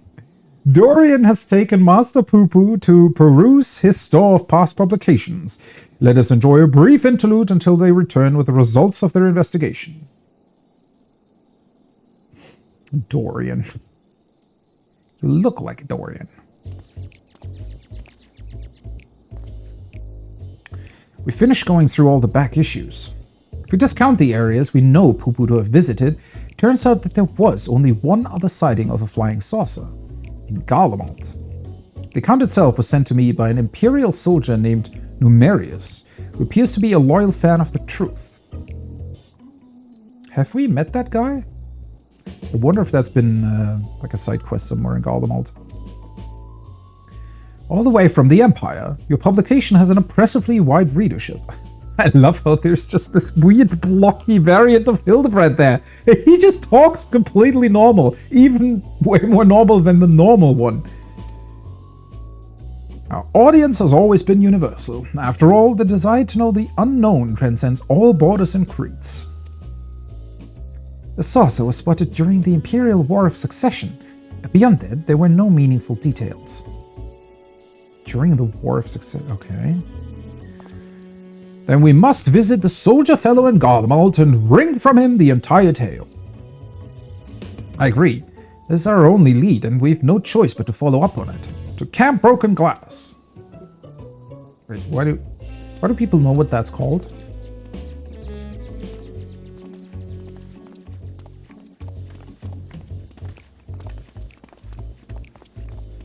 We're such a weird party. I mean, imagine somebody seeing us,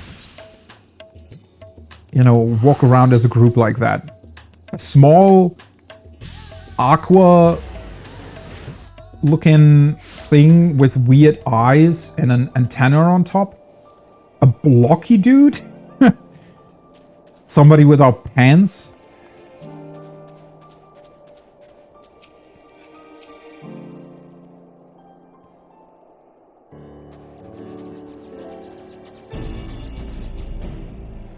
Everyone present and accounted for.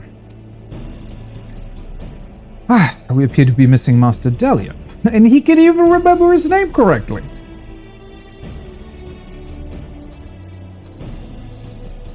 My apologies, but I had a hunch that I thought might save us some time. Spoke with some contingent officers, you see, and our Numerius is on the roster of allied Imperial troops.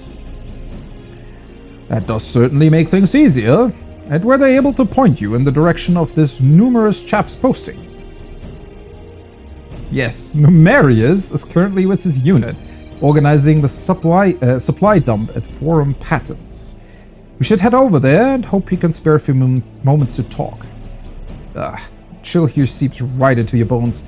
How are you all not shivering in that unseasonal attire? Oh, a mandible man on a mission feels neither heat nor cold. I'm not sure how one's frame of mind can overcome the reality of frostbite, but then again, reality always seems relative around the Mandibles. So... The fact that the Stallion guy met the one person, or one family, that is even crazier than him.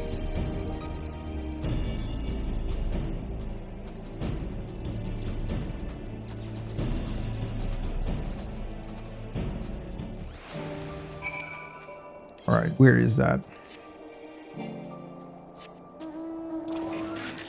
Let us fly over there.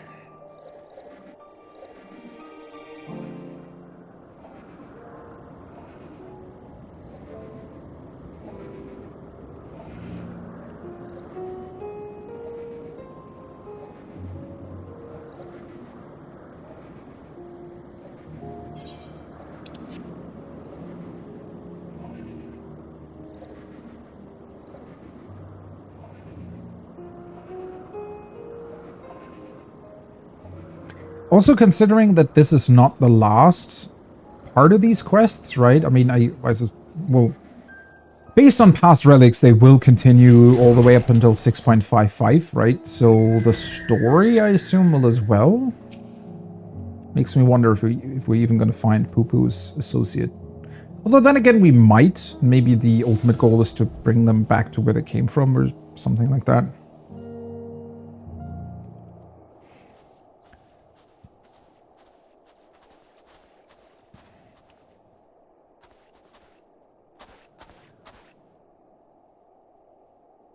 Hello, is there a Numerius here? I am Delian, the editor-in-chief of the Tefnarian Truth. I've come to follow up on your eyewitness account.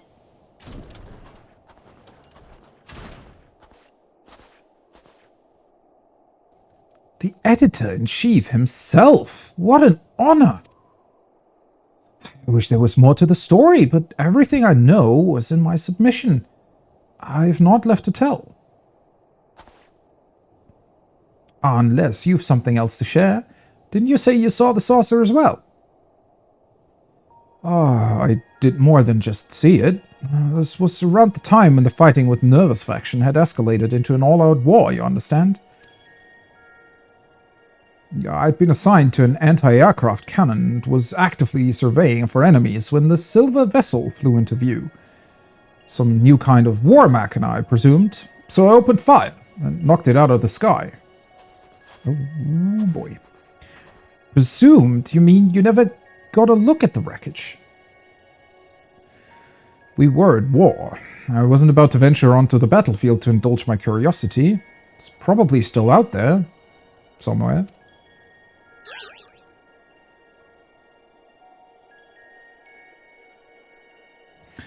We have to find that flying, or should I say fallen, silvery saucer. Do you have an idea of where it crashed? Not an exact location, no. Then we'd best have the god's own luck. Garlemald's capital region encompasses moms and moms of icy wilderness. Brandyhild to the rescue. If I may, do you happen to remember the approximate speed and bearing of the saucer and the position and firing angle of the cannon? I love how you can... Let us solve this with Marth! And Hildebrand's just next to him. What the hell is a Marth? More or less, I think. An artillerist without a head for numbers wouldn't be long for the procession.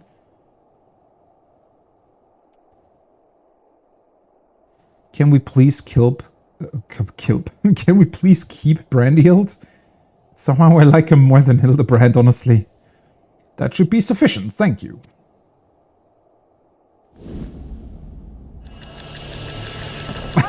It's the meme! They are so... can we please keep him? This is actually a really good spin on the whole thing. Also, did he just sit down in midair?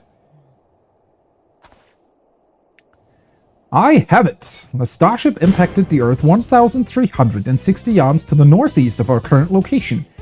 Give or take a few yams. How in the seven hells did you arrive at that conclusion? Elementary algebra, my dear Delian. Assuming the craft belonging to Master Poo-Poo's comrade is of similar construction, determining its trajectory is trivial.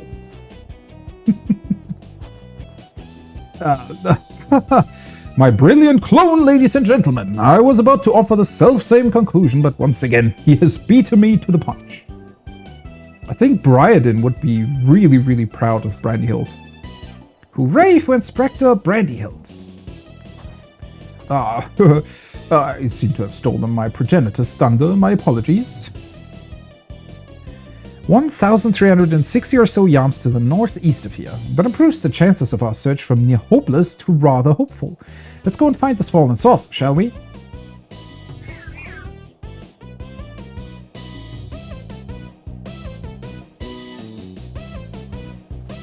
Aw, I love how Poo-Poo just waggles along. Oh. Who the hell are you? Do we have a new antagonist? Oh, is that maybe that weird professor guy from the very first quest?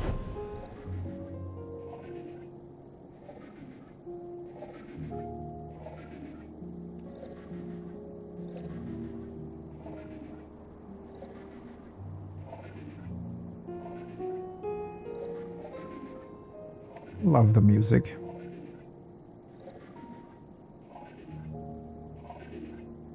Such a calm zone, you know, even though that this is the remainders of a battlefield.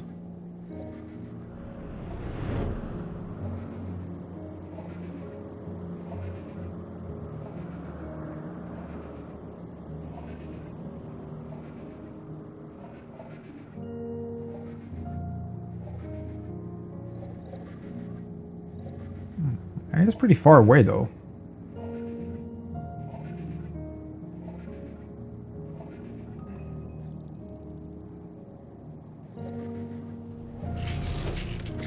That's certainly not it. A pot half buried in the snow. Nothing alien to speak of. Are you fucking kidding me? Only Nashu would not be able to see him. Oh, very well hidden, huh? Hot soup. Blazing hearth.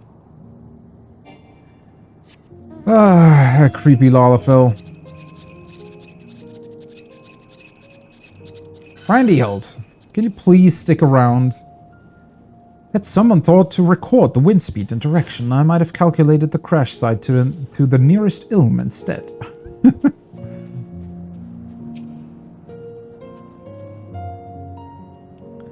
Metal debris.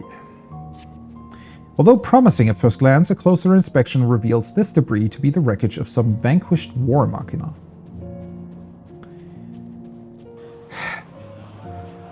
Godbird doing his thing again. Oh, ho, ho, such an invigorating climate. I guess he needs to stay warm.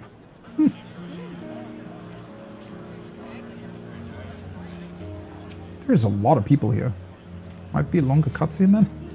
Scorched and twisted scrap of metal plating. A starship like Poopoos could well have been reduced to a similar state were it hit by artillery rounds.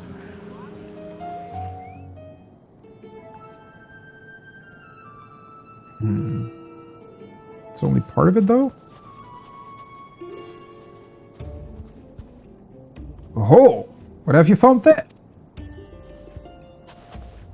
An exterior panel. This is from my friend's starship, I am sure of it. Debris from the crash landing. I see no other pieces in the immediate vicinity, which means the vessel may have weathered the barrage and made good its escape. Another possibility is that your comrade recovered most of the wreckage, or some as yet unknown party did.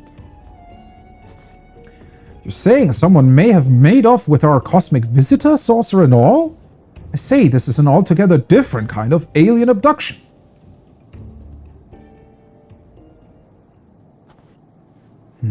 Has anyone seen Nashu? Now that you mention it, where is my loyal assistant? Help! You have to help! My beloved Miss Nashu has been kidnapped! For a second I thought you would have kidnapped her, but... Some cat claiming to be an agent of Dr. Lugay came and took her away. Oh yeah, it is the doctor then. He told me to tell you, and I quote, if you want your precious companion returned alive, then the Warrior of Light must present himself at the Tower of Babil, specifically the Magitech servicing facility. Don't forget that part. The gall, the temerity, the audacity, my stalwart 8 spirited away under my very nose.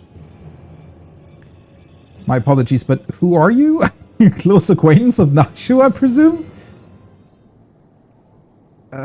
Yeah, better not, Me? Oh no, I just happened to be passing through this snowfield. I'm a snowflake inspector, you see? No two alike and all that. Anyway, enough about me. You need to go and save Miss Nashu. Okay. Well, at least he was helpful. At last a chance to stretch my legs. What say you, my son? Shall we get this rescue mission underway? Indeed we shall.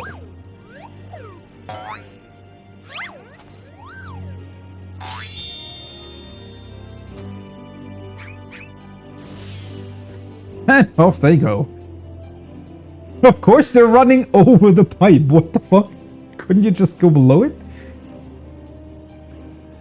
They left without us, even though this doctor fellow asked for you by name. Curious. He just cannot fathom why they would leave without the person that was specifically asked for. Yeah. Brandyhild, I don't know either. I don't know why they're always running to the forefront. Oh wait, what the fuck? We're getting an instance? Alright, well, that explains why there are so many people here. Forget the missing starship for now. Nashu is in imminent danger. Did not expect it to be an instance. I've collected what evidence remained of the crash, but solving this mystery will have to wait. The case of the abducted assistant calls. Let's do it then. Meanwhile, at the Tower of Babel.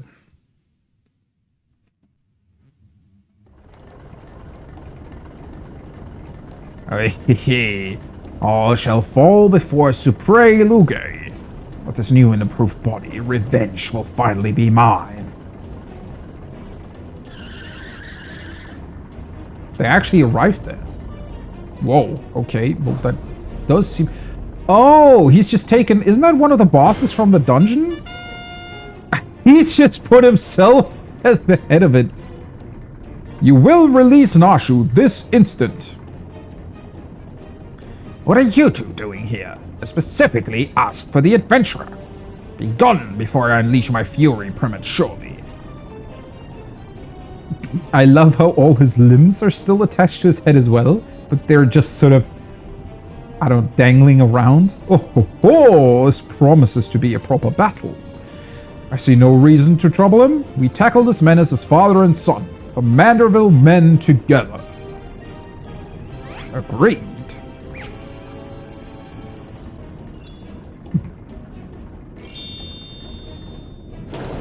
I'll not waste my appetite for vengeance on the side dishes. Hired thugs, time to earn your pay.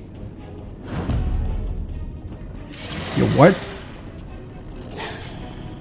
Where are you guys all coming from? What the hell? What's the bird doing here?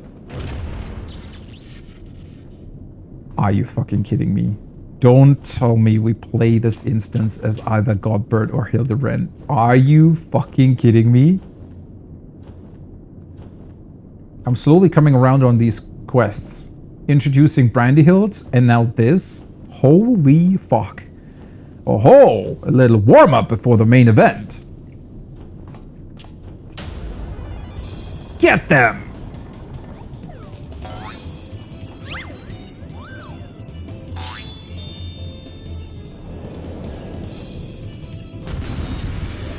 Are we playing as fucking Godbird? Seriously? So we're essentially a goldsmith in battle then? This is absolutely ridiculous. Okay, so we have a limit break. Rage of the Gentleman combo. Executes the following gentlemanly weapon skills. Smash, Thrust, and Rage of the Gentleman. Grants 15 seconds of gloves off. Manderville Sprint. Movement speed is increased in a gentlemanly fashion. Okay. Mander Double Lariat. Delivers a gentlemanly attack with a potency of 1,600 to all nearby enemies. Can only be executed while under the effect of gloves off. Okay, so after the combo. Mandible Dropkick. Leap towards your target, delivering a gentlemanly attack with a potency of 900 to all enemies in your path. Can only be executed while under the effect of gloves off. This is so absolutely ridiculous. I love it.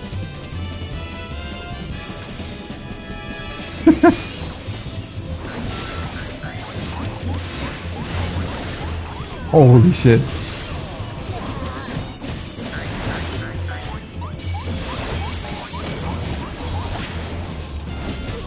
Also, I absolutely love the increased movement speed.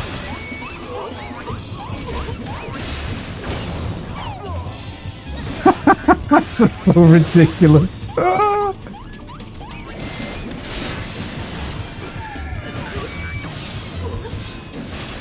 What is Hildebrand doing at the same time? He's just dancing?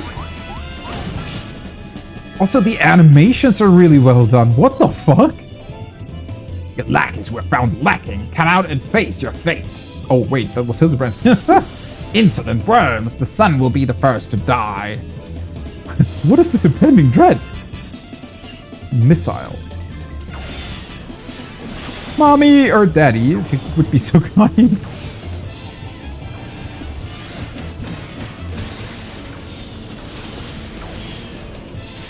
Good that we have the crazy sprint to go along with it. Ooh. This is so ridiculous. Boom.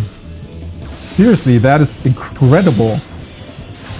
The sprint is so ridiculous. What is this instance?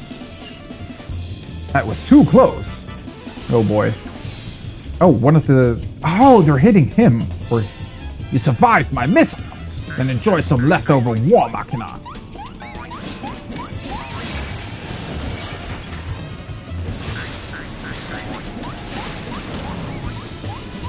That forward rush is really cool.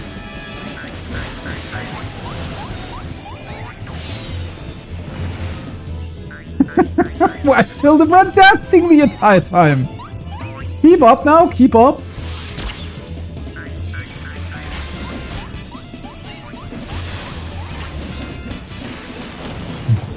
That's such a cool ability.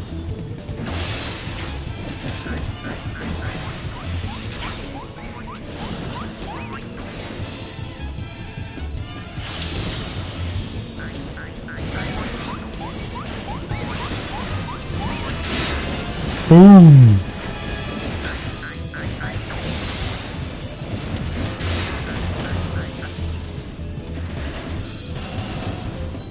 An amusing diversion, but you'll need to do better than that. My war machina. If reasonable means fail, then unreasonable measures are called for. Are you finally gonna fight yourself? Stand back, Hildebrand. Let your old man handle this. What the fuck is going on? Is he gonna take all the towers at the same time? This is ridiculous. This is so good. Now it's just getting started. You stopped them all by sidestepping. Seriously, can we have Godbird for ultimates? Very well. It seems I must crush you myself. Isn't Godbird... Finally decided to take us seriously, have you? Isn't he, like, way stronger than all of the Warrior combined?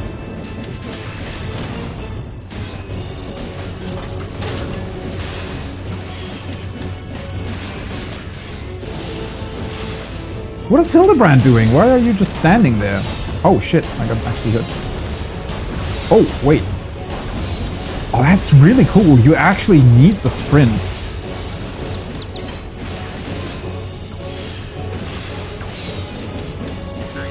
What is Hildebrand doing? Men of Fiend Eye. Yeah, I think we all like to know that.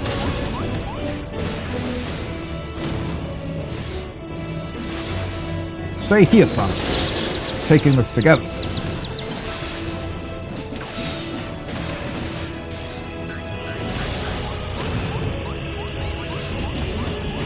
Hardiness of these mandibles, it's unnatural.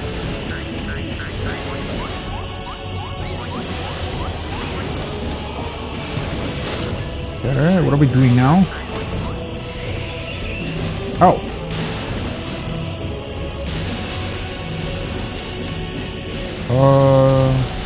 There we go.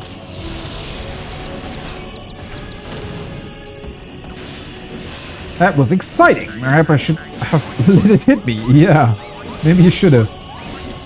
Are we playing a game here? Is he enjoying this? Yeah, I think he is. You aggravating vermin. My plans are in ruins. You forced my hand. I'll bring this place down on your heads. The doctor leaves himself wide open. Let us seize the advantage. Boom! The doctor is distracted. Combo limit break, Mandeville style. Okay, this was seriously one of the best instances that they've ever done. Now's your chance. Our chance, rather.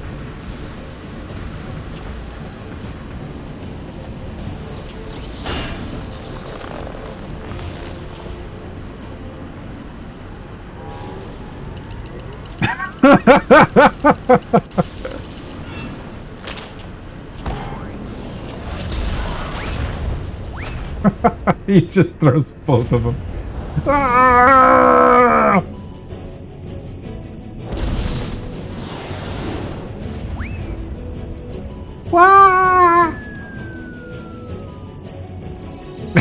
Why is he swimming in air? Why do you want to get back to that thing? Isn't your father smashing right through the mandible burn?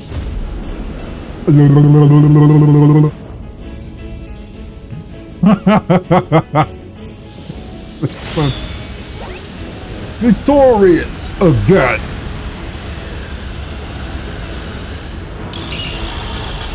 Generational bonding overdrive.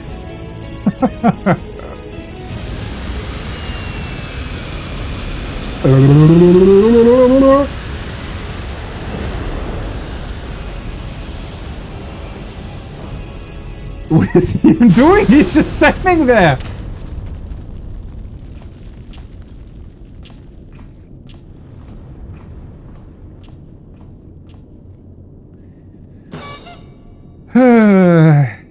And poor Hildebrand stuck in the mud again. Or, well, in this case, in metal.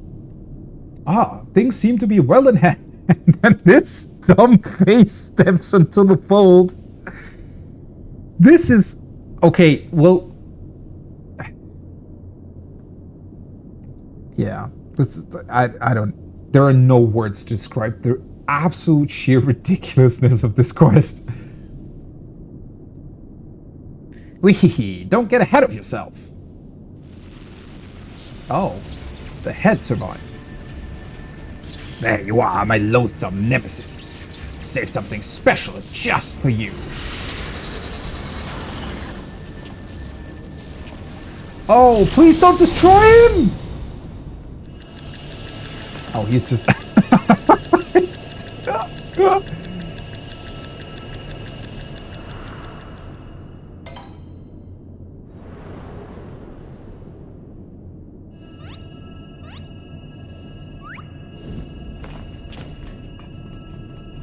Wait, what? How the... Where does that thing come from? How is he doing that all while the laser's coming at him?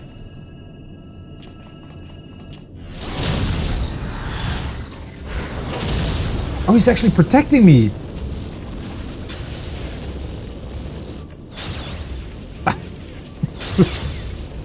I love Brandy Hills.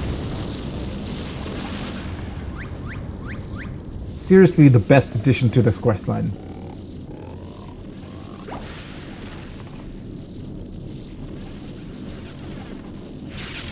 Not the hero we expected, but the hero... No, wait.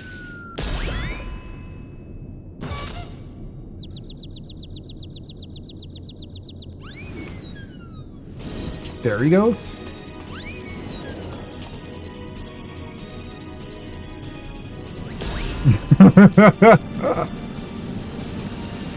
Kind of how it all started in Lakeland, right? Whoa! Boom! Since when can we play football? No!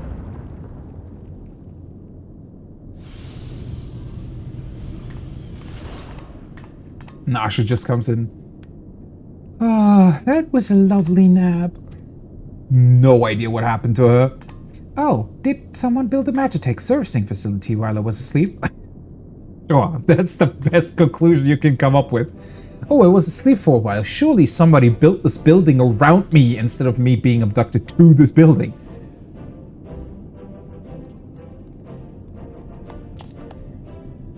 Clap indeed for this ridiculous instance. Nicely done, Inspector Brandyhilt. Once more, the clone has put the original to shame.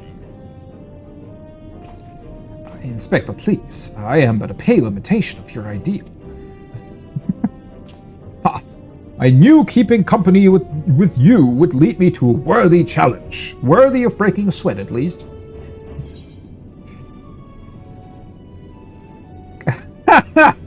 Okay, so am I delighted that he did all the work for me, or am I disappointed that he did all the work for me?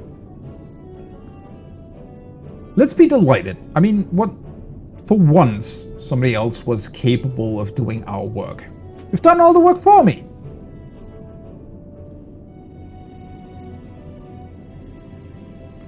Work? This? 'Twas but a playful skirmish compared to your usual do-or-die dilemmas. Well...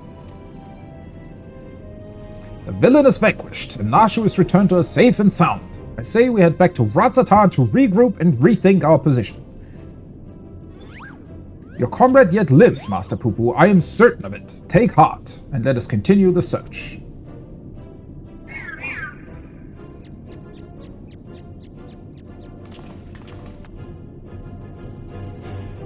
We just leave that guy in the...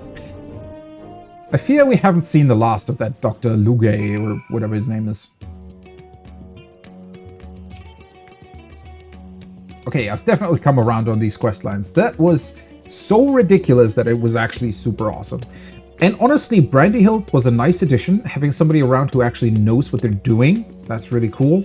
And the fact that we got to play as Godbird Mandeville. Godbird fucking Mandeville, obviously, is the best part of this. And you have your Nashu back. Phew, I don't know what I would have done had Miss Nashu been harmed. Clearly, I need to track her comings and goings even more That's your fucking conclusion? You are like next to her the entire time and still weren't able to stop them from abducting her.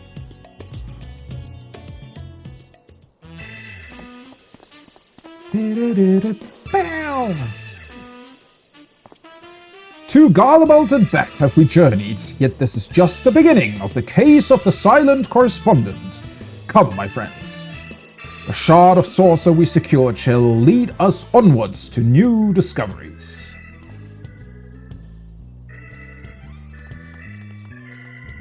Where the hell are you going? Wait for me, Inspector. I don't know which way is onwards.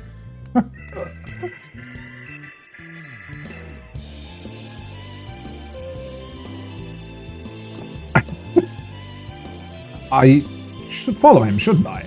Yeah, maybe not such a good idea for you, but maybe for him. Wait for me! A final word from yours truly, if I may. The complexities of Godbrand's techniques had me flummoxed, I confess. I do believe this recent spot of exertion has provided just the inspiration I required. When you are ready to proceed with our endeavor, pray drop a word in Master Geralt's ear. I shall make myself available forthwith. Until our next meeting. Yeah, I'm already looking forward to, adding another bodily fluid of yours to my weapon. Thanks, Godbird. Thank you for assisting with my investigations. Once again, our travels were rife with inexplicable phenomena, and yet I am no closer to exposing Poo-Poo's well-concealed conspiracy. Sure. He will slip up one day, though, and you and I will be there to catch him. Right. Sure we will. Okay, yeah. As I mentioned, the the fact that we got to play Godbird in an instance, somewhere in Thavnir, is ridiculous and incredible.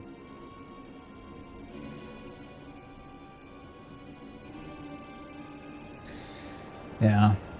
So somebody keeps so our mysterious man is, keeps rescuing the head for some reason.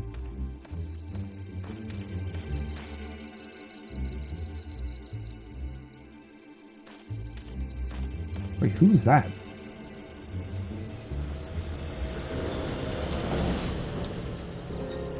What the hell is happening?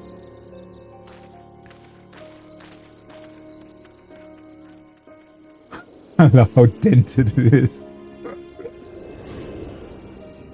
Oh. Who the hell are you?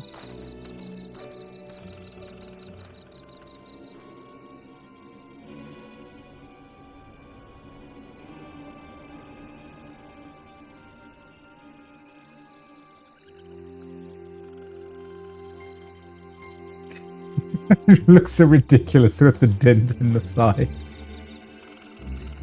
You took my coin and you failed. What audacity that you should return, seeking my largesse once more. I deserve your scorn, but I promise you your plans are in danger so long as that tenacious pest yet lives. I know of a path to victory, a forbidden path, one which demands the manifestation of the divine.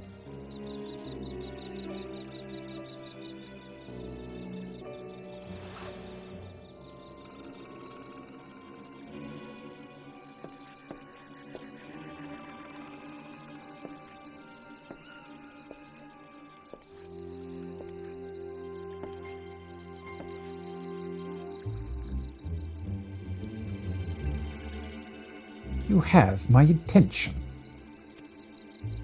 Who the hell is that?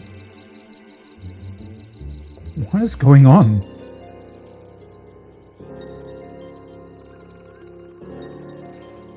Okay, suddenly we have an actual mystery on our hands, huh?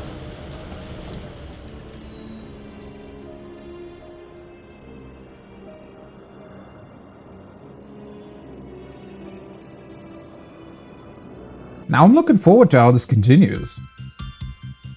And now we get the ridiculous credits again.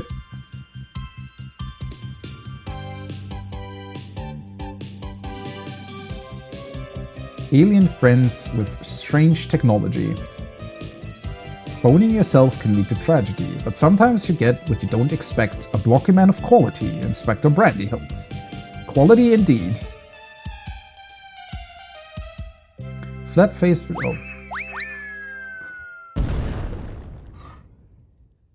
Ah, this questline, man. Utterly ridiculous. Oh boy. Do I want to know what the next step of the relic is? I'm not even concerned about what grind might be behind the relic so much as what weird, additional thing we're gonna add to it. Oh, by the way, do I even have it in my inventory still? I think so far I've actually only gotten... Have I? Oh yeah, Mandeville Index, there it is. So I have a bunch of the materials, right? I have 12 additional Mandirium meteorite things. So I could buy 4 more, but I think the Summoner one is the only one that I've bought so far, so... Which looks pretty good, honestly. Looking forward to what they're gonna add to it. I wonder what they're gonna do with the weapons. Considering the questline, I really feel like they're gonna get quite ridiculous in terms of how they look, especially since I think a lot of people have asked for more, you know, insane looking relics again. Ever since the Heavensward ones, we haven't really gotten relics that are, you know, that sort of over the top looking. And I think at some point at least they mentioned of at least somewhat going back to that, and what better way to do it than with fucking Mandeville, right? Mandeville weapons.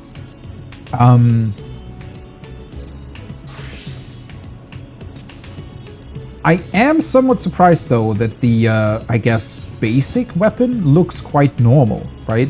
Because I had expected something more along the lines of what the gold saucer weapons look like. Or maybe the Moogle weapons, right? Something utterly ridiculous. But maybe the effect will be that. I don't know. Well oiled. And a summoner, please. Geralt isn't immediately shooing you away, which means he must have something to share.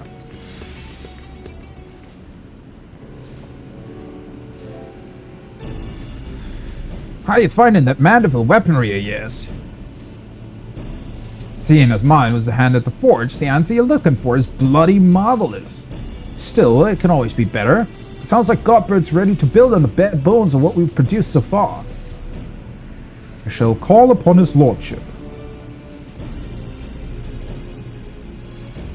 I forgot about his fucking acquaintance also not wearing any clothes. So good of you to come. I've had my nose buried in that mystifying manual for what feels an age or more, but my decoding efforts have at last borne delicious fruits. It would seem that to further enhance the ethereal conductivity of our weaponry, we must apply yet another variety of meteorite, much as one produces sparks by smashing one rock against another, a rare chondrite in this case. The true key to the process, however, is something rather more intangible. Light farm. Here we go. Well, don't leave us hanging, you overdramatic peacock. Tell us already. My ancestor's tome is, well, it is as much journal as it is instructional guide, and Godbrand details a history of failure to elevate his creations. As he was an accomplished warrior as well, he thus removed himself to the furthest reaches of the wilds, where he sought to vent his frustrations upon the most fearsome fiends that crossed his path. Post-battle clarity filled his spirit.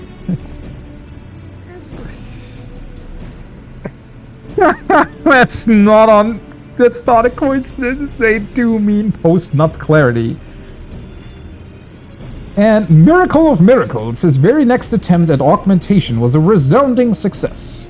So you see, the missing ingredient in Godbrand's recipe for refinement was the sublime tranquility achieved in the wake of an invigorating victory.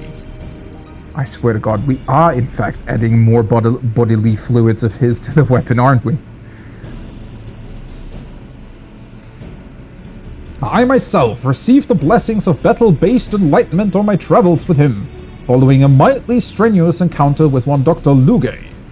However, I contend, Master Geralt, that your martial meditation is as yet woefully inadequate. Eh? You think me smashing skulls instead of ingots will somehow improve me forging instincts? I guarantee it. In fact, until you triumph over this trial, I suspect the next rung of Mandeville mastery will forever remain beyond your reach. Not that I expect you to charge blindly into fisticuffs. Nay, sir, I have prepared for you the perfect opponent. If you would be so kind as to join Master Geralt at Windweft, I shall be with you momentarily. Windweft? Wait, where the hell is that? Did I know that? The hammering continues. Okay.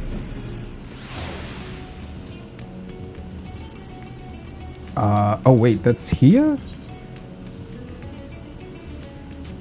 Okay. What are we doing? Are we having a squatting battle against one another, or what's happening?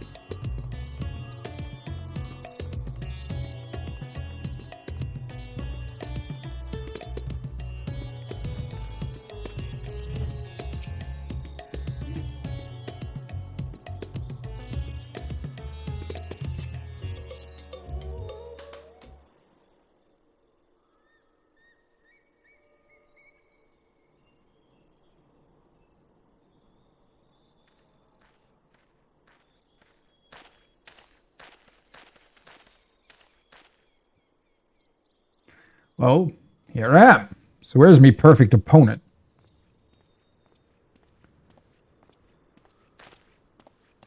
Eager to begin, I see. Capital. Follow me and we can get this clarifying combat underway.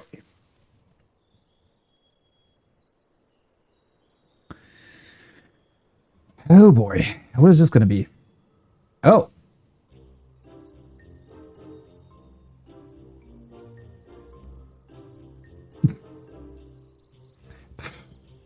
Flimsy little mammoth. Now I ain't a warrior, but feast your eyes on these corded arms. If this were a tavern brawl, a smart coin be on the smithy. As it should be, which is why I've set this fellow's battle parameters to the maximum level. Oh boy.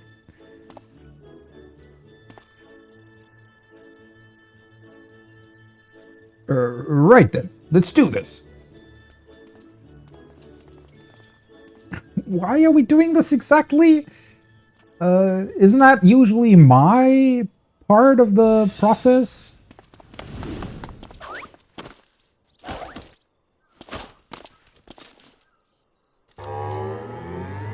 Oh god.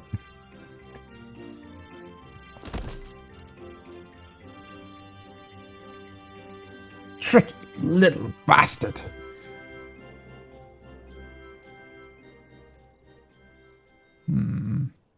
I know what this calls for. You do? A generous application of Mandeville-mandated lubrication. Is that the stuff we had to rub on Hildebrand at one point?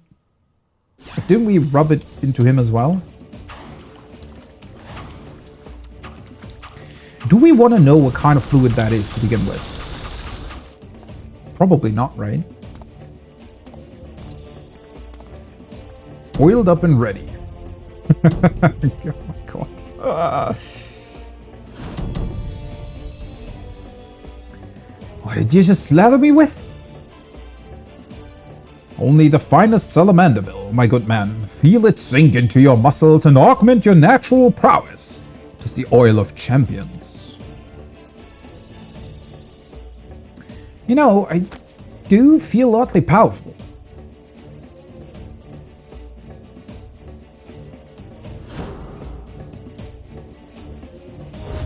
And what exactly is the point here? That he needs to be oiled up to smith the new weapons?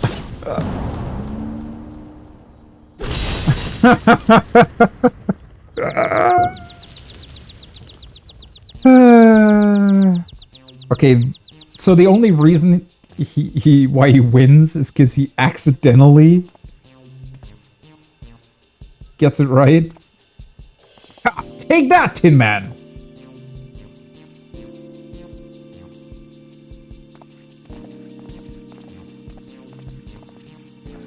What a rush! I've never wanted to forge summit so badly. Is this that battle enlightenment you was on about? The very same. In your heightened state of awareness, our enhancements are sure to be flawless.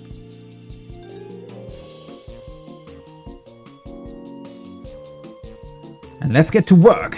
As before, your job is to bargain for meteorite chunks from Jubruna.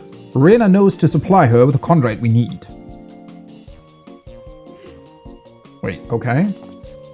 I'll head back and warm up the furnace. Wait, so we just buy new things again? Oh, even at its weakest, watching my mammoth do battle is always a treat.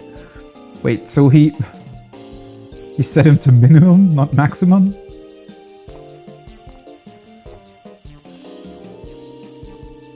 Yes, I actually had this axe-wielding gentleman set to his lowest parameters, and while the Salamanderville does stimulate circulation, it has no other special effects. The most daunting opponent you see is the prison of the mind, so it's a placebo. Nice. Even should the battle itself be a charade, the positive momentum one gains from prevailing in what was perceived to have been a mighty struggle is no less real. Kinda true, yeah. Now, if you would kindly see to procuring the chondrite, I must attend to my part of the preparations. Huh. So, there is a quest step following, I think. But it seems to be mainly just get more stuff from Ravena's assistant. Chunks of complementary chondrite can be obtained from Jabruna at the Aetheryte Plaza in Rotzatan. Alright. Huh. Didn't really expect that, to be honest. That the quest step would be the exact same. Not that I'm complaining, like, I'd much rather take something like this that is super simple over something that is annoyingly complicated, or... Well, not complicated. It's not like other quest steps were ever complicated, it's more that they sometimes just required very boring grinding. Yeah, it's literally the exact same thing. How weird. Huh. Yeah, so I could do a couple dailies, I suppose, and that would probably get me to where I need to be. Very, very interesting. It's also the exact same, literally the exact same quest. And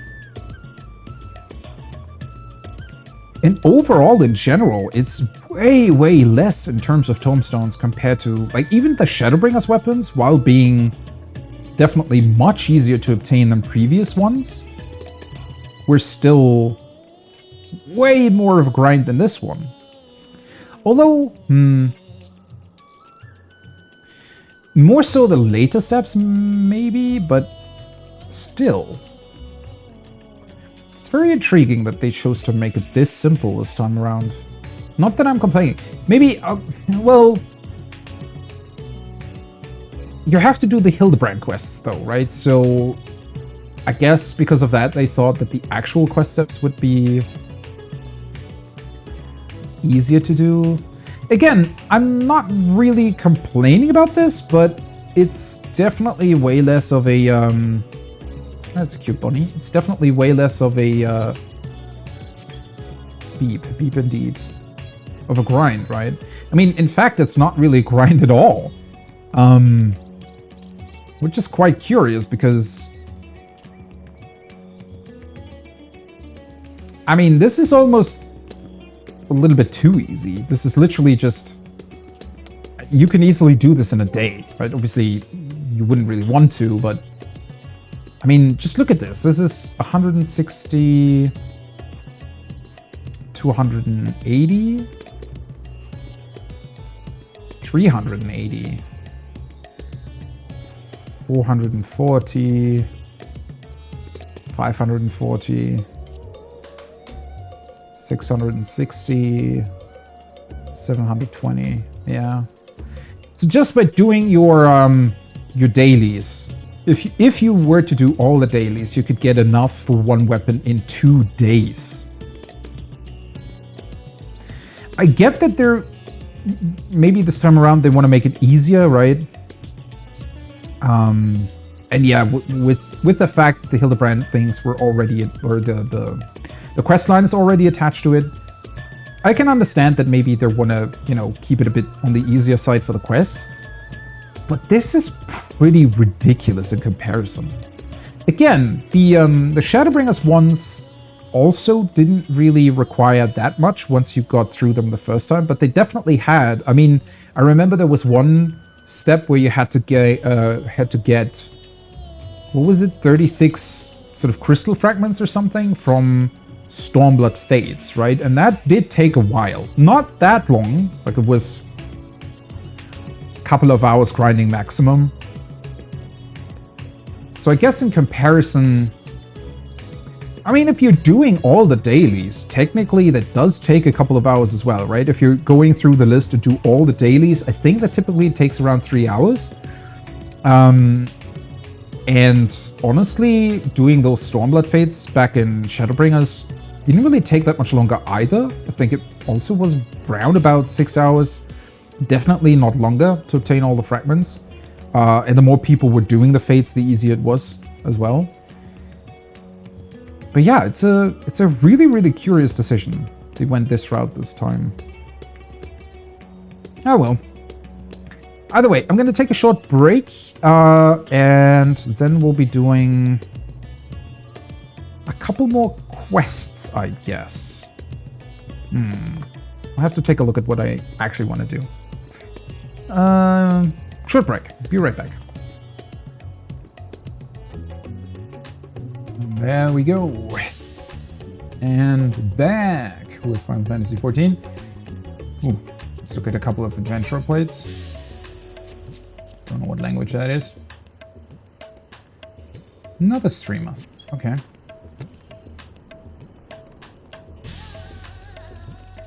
Always have to check out a couple of adventure plates, especially if the character in question looks cute.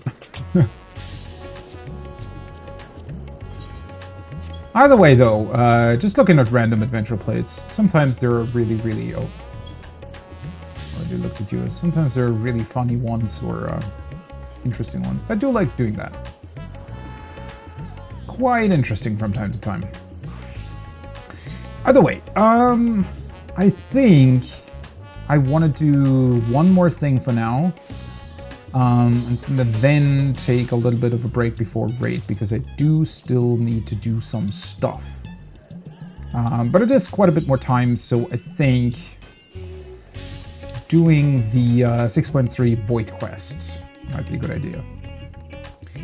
That being said, I do need a refresher on what that quest actually entailed.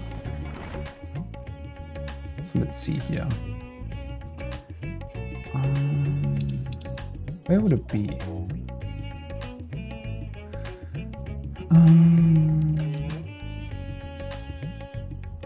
No, that's... is it here? Dragonsong Wall, Tales from the Shadow? Shadow Pass. Wait, was it only one quest so far? I thought for some reason this was the third one. Apparently it's the second one, huh? The Radiant Scout explains to you that he recently happened upon a void scent while out on patrol. The beast was strangely docile, however, and against his better judgment he chose to capture rather than slay it. Hearing of your recent foray into the void, he hopes your expertise can prove useful in discerning what the void scent may be plotting. To that end, he asks you to accompany him to the Hall of the Radiant Host. Having died shortly after your arrival at the court of Troya, the Solanite Voidsent fled to the source, seeking sanctuary from the void's vicious cycle of undeath. However, it was not fully recovered before making the journey, causing it to split into several lesser Voidsent. It asks that you search Ratzatan for its missing kin. In exchange, they will share with you knowledge of the void. You travel about the city and find 4 wayward hectares, each of which recounts a grim tale of the 13th and the denizens of the Void. The Voidsent will no doubt be glad to be reunited, and the Radiant Scout relieved to know the streets are safe. The Solanite Voidsent thanks you for gathering its kindred Voidsent and makes ready to reunite with them, but something is amiss. It would seem there are yet more pieces of itself that have yet to be found. Should the hectares sense more wayward Voidsent, it hopes you will answer its call for help once more.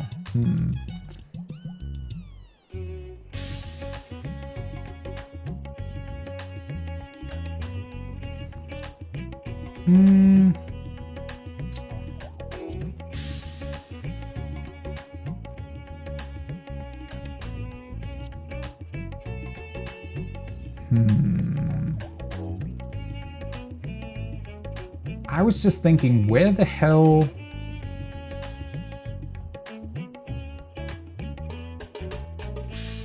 Variant Dungeons, that is what I did earlier? It's a very beautiful picture, by the way. I'm just wondering, where the hell was the quest with Alpha and Omega that we did? Wasn't that also really good?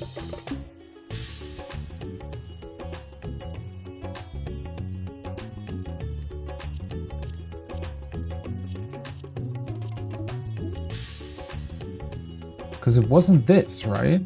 Or was it?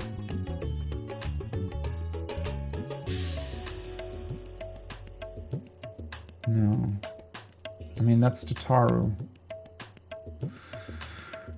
Huh. Oh, well, either way. Somehow I misremembered that. Like, obviously the Void Quests have nothing to do with the, what's it called? They have nothing to do with the...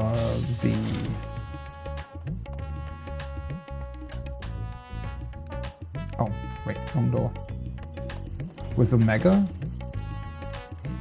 Okay, well, never mind. I need to know. Where the hell is that Omega side story quest then? Okay, this is tribal quests. This is current tribal quests. And these are the job quests. Or was it the conclusion of the role quests?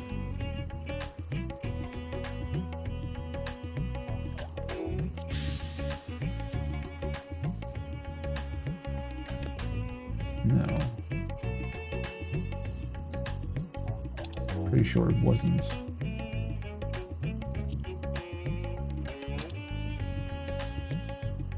Those are the leaves.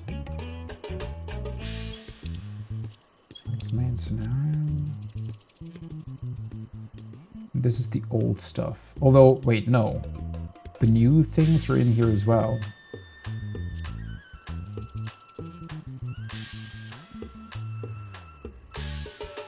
This obviously isn't there. And these are the old ones.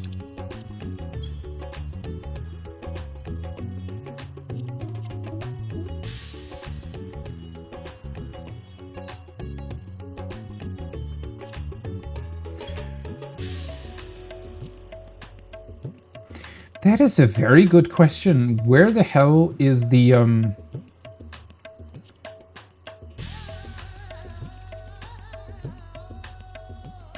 That's just variant tiles.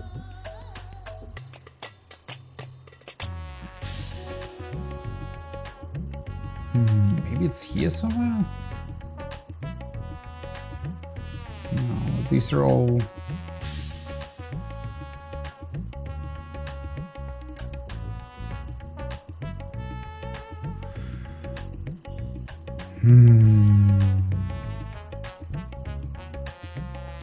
Those are dungeon quests. Those are the synced side quests.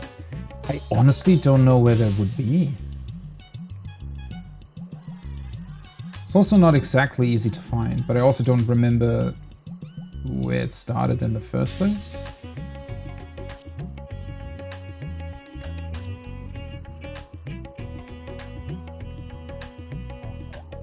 That's clearly not it. I actually don't know.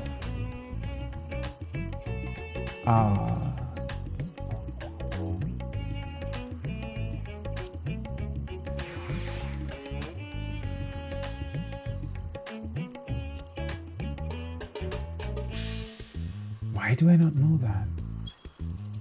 Or is it...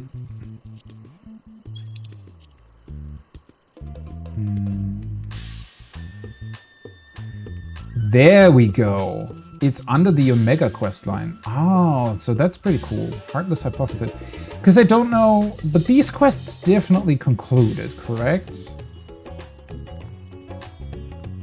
I'm pretty sure. Because this was a really, really good quest.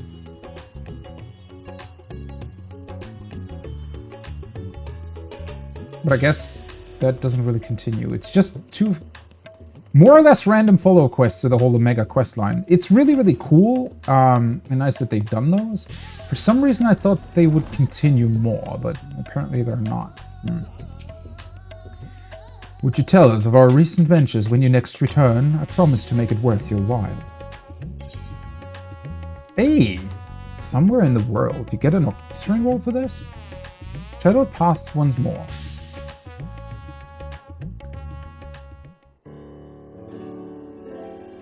Ah, if it isn't you. Since last we spoke, I have continued keeping an eye on the Voidsent. While the creatures have given me no reason to believe that they pose a danger, the rest of them remain at large. My fellows and I have yet to come by any eyewitness information, but their forms being what they are, they cannot have gotten far. Of course, it would make our search easier if they were likewise drawn to Ratzatan. My other selves have been telling me about their adventures. Truly, your world is a fascinating place. Your world is fascinating too.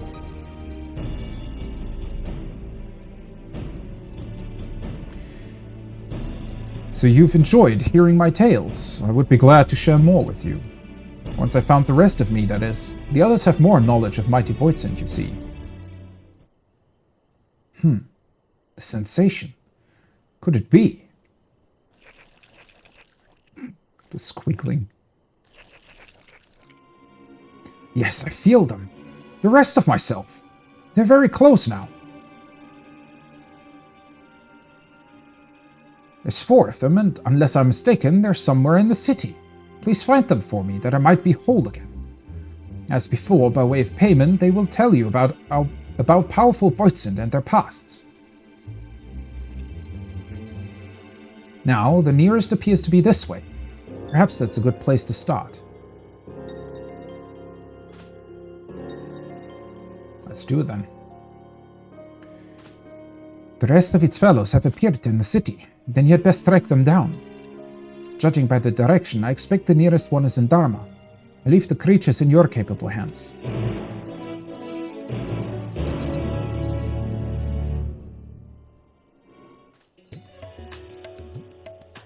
Alright. We can just straight up go to all 4 though, apparently. We don't have to go to the nearest one. Okay,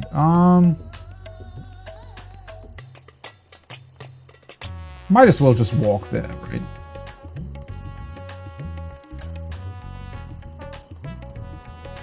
At least that gives me a chance to traverse the city once again.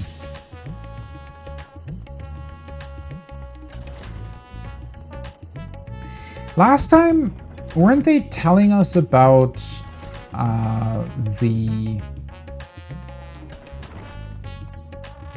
whatever they were called, the elemental thingies?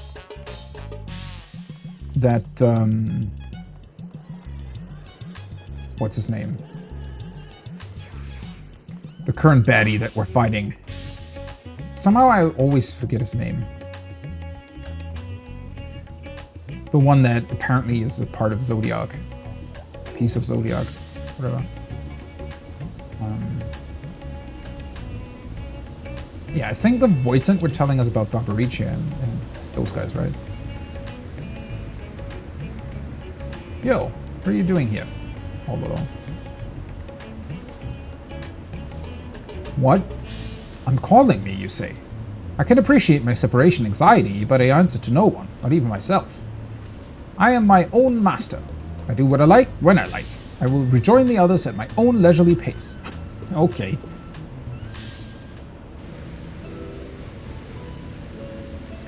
Mortals, on the other hand, always seem to be busy at work. Short as your lives are, one would think you'd spend more time on leisure. They're truly strange creatures. That's actually a very good point. I feel like we have a slight imbalance there in a lot of our lives.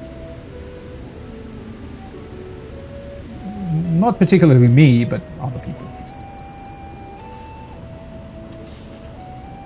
Still burning strong, just like the start of the experiment. By these sisters, but tending the flame is mind-numbing work.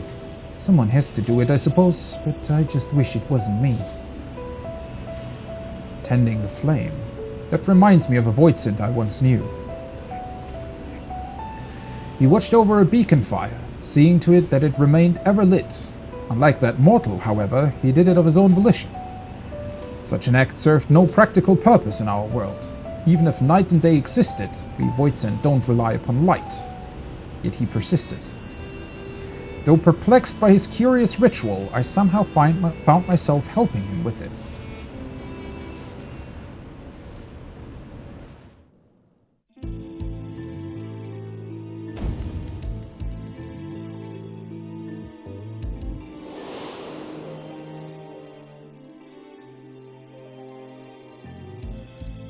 Rubicante was his name, and he went about his task dutifully. Others mocked him for his meaningless act. But it must have held some manner of meaning to him. And so, when I chanced to find the beacon gutted out, I made certain to let him know.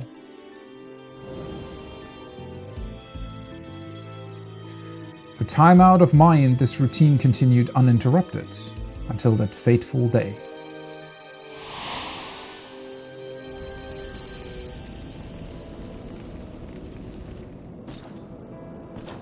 Golbas. I see flames dancing in the distance. Who should I find tending it but a mage of considerable might? With such power, surely you can do more than keep a beacon lit. My flames serve not to smite others, nor to sate my hunger. Then what purpose do they serve? I cannot say for certain, but to simply behold this flame somehow sets my heart at ease. I see. Would seem you lack the power to comprehend the feelings engraved upon your soul. But such a lack is readily rectified.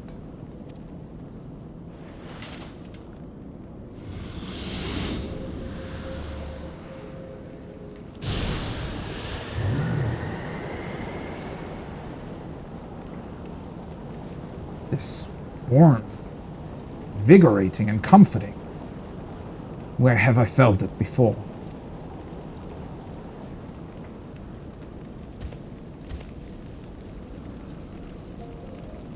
Of course. The sun. That which once shone its light upon creation. Though it would set, never did it fail to rise again. And like the sun, my flames must never die.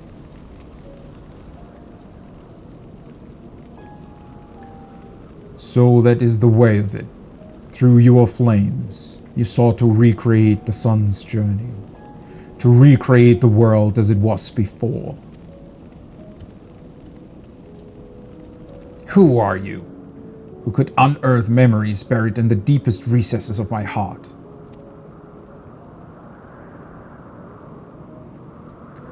It matters not who I am, but what I seek to do. Join me, and together we shall banish the darkness and see that the sun rises again.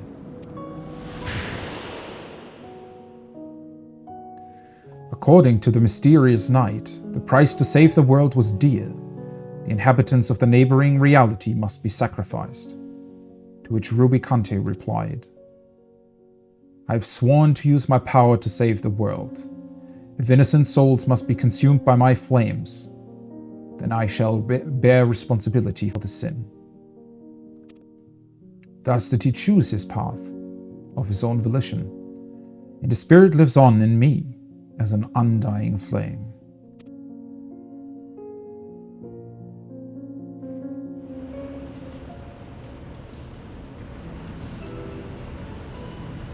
A world engulfed in darkness had become the norm for me, but since coming here and basking in the sun, I've been reminded of all that we had lost. I understand Rubicante better now, understand why he was willing to sacrifice all to restore the world to the way it was. To him, it was worth the price. Well, I must say, it felt great to take a squirm down memory lane. With that, I shall now rejoin the others. Of my own volition, of course. Of course.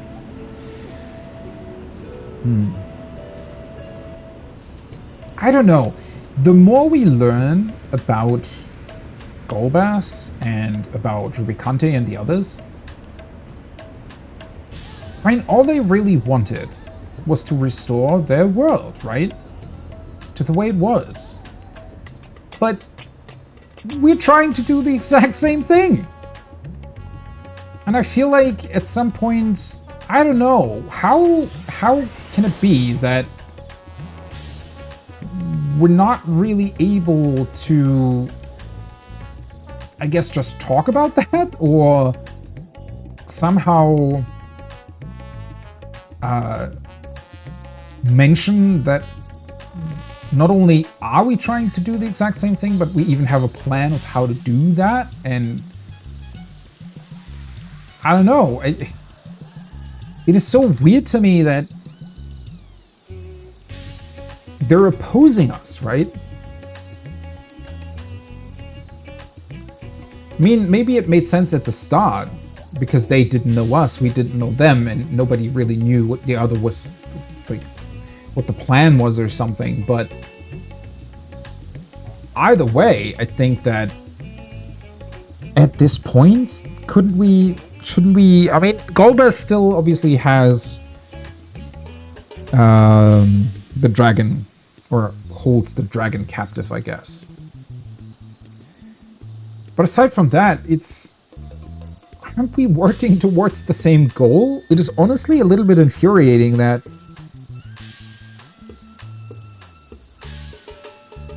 I don't know, we cannot do, but then again, it might still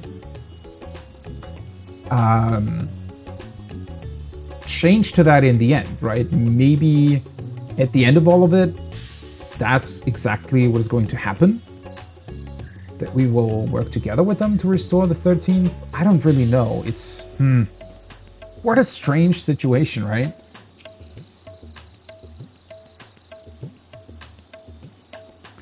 The rest of me are here too.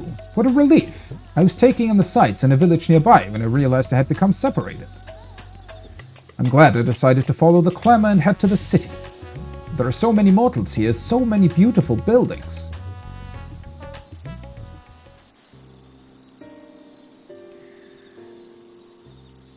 Father, what is this building? Oh, yes. The small boy is the resting place of the great Al-Zadar. Centuries ago, he journeyed here from the mainland and helped to end the war between the Matanga tribes, an act which laid the foundation for the nation of Ratzatan. So it's thanks to him that we all get along. Ah, a tomb. A place for mortals to remember their dead. It calls to mind people from my own past. My mother, who died in the Contra Memoria, and the ones who laid her to rest.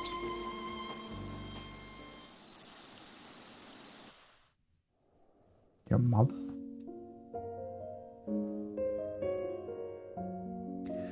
Long, long ago, there lived two powerful mages. It was said that none could match their might, yet they nevertheless continued to hone their skills at their training ground atop a peak called Mount Ordeals. I was going to say, it looks exactly like... So, it is essentially before the 13th became the Void. It, I suppose, was the exact same place as it is on the source, right?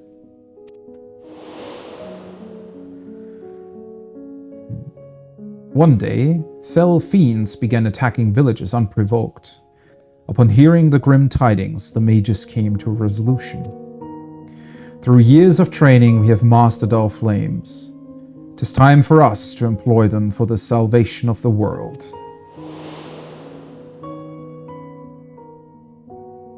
So it was that the pair descended the mountain and set about vanquishing the fiends.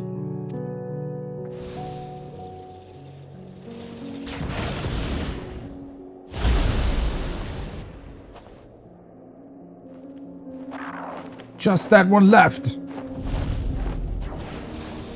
Leave it to me. No, don't! Please don't hurt her. Don't hurt my mother. Your mother?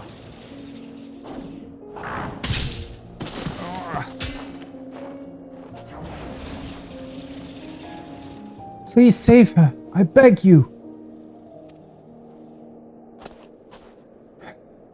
What do I do?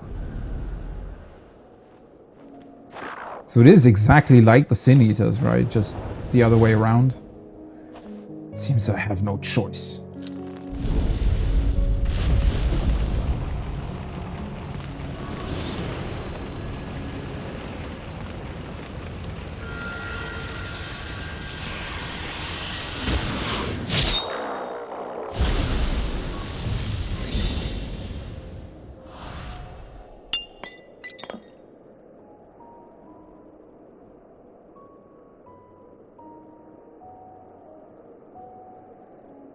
What? She's turned into a crystal?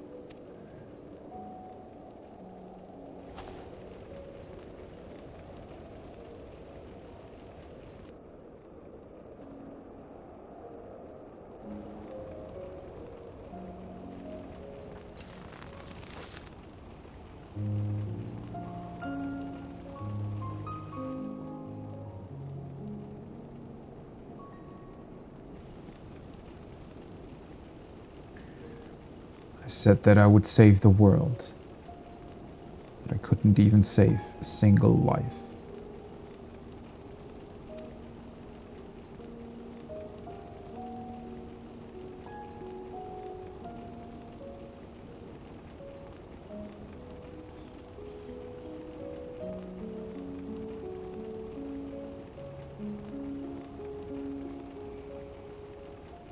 Flames were meant to be like the sun. They were meant to protect, to keep warm and light the way. And yet.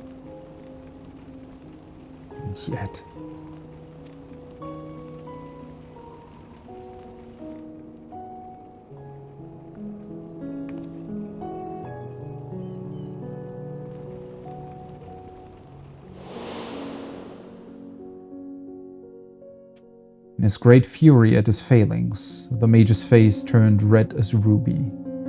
Thus did the girl choose to call him Rubicante. The mage returned to his mountain, where he buried his comrade. Upon the gravestone, he etched words of admonishment and continued his training alone.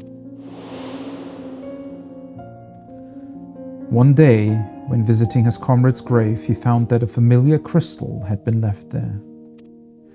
Its presence lifted a great weight off his chest. Without words, he told him that the girl was grateful for what he did. That day, he regained something he had lost, and descending the mountain once more, he embarked upon a journey, determined to use his powers for good.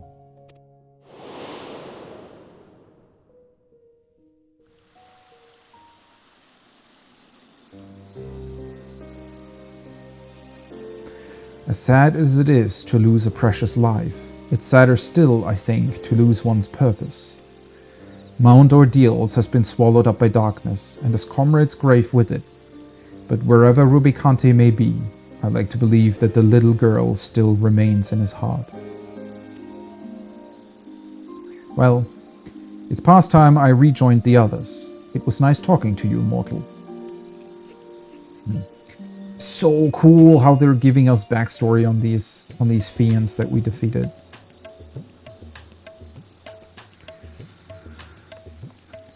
So yeah, the Contra Memoria, I mean, we knew that much already, right? But it is somewhat haunting to see how similar it is to what happened in the first, right?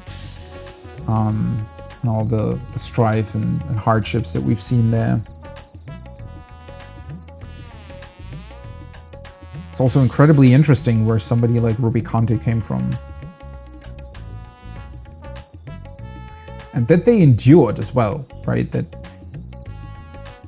him and all the others, I mean, they were, I guess, really, really strong individuals, and so they retained, you know, their own self, even in the void. I don't know, it just makes me even sadder for what has happened so far, right? Because I feel like instead of fighting them, especially Rubicante, I mean, even the entire story that we did in 6.3, right, with that culminated in us fighting Rubicante, it felt so, well, unnecessary doesn't really fit, right? Because that makes it seem as if the story was unnecessary or something. That's not really what I mean, but had we put our efforts more into rescuing the Void, and had we some manner of actually talking to Golbez about that, I don't know, it could have been so different, right?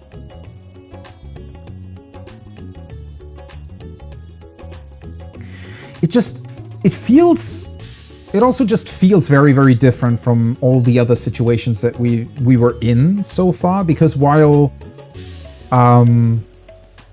Emmett Selk, for example, also was a villain that we could understand, we could understand his position, we know where he was coming from and stuff.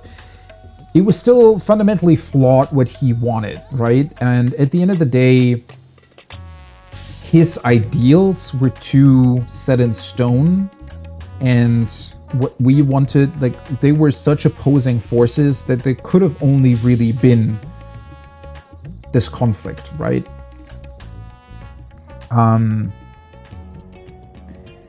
Same for Xenos and Fandaniel. There was never really any common ground there. But I feel like with Golbez, it is such a different situation because, well, it just feels like we don't know him, nor does he know us, right? But it feels like we're working on the exact same thing. And not only is it a thing that where we're both working towards the same thing, but it's also something that, while still obviously being very difficult, is definitely within our reach, right? It's not something... Again, back when we were opposing Emmett Selk, until that very last moment where he showed us where he was from and what that meant, and all the history of the ancients and of Amarot, up until that point, we really had no idea what the hell we were fighting in the first place, right? Who the ancients were, who the Asians were, right? We didn't really know. We only saw their actions, and their actions were pretty wrong, as far as we could tell, right?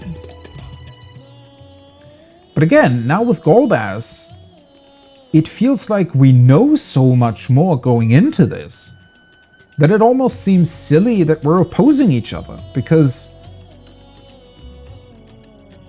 I feel like we have the knowledge, even though maybe not the means yet, to maybe utilize the light from the first to counteract the void from the 13th. But we know so much about all of this and about the reflections that it feels like we're, if we put our mind to it, we're somewhat close to an actual solution there, right? Yeah, so this whole ordeal with Golbez just seems very, very unnecessary from a broader perspective. Obviously, you know, the individual actions of the characters, I think, still make sense. It's not like the story is, you know, doing it just for dramatic purposes or because they want to have, you know, something going on. I felt like it's still, which is even weirder, it still made sense in terms of how the story progressed, yet at the same time, you know, with that broader look at everything,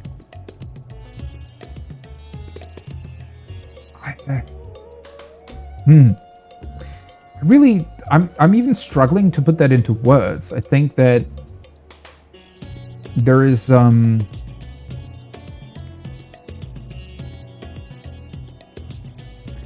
feels like there should be an almost easy solution within our grasp that we're just not, well, grasping for, right? Yeah, sure, it also, I guess, revolves around the dragon that we still need to find in the void, and it's still, and then going through a quest like this, seeing even the smaller void scent be actually pretty, you know, accepting not only of our world, but of everything that was going on. I really don't know what else to say other than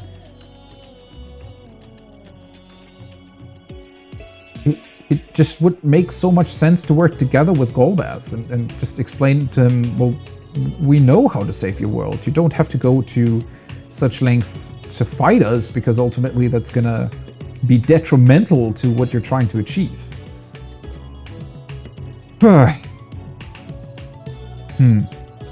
Interestingly enough, though, this whole conundrum does mean that it's really, really difficult to say what's going to happen in 6.4.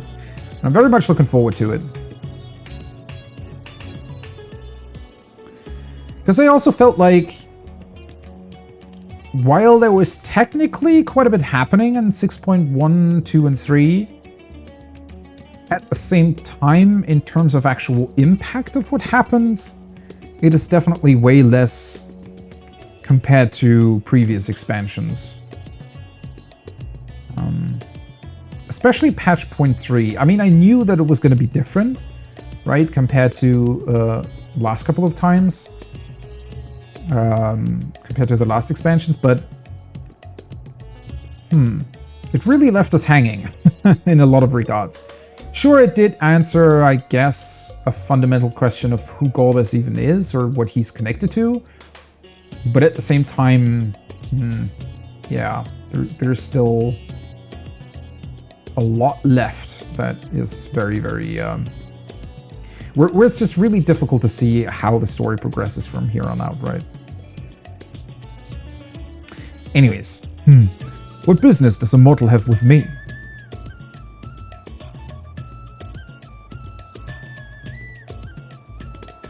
So the rest of me is safe. Thank goodness. It was worth risking myself to let the others escape. No sooner had we arrived in this world than we were attacked by fearsome creatures of stone. I drew their attention and after scrambling hither and yon managed to get myself to safety. What creatures of stone is he talking about? But to so jealously guard treasure, you mortals must truly be fond of it. No, there's another place for storing it right there.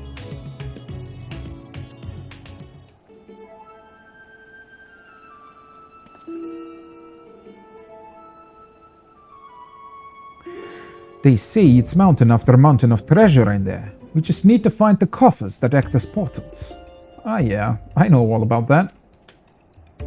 And then survive the guardians and deadly fiends. I don't like our chances with just the three of us. Less of us means a bigger share for each. Exactly. Besides, what's an adventure without a little danger? I'm really not sure about this. To willingly throw oneself into danger, it's truly a strange mortal quirk. Unlike your kind, we Voidsent are quite risk-averse. For instance, we wouldn't think to challenge a stronger being. Except for him, perhaps. An odd fellow who loved fighting for its own sake.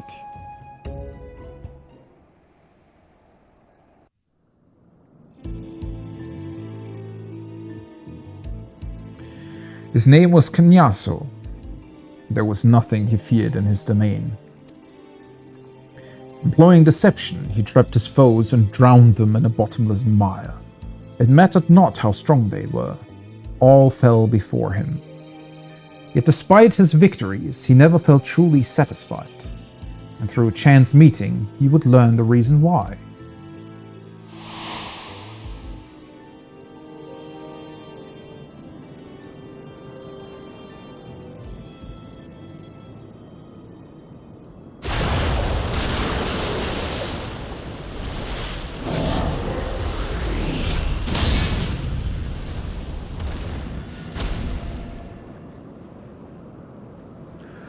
And you should repel my attack.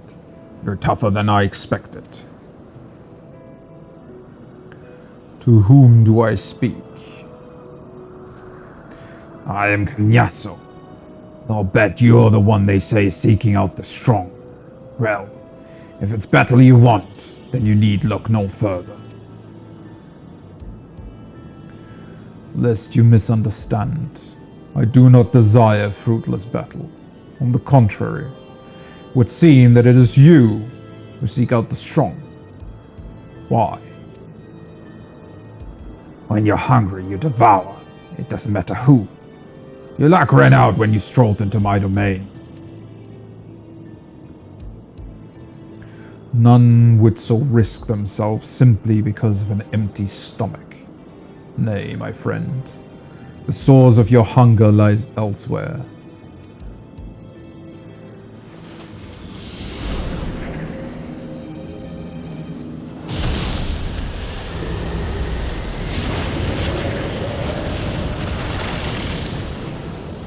What is this ether?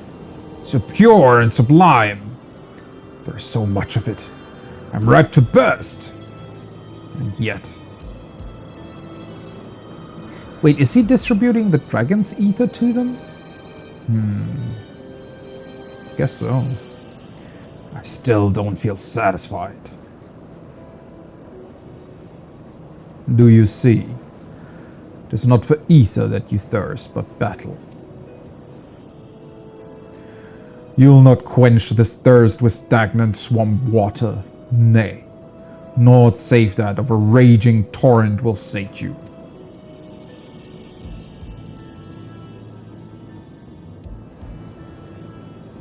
What do you mean? There is no joy to be had in ensnaring your quarry.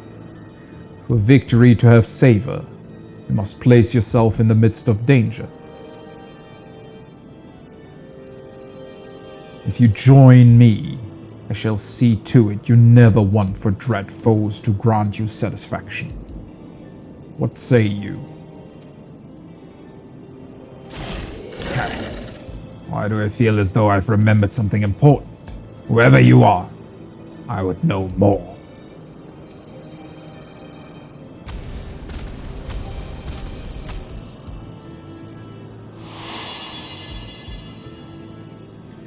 And thus did he find a place to belong, upon the fine line that divides the devourer and the devoured. If he could do battle with just one worthy foe, he told himself, he could go to his rest forever satisfied. From that day forth, Kenyasu tirelessly sought out those who might be able to best him, each time hoping for bliss, but knowing that, like us not, disappointment ultimately awaited.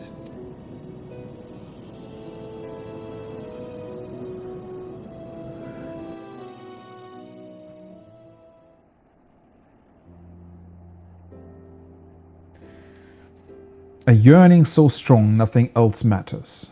Do you have such a thing driving you too, mortal? Looking back, it was extremely reckless of me to come to this world, but it has been worth every bit of danger and more. I can't wait to share my experiences with myself. I'll be on my way now. Thanks for coming to find me.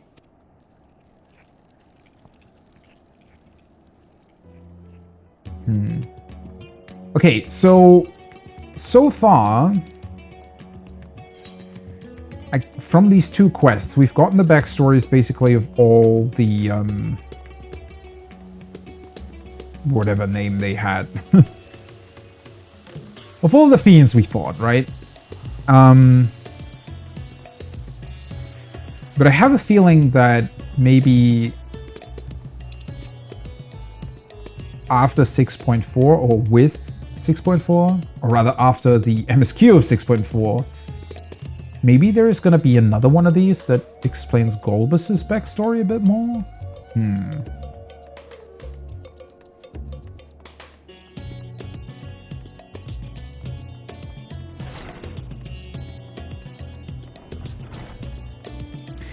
I feel like that is the one thing that, at least for me, does fall a little bit short compared to past MSQs.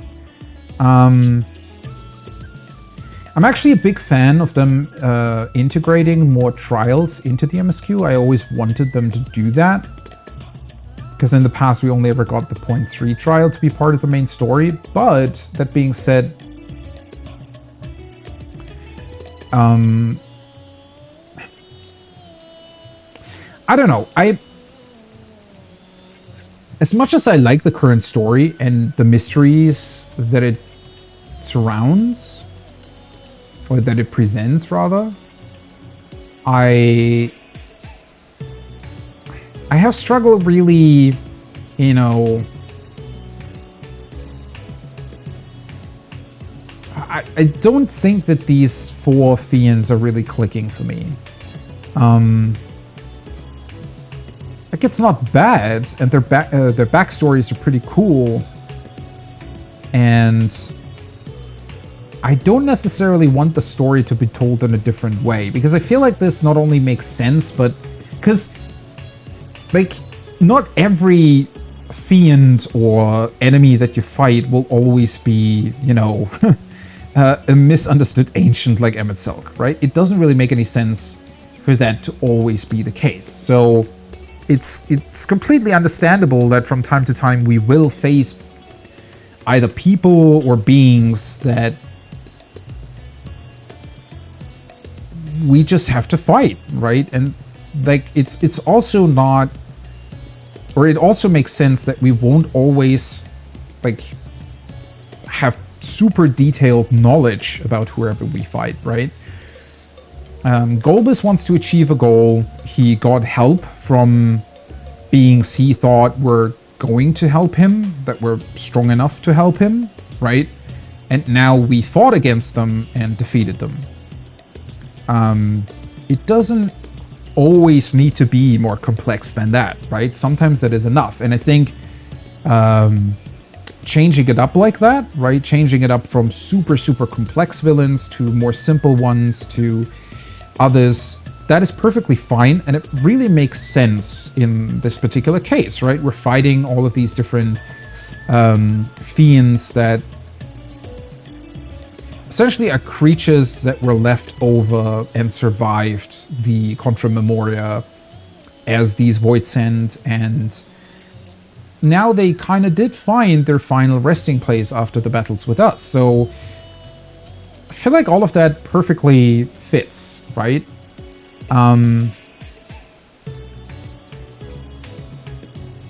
That being said, without knowing where it leads to, it's really, really difficult to fully immerse yourself in that type of story, right? So I am way less interested in who we're actually fighting and way more interested in where it leads or why we did that, right? What comes next? What is Golbus's real goal? What are we going to do with him? Right? Is there going to be some sort of rejoining or restoration of the 13th that will be happening? Right? Those are the actual interesting questions. And I feel like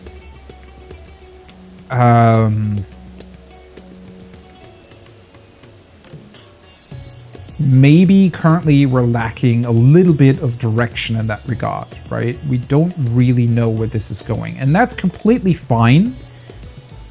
I think it's just something that we, or I in this case, have to get used to, because in the past, I think, you know, looking back before Endwalker released, before Shadowbringers released, you know, again, the 0.3 patches were always still connected to what we were doing during the main expansion, right? And it sort of culminated in whatever big finale there was for that particular story. And so the only patches that had mysteries to them, where we didn't really know where things were going, were the 0.4 and 0.5 patches. And even then, right, since obviously all the marketing and everything for the next expansion was already out, or already sort of starting to hype up, and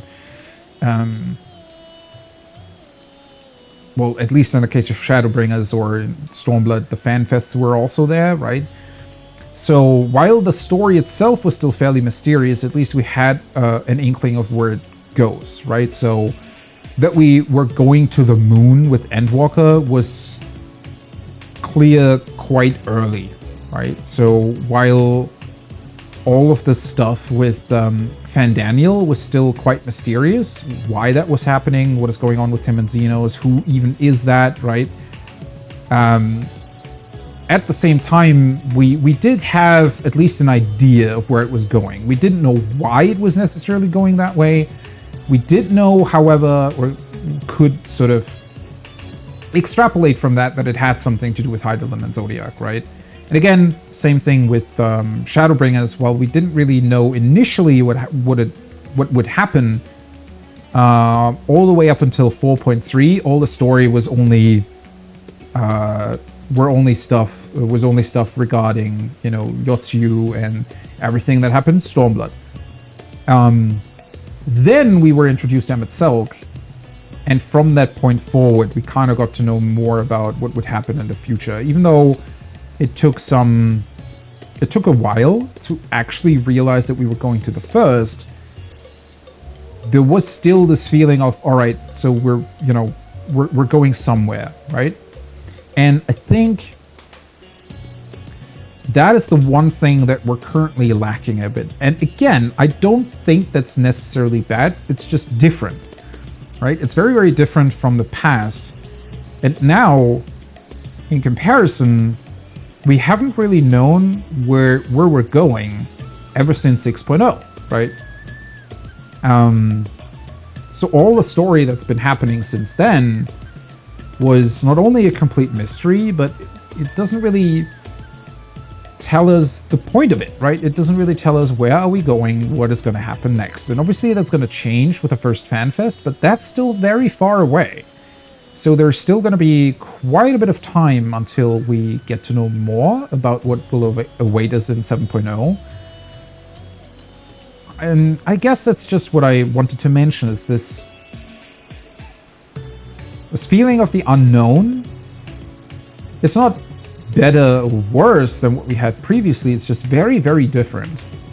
Just in terms of the feeling that the story currently evokes, right? And I think that, and that's probably going to be the brilliance of this as well, we may not really super care about Golbass and about Ruby Conti and everything right now. And I don't know if Ruby Conti and the others will ever going to be like super important, but I still think that retroactively these events will feel very, very different to us once we know, not only know where to go next, but once the next thing, meaning 7.0, is actually going to happen, right? I do think that at that point, all of this will be in a completely, will be looked at in a completely different light. And I'm absolutely looking forward to that, but I'm also quite keen to see specifically how that will work, right? And what it will entail at the end of the day.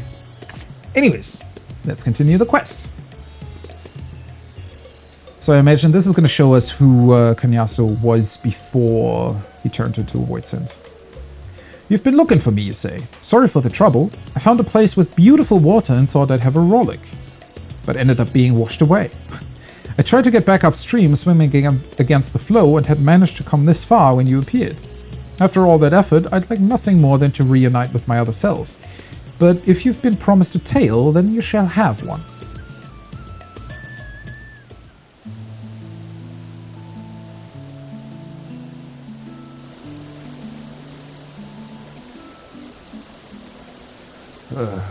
Nothing but small fry.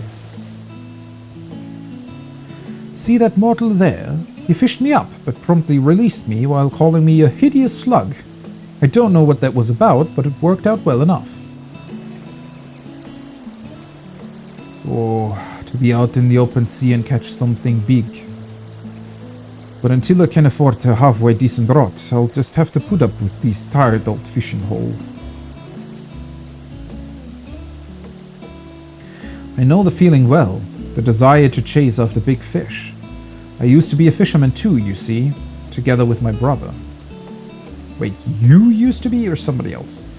But the Contra Memoria wreaked havoc on the ocean's ether, and nary any fish remained to be caught. Each morning we would wake up not knowing whether we'd have food to fill our bellies.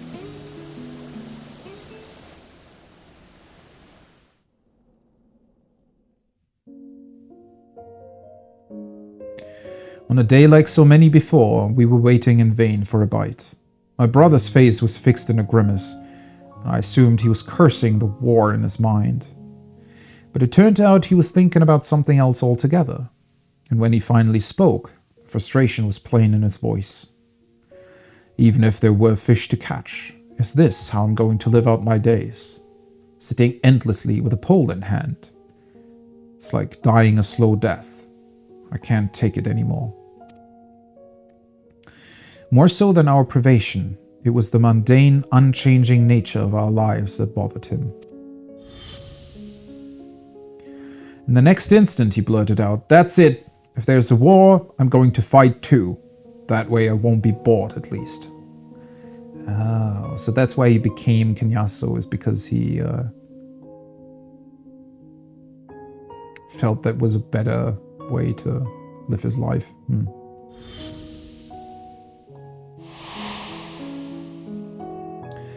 And just like that, he threw aside his rod and set off, right into the thick of the conflict.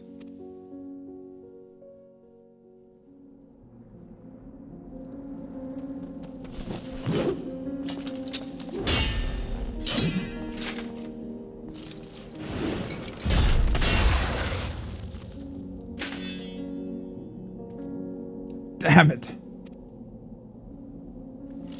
It's over.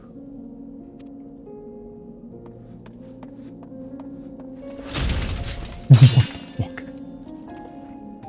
fuck? Who the hells are you?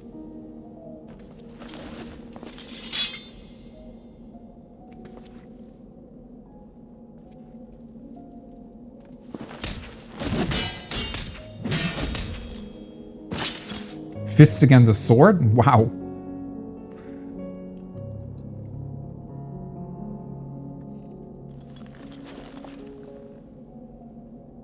Whoever you are, I mean, you're dead. Having exhausted my powers, I was all but defeated. But now none remain to oppose me here. Perhaps you would consider serving me. You would be well rewarded, of course. I could grant you riches, castles.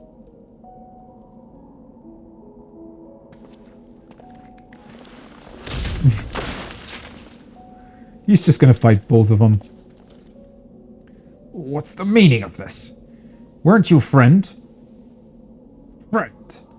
I'm just after some excitement. So come on, give it to me.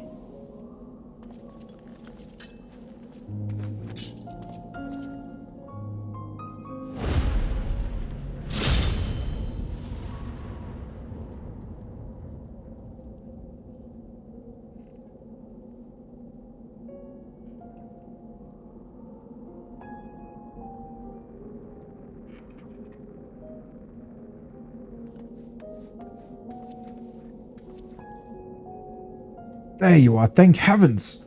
What were you thinking, taking on Memoriates with your bare fists? However strong you may be, you're lucky to be alive. Alive.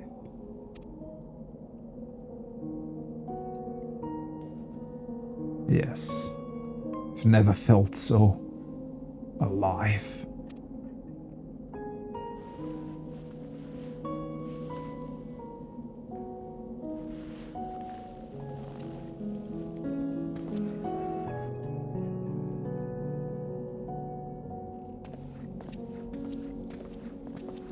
Where are you going?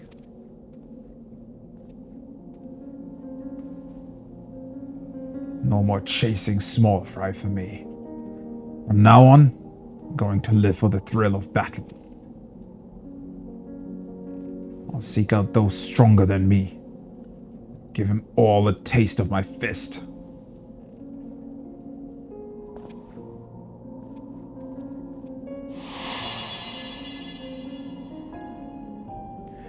Never have I felt so alive as I did, risking life and limb, he said as he strode away, never to return. Sometime afterwards, a rumor reached me of a fearsome warrior. A man would arrive unannounced on a battlefield, trounce anyone and everyone indiscriminately before disappearing again. Kanyaso he was called, and cursed for a feral dog. It was enough for me to know that my brother still lived.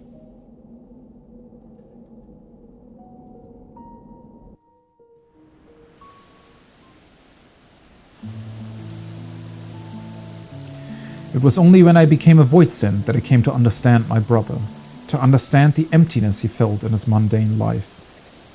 It inspired me to want to break free from my own unchanging existence, and instilled in me a longing for this world. And for all his quirks, he was a good and kind brother, always looking out for me and helping me with my fishing. Like everyone, he must have turned into a Voidsent. If he had the chance to come here, I believe he would have found a purpose in life. A proper one. It's actually really sad knowing that we defeated him. Then again, he did find one, right? In a way.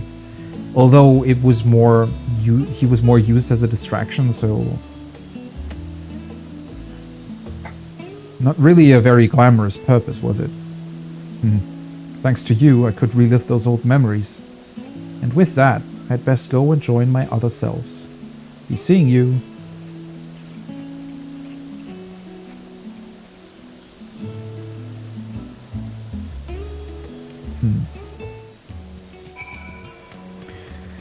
Alright. I wonder... the conclusion will be here.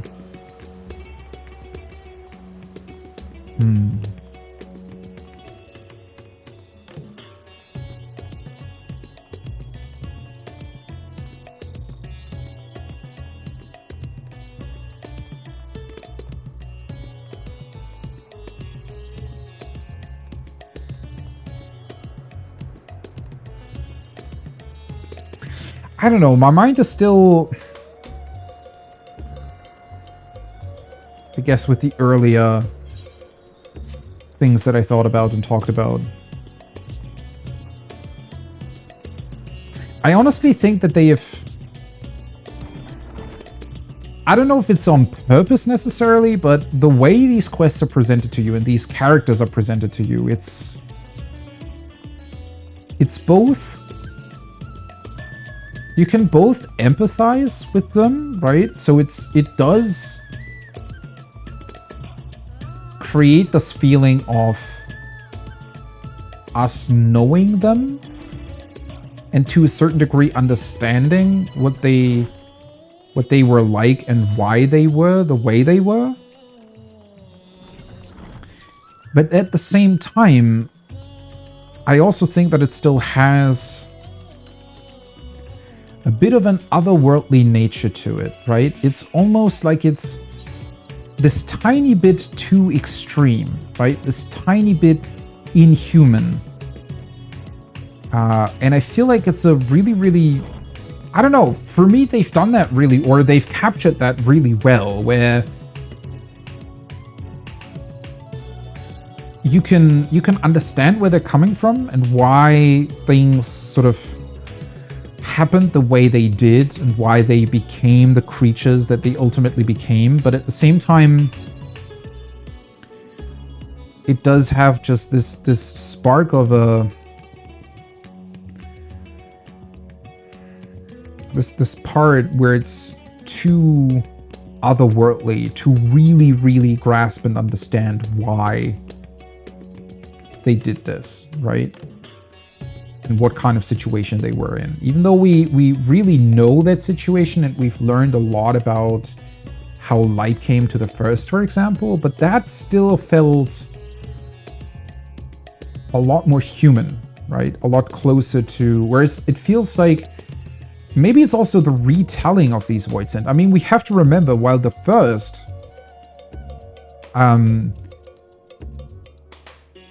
also struggled with the same problem, much less time had elapsed since it happened, right?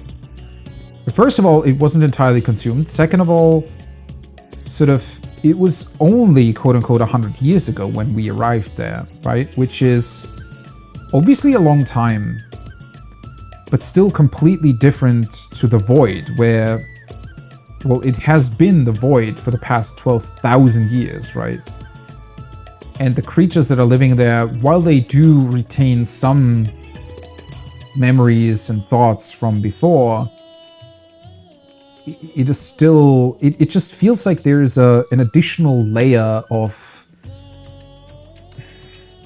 I don't know... almost fog or something in there that prevents them from fully capturing what it was, right? It all feels a bit... empty is not the right word, but it feels so... It feels very hard to grasp, right? I understand what they're saying, I understand where they're coming from, I understand their emotions and their thought process, but at the same time, it feels like it's still almost like a very cold retelling of a story, rather than an actual bloody event, right? It's really, really difficult to put into words, but I do think that there is this I don't know. I guess additional layer works perfectly well. Somewhere in between there that makes it all seem a bit more otherworldly compared to what we witnessed in the first, right?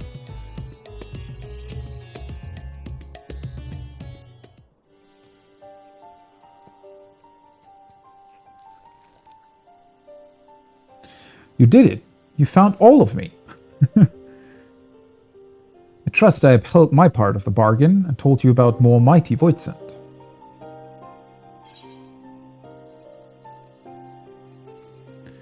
I learned about the pasts of Kanyatsu and Rubicante.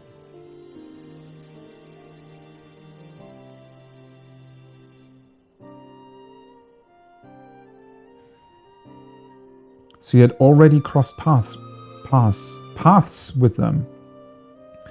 Though the tales may not help you in the battles ahead, I dare say they gave you something to think upon. They did indeed, a lot in fact. As mortals, then Voidsent, then archfiends, these troubled souls fought with all their being, and now their fight is over.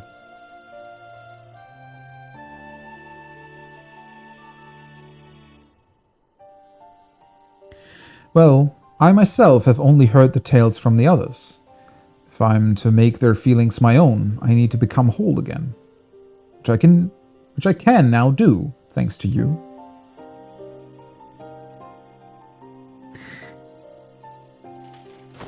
Is this really his actual former self, though? Because in the like with Kanyatsu, for example, it sounded as if he was his brother. But it feels like that might have just been part of a memory of a Voidsent he consumed at some point. So all of them are accounted for. Then by all means, let's have them return to the way they were.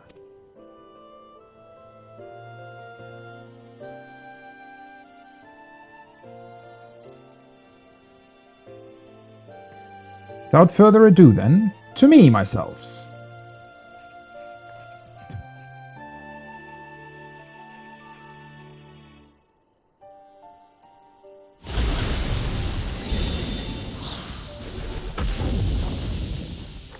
Oh, okay. For some reason I thought he was going to be a person. At last, we're whole again. There's nothing we need fear.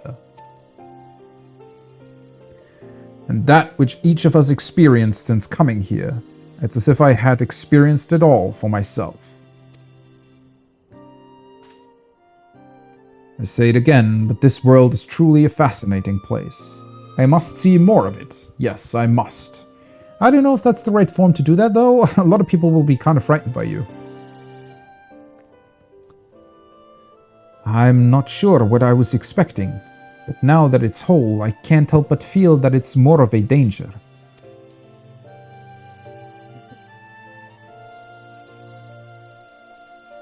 Yet with the undersea portal destroyed, there is no way to return it to whence it came.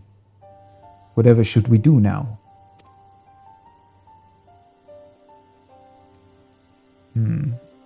What's this I see?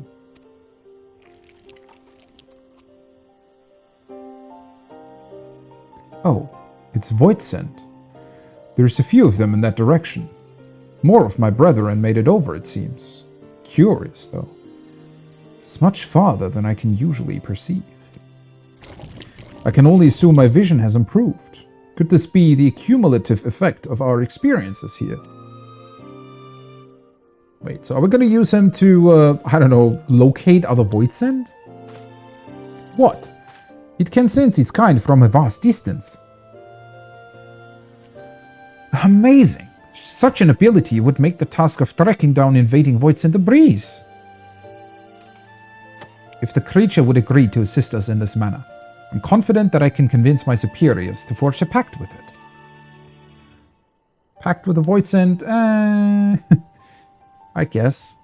Oh, if it means I can remain in this world, then I'd gladly agree to that arrangement. I can't say how much I'm indebted to you, mortal. Working with this fellow here, I'll find a way to communicate with your kind and make myself useful. Thank you for everything. Almost sounds like we're not getting an additional quest to this, but... We'll see, I suppose.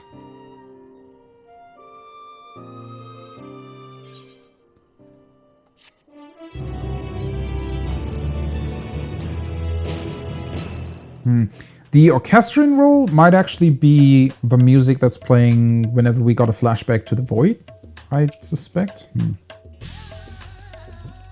I will be on my best behavior until I forged a pact. It's nothing short of a dream come true to be in this world, and I'll do whatever is required to remain. Well, okay.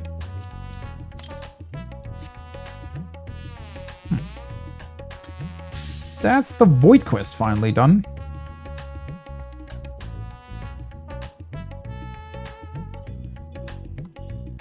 Okay.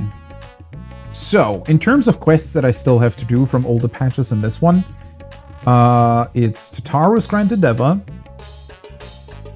Then we have Eureka Authors. Obviously, I haven't done that at all today, but that's fine. It's going to be more than enough time to do it in the coming days. We have done the new Hildebrand quest, but haven't completed the new weapons quest yet. And I guess the Loperids will also continue. Yeah, I think I got quite a bit done today. I feel like this worked out really well. I'm going to take a bit of a break now before raid because I do still need to do some stuff, and then we'll jump into the Omega Protocol. Hopefully with our adjustments working. That we established after our forays on Sunday. And I think in terms of the other quests that I'm still missing and jumping into Eureka Orthos and stuff, I might be doing a bit more tomorrow. But other than that, I think I'm just going to do a couple of things. Oh yeah, right. The two really major things that I'm also still missing that I want to do are both the Reaper and Sage job quests. I still haven't done those. I started them at some point, but never continued with them. So those are also still on the agenda.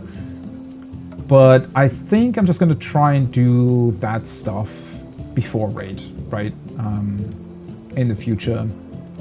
Just take maybe 1 or 2 hours before raid and do a couple of quests. I mean, it's really not that much. I have to say it does take a while to do these quests, right? Especially when you then also want to speculate about a couple of things. But overall, they're always really, really fun. It's really interesting and engaging to find out more just about the world of Final Fantasy and other things. But I do think that it just makes more sense to do them before raid, right? And use the opportunity of being online in 14 anyways to just complete those quests. And I don't have to do them all at once, right? I can just take a look at them and do them at my own pace, which is what I always do anyways, but yeah. Anyways, that's it for now. It's been a lot of fun. I do have to say I was a big fan of the new Hildebrand storyline. Obviously, the instance battle was absolutely amazing and something I definitely didn't expect. Looking back, I don't even really know why I didn't expect it, because it feels like a natural progression that they would use their, you playing as an NPC ability in instances for the Hildebrand quests as well at some point, but it definitely caught me off guard. It was a lot of fun. I got a couple of other quests done. We started the whole Loperid journey. Seeing them DJing was also a ton of fun. And I guess in the coming days, I do want to take a look at Eureka Orthos and at least go through the first 30 floors and just get a general sense of the whole place. I don't think that it's going to be super, engaging for me personally. I'm sure I'll do the floor 100 eventually, seeing as I haven't even completed the Criterion dungeon. I mean, I almost did it, but yeah, sadly it's not that easy to find people to do it with, and also find the time to do it, right? Because it's such a niche thing that, sure, you want to do it, but it's only really, you do it once and then it's done. Although there is a mount attached to it as well, but meh. We'll see. Maybe when the next Criterion dungeon releases, people are going to be more interested to go back to the first one. I hope that whatever they're doing with Criterion means that, I mean, if they're smart, I think they should make it so that you essentially can decide to do either one to get the rewards for it, right? So it's going to be the same currency or something. That would be pretty cool. I don't know if they're going to do that, but it definitely, I think, would make sense if that was the case. Either way, I'm going to take a little bit of a break now. I'll be online in about 2.5 hours again for day 4 of the Omega Protocol, and hopefully us finally getting to phase 2 now that we've sorted through our issues in phase 1. Hopefully have a working adjustment for our Pantocrator strategy. Either way, until then, I hope you're having a great rest of your day, morning, evening, wherever you are. Hopefully, I'll see you in a couple of hours. Bye-bye!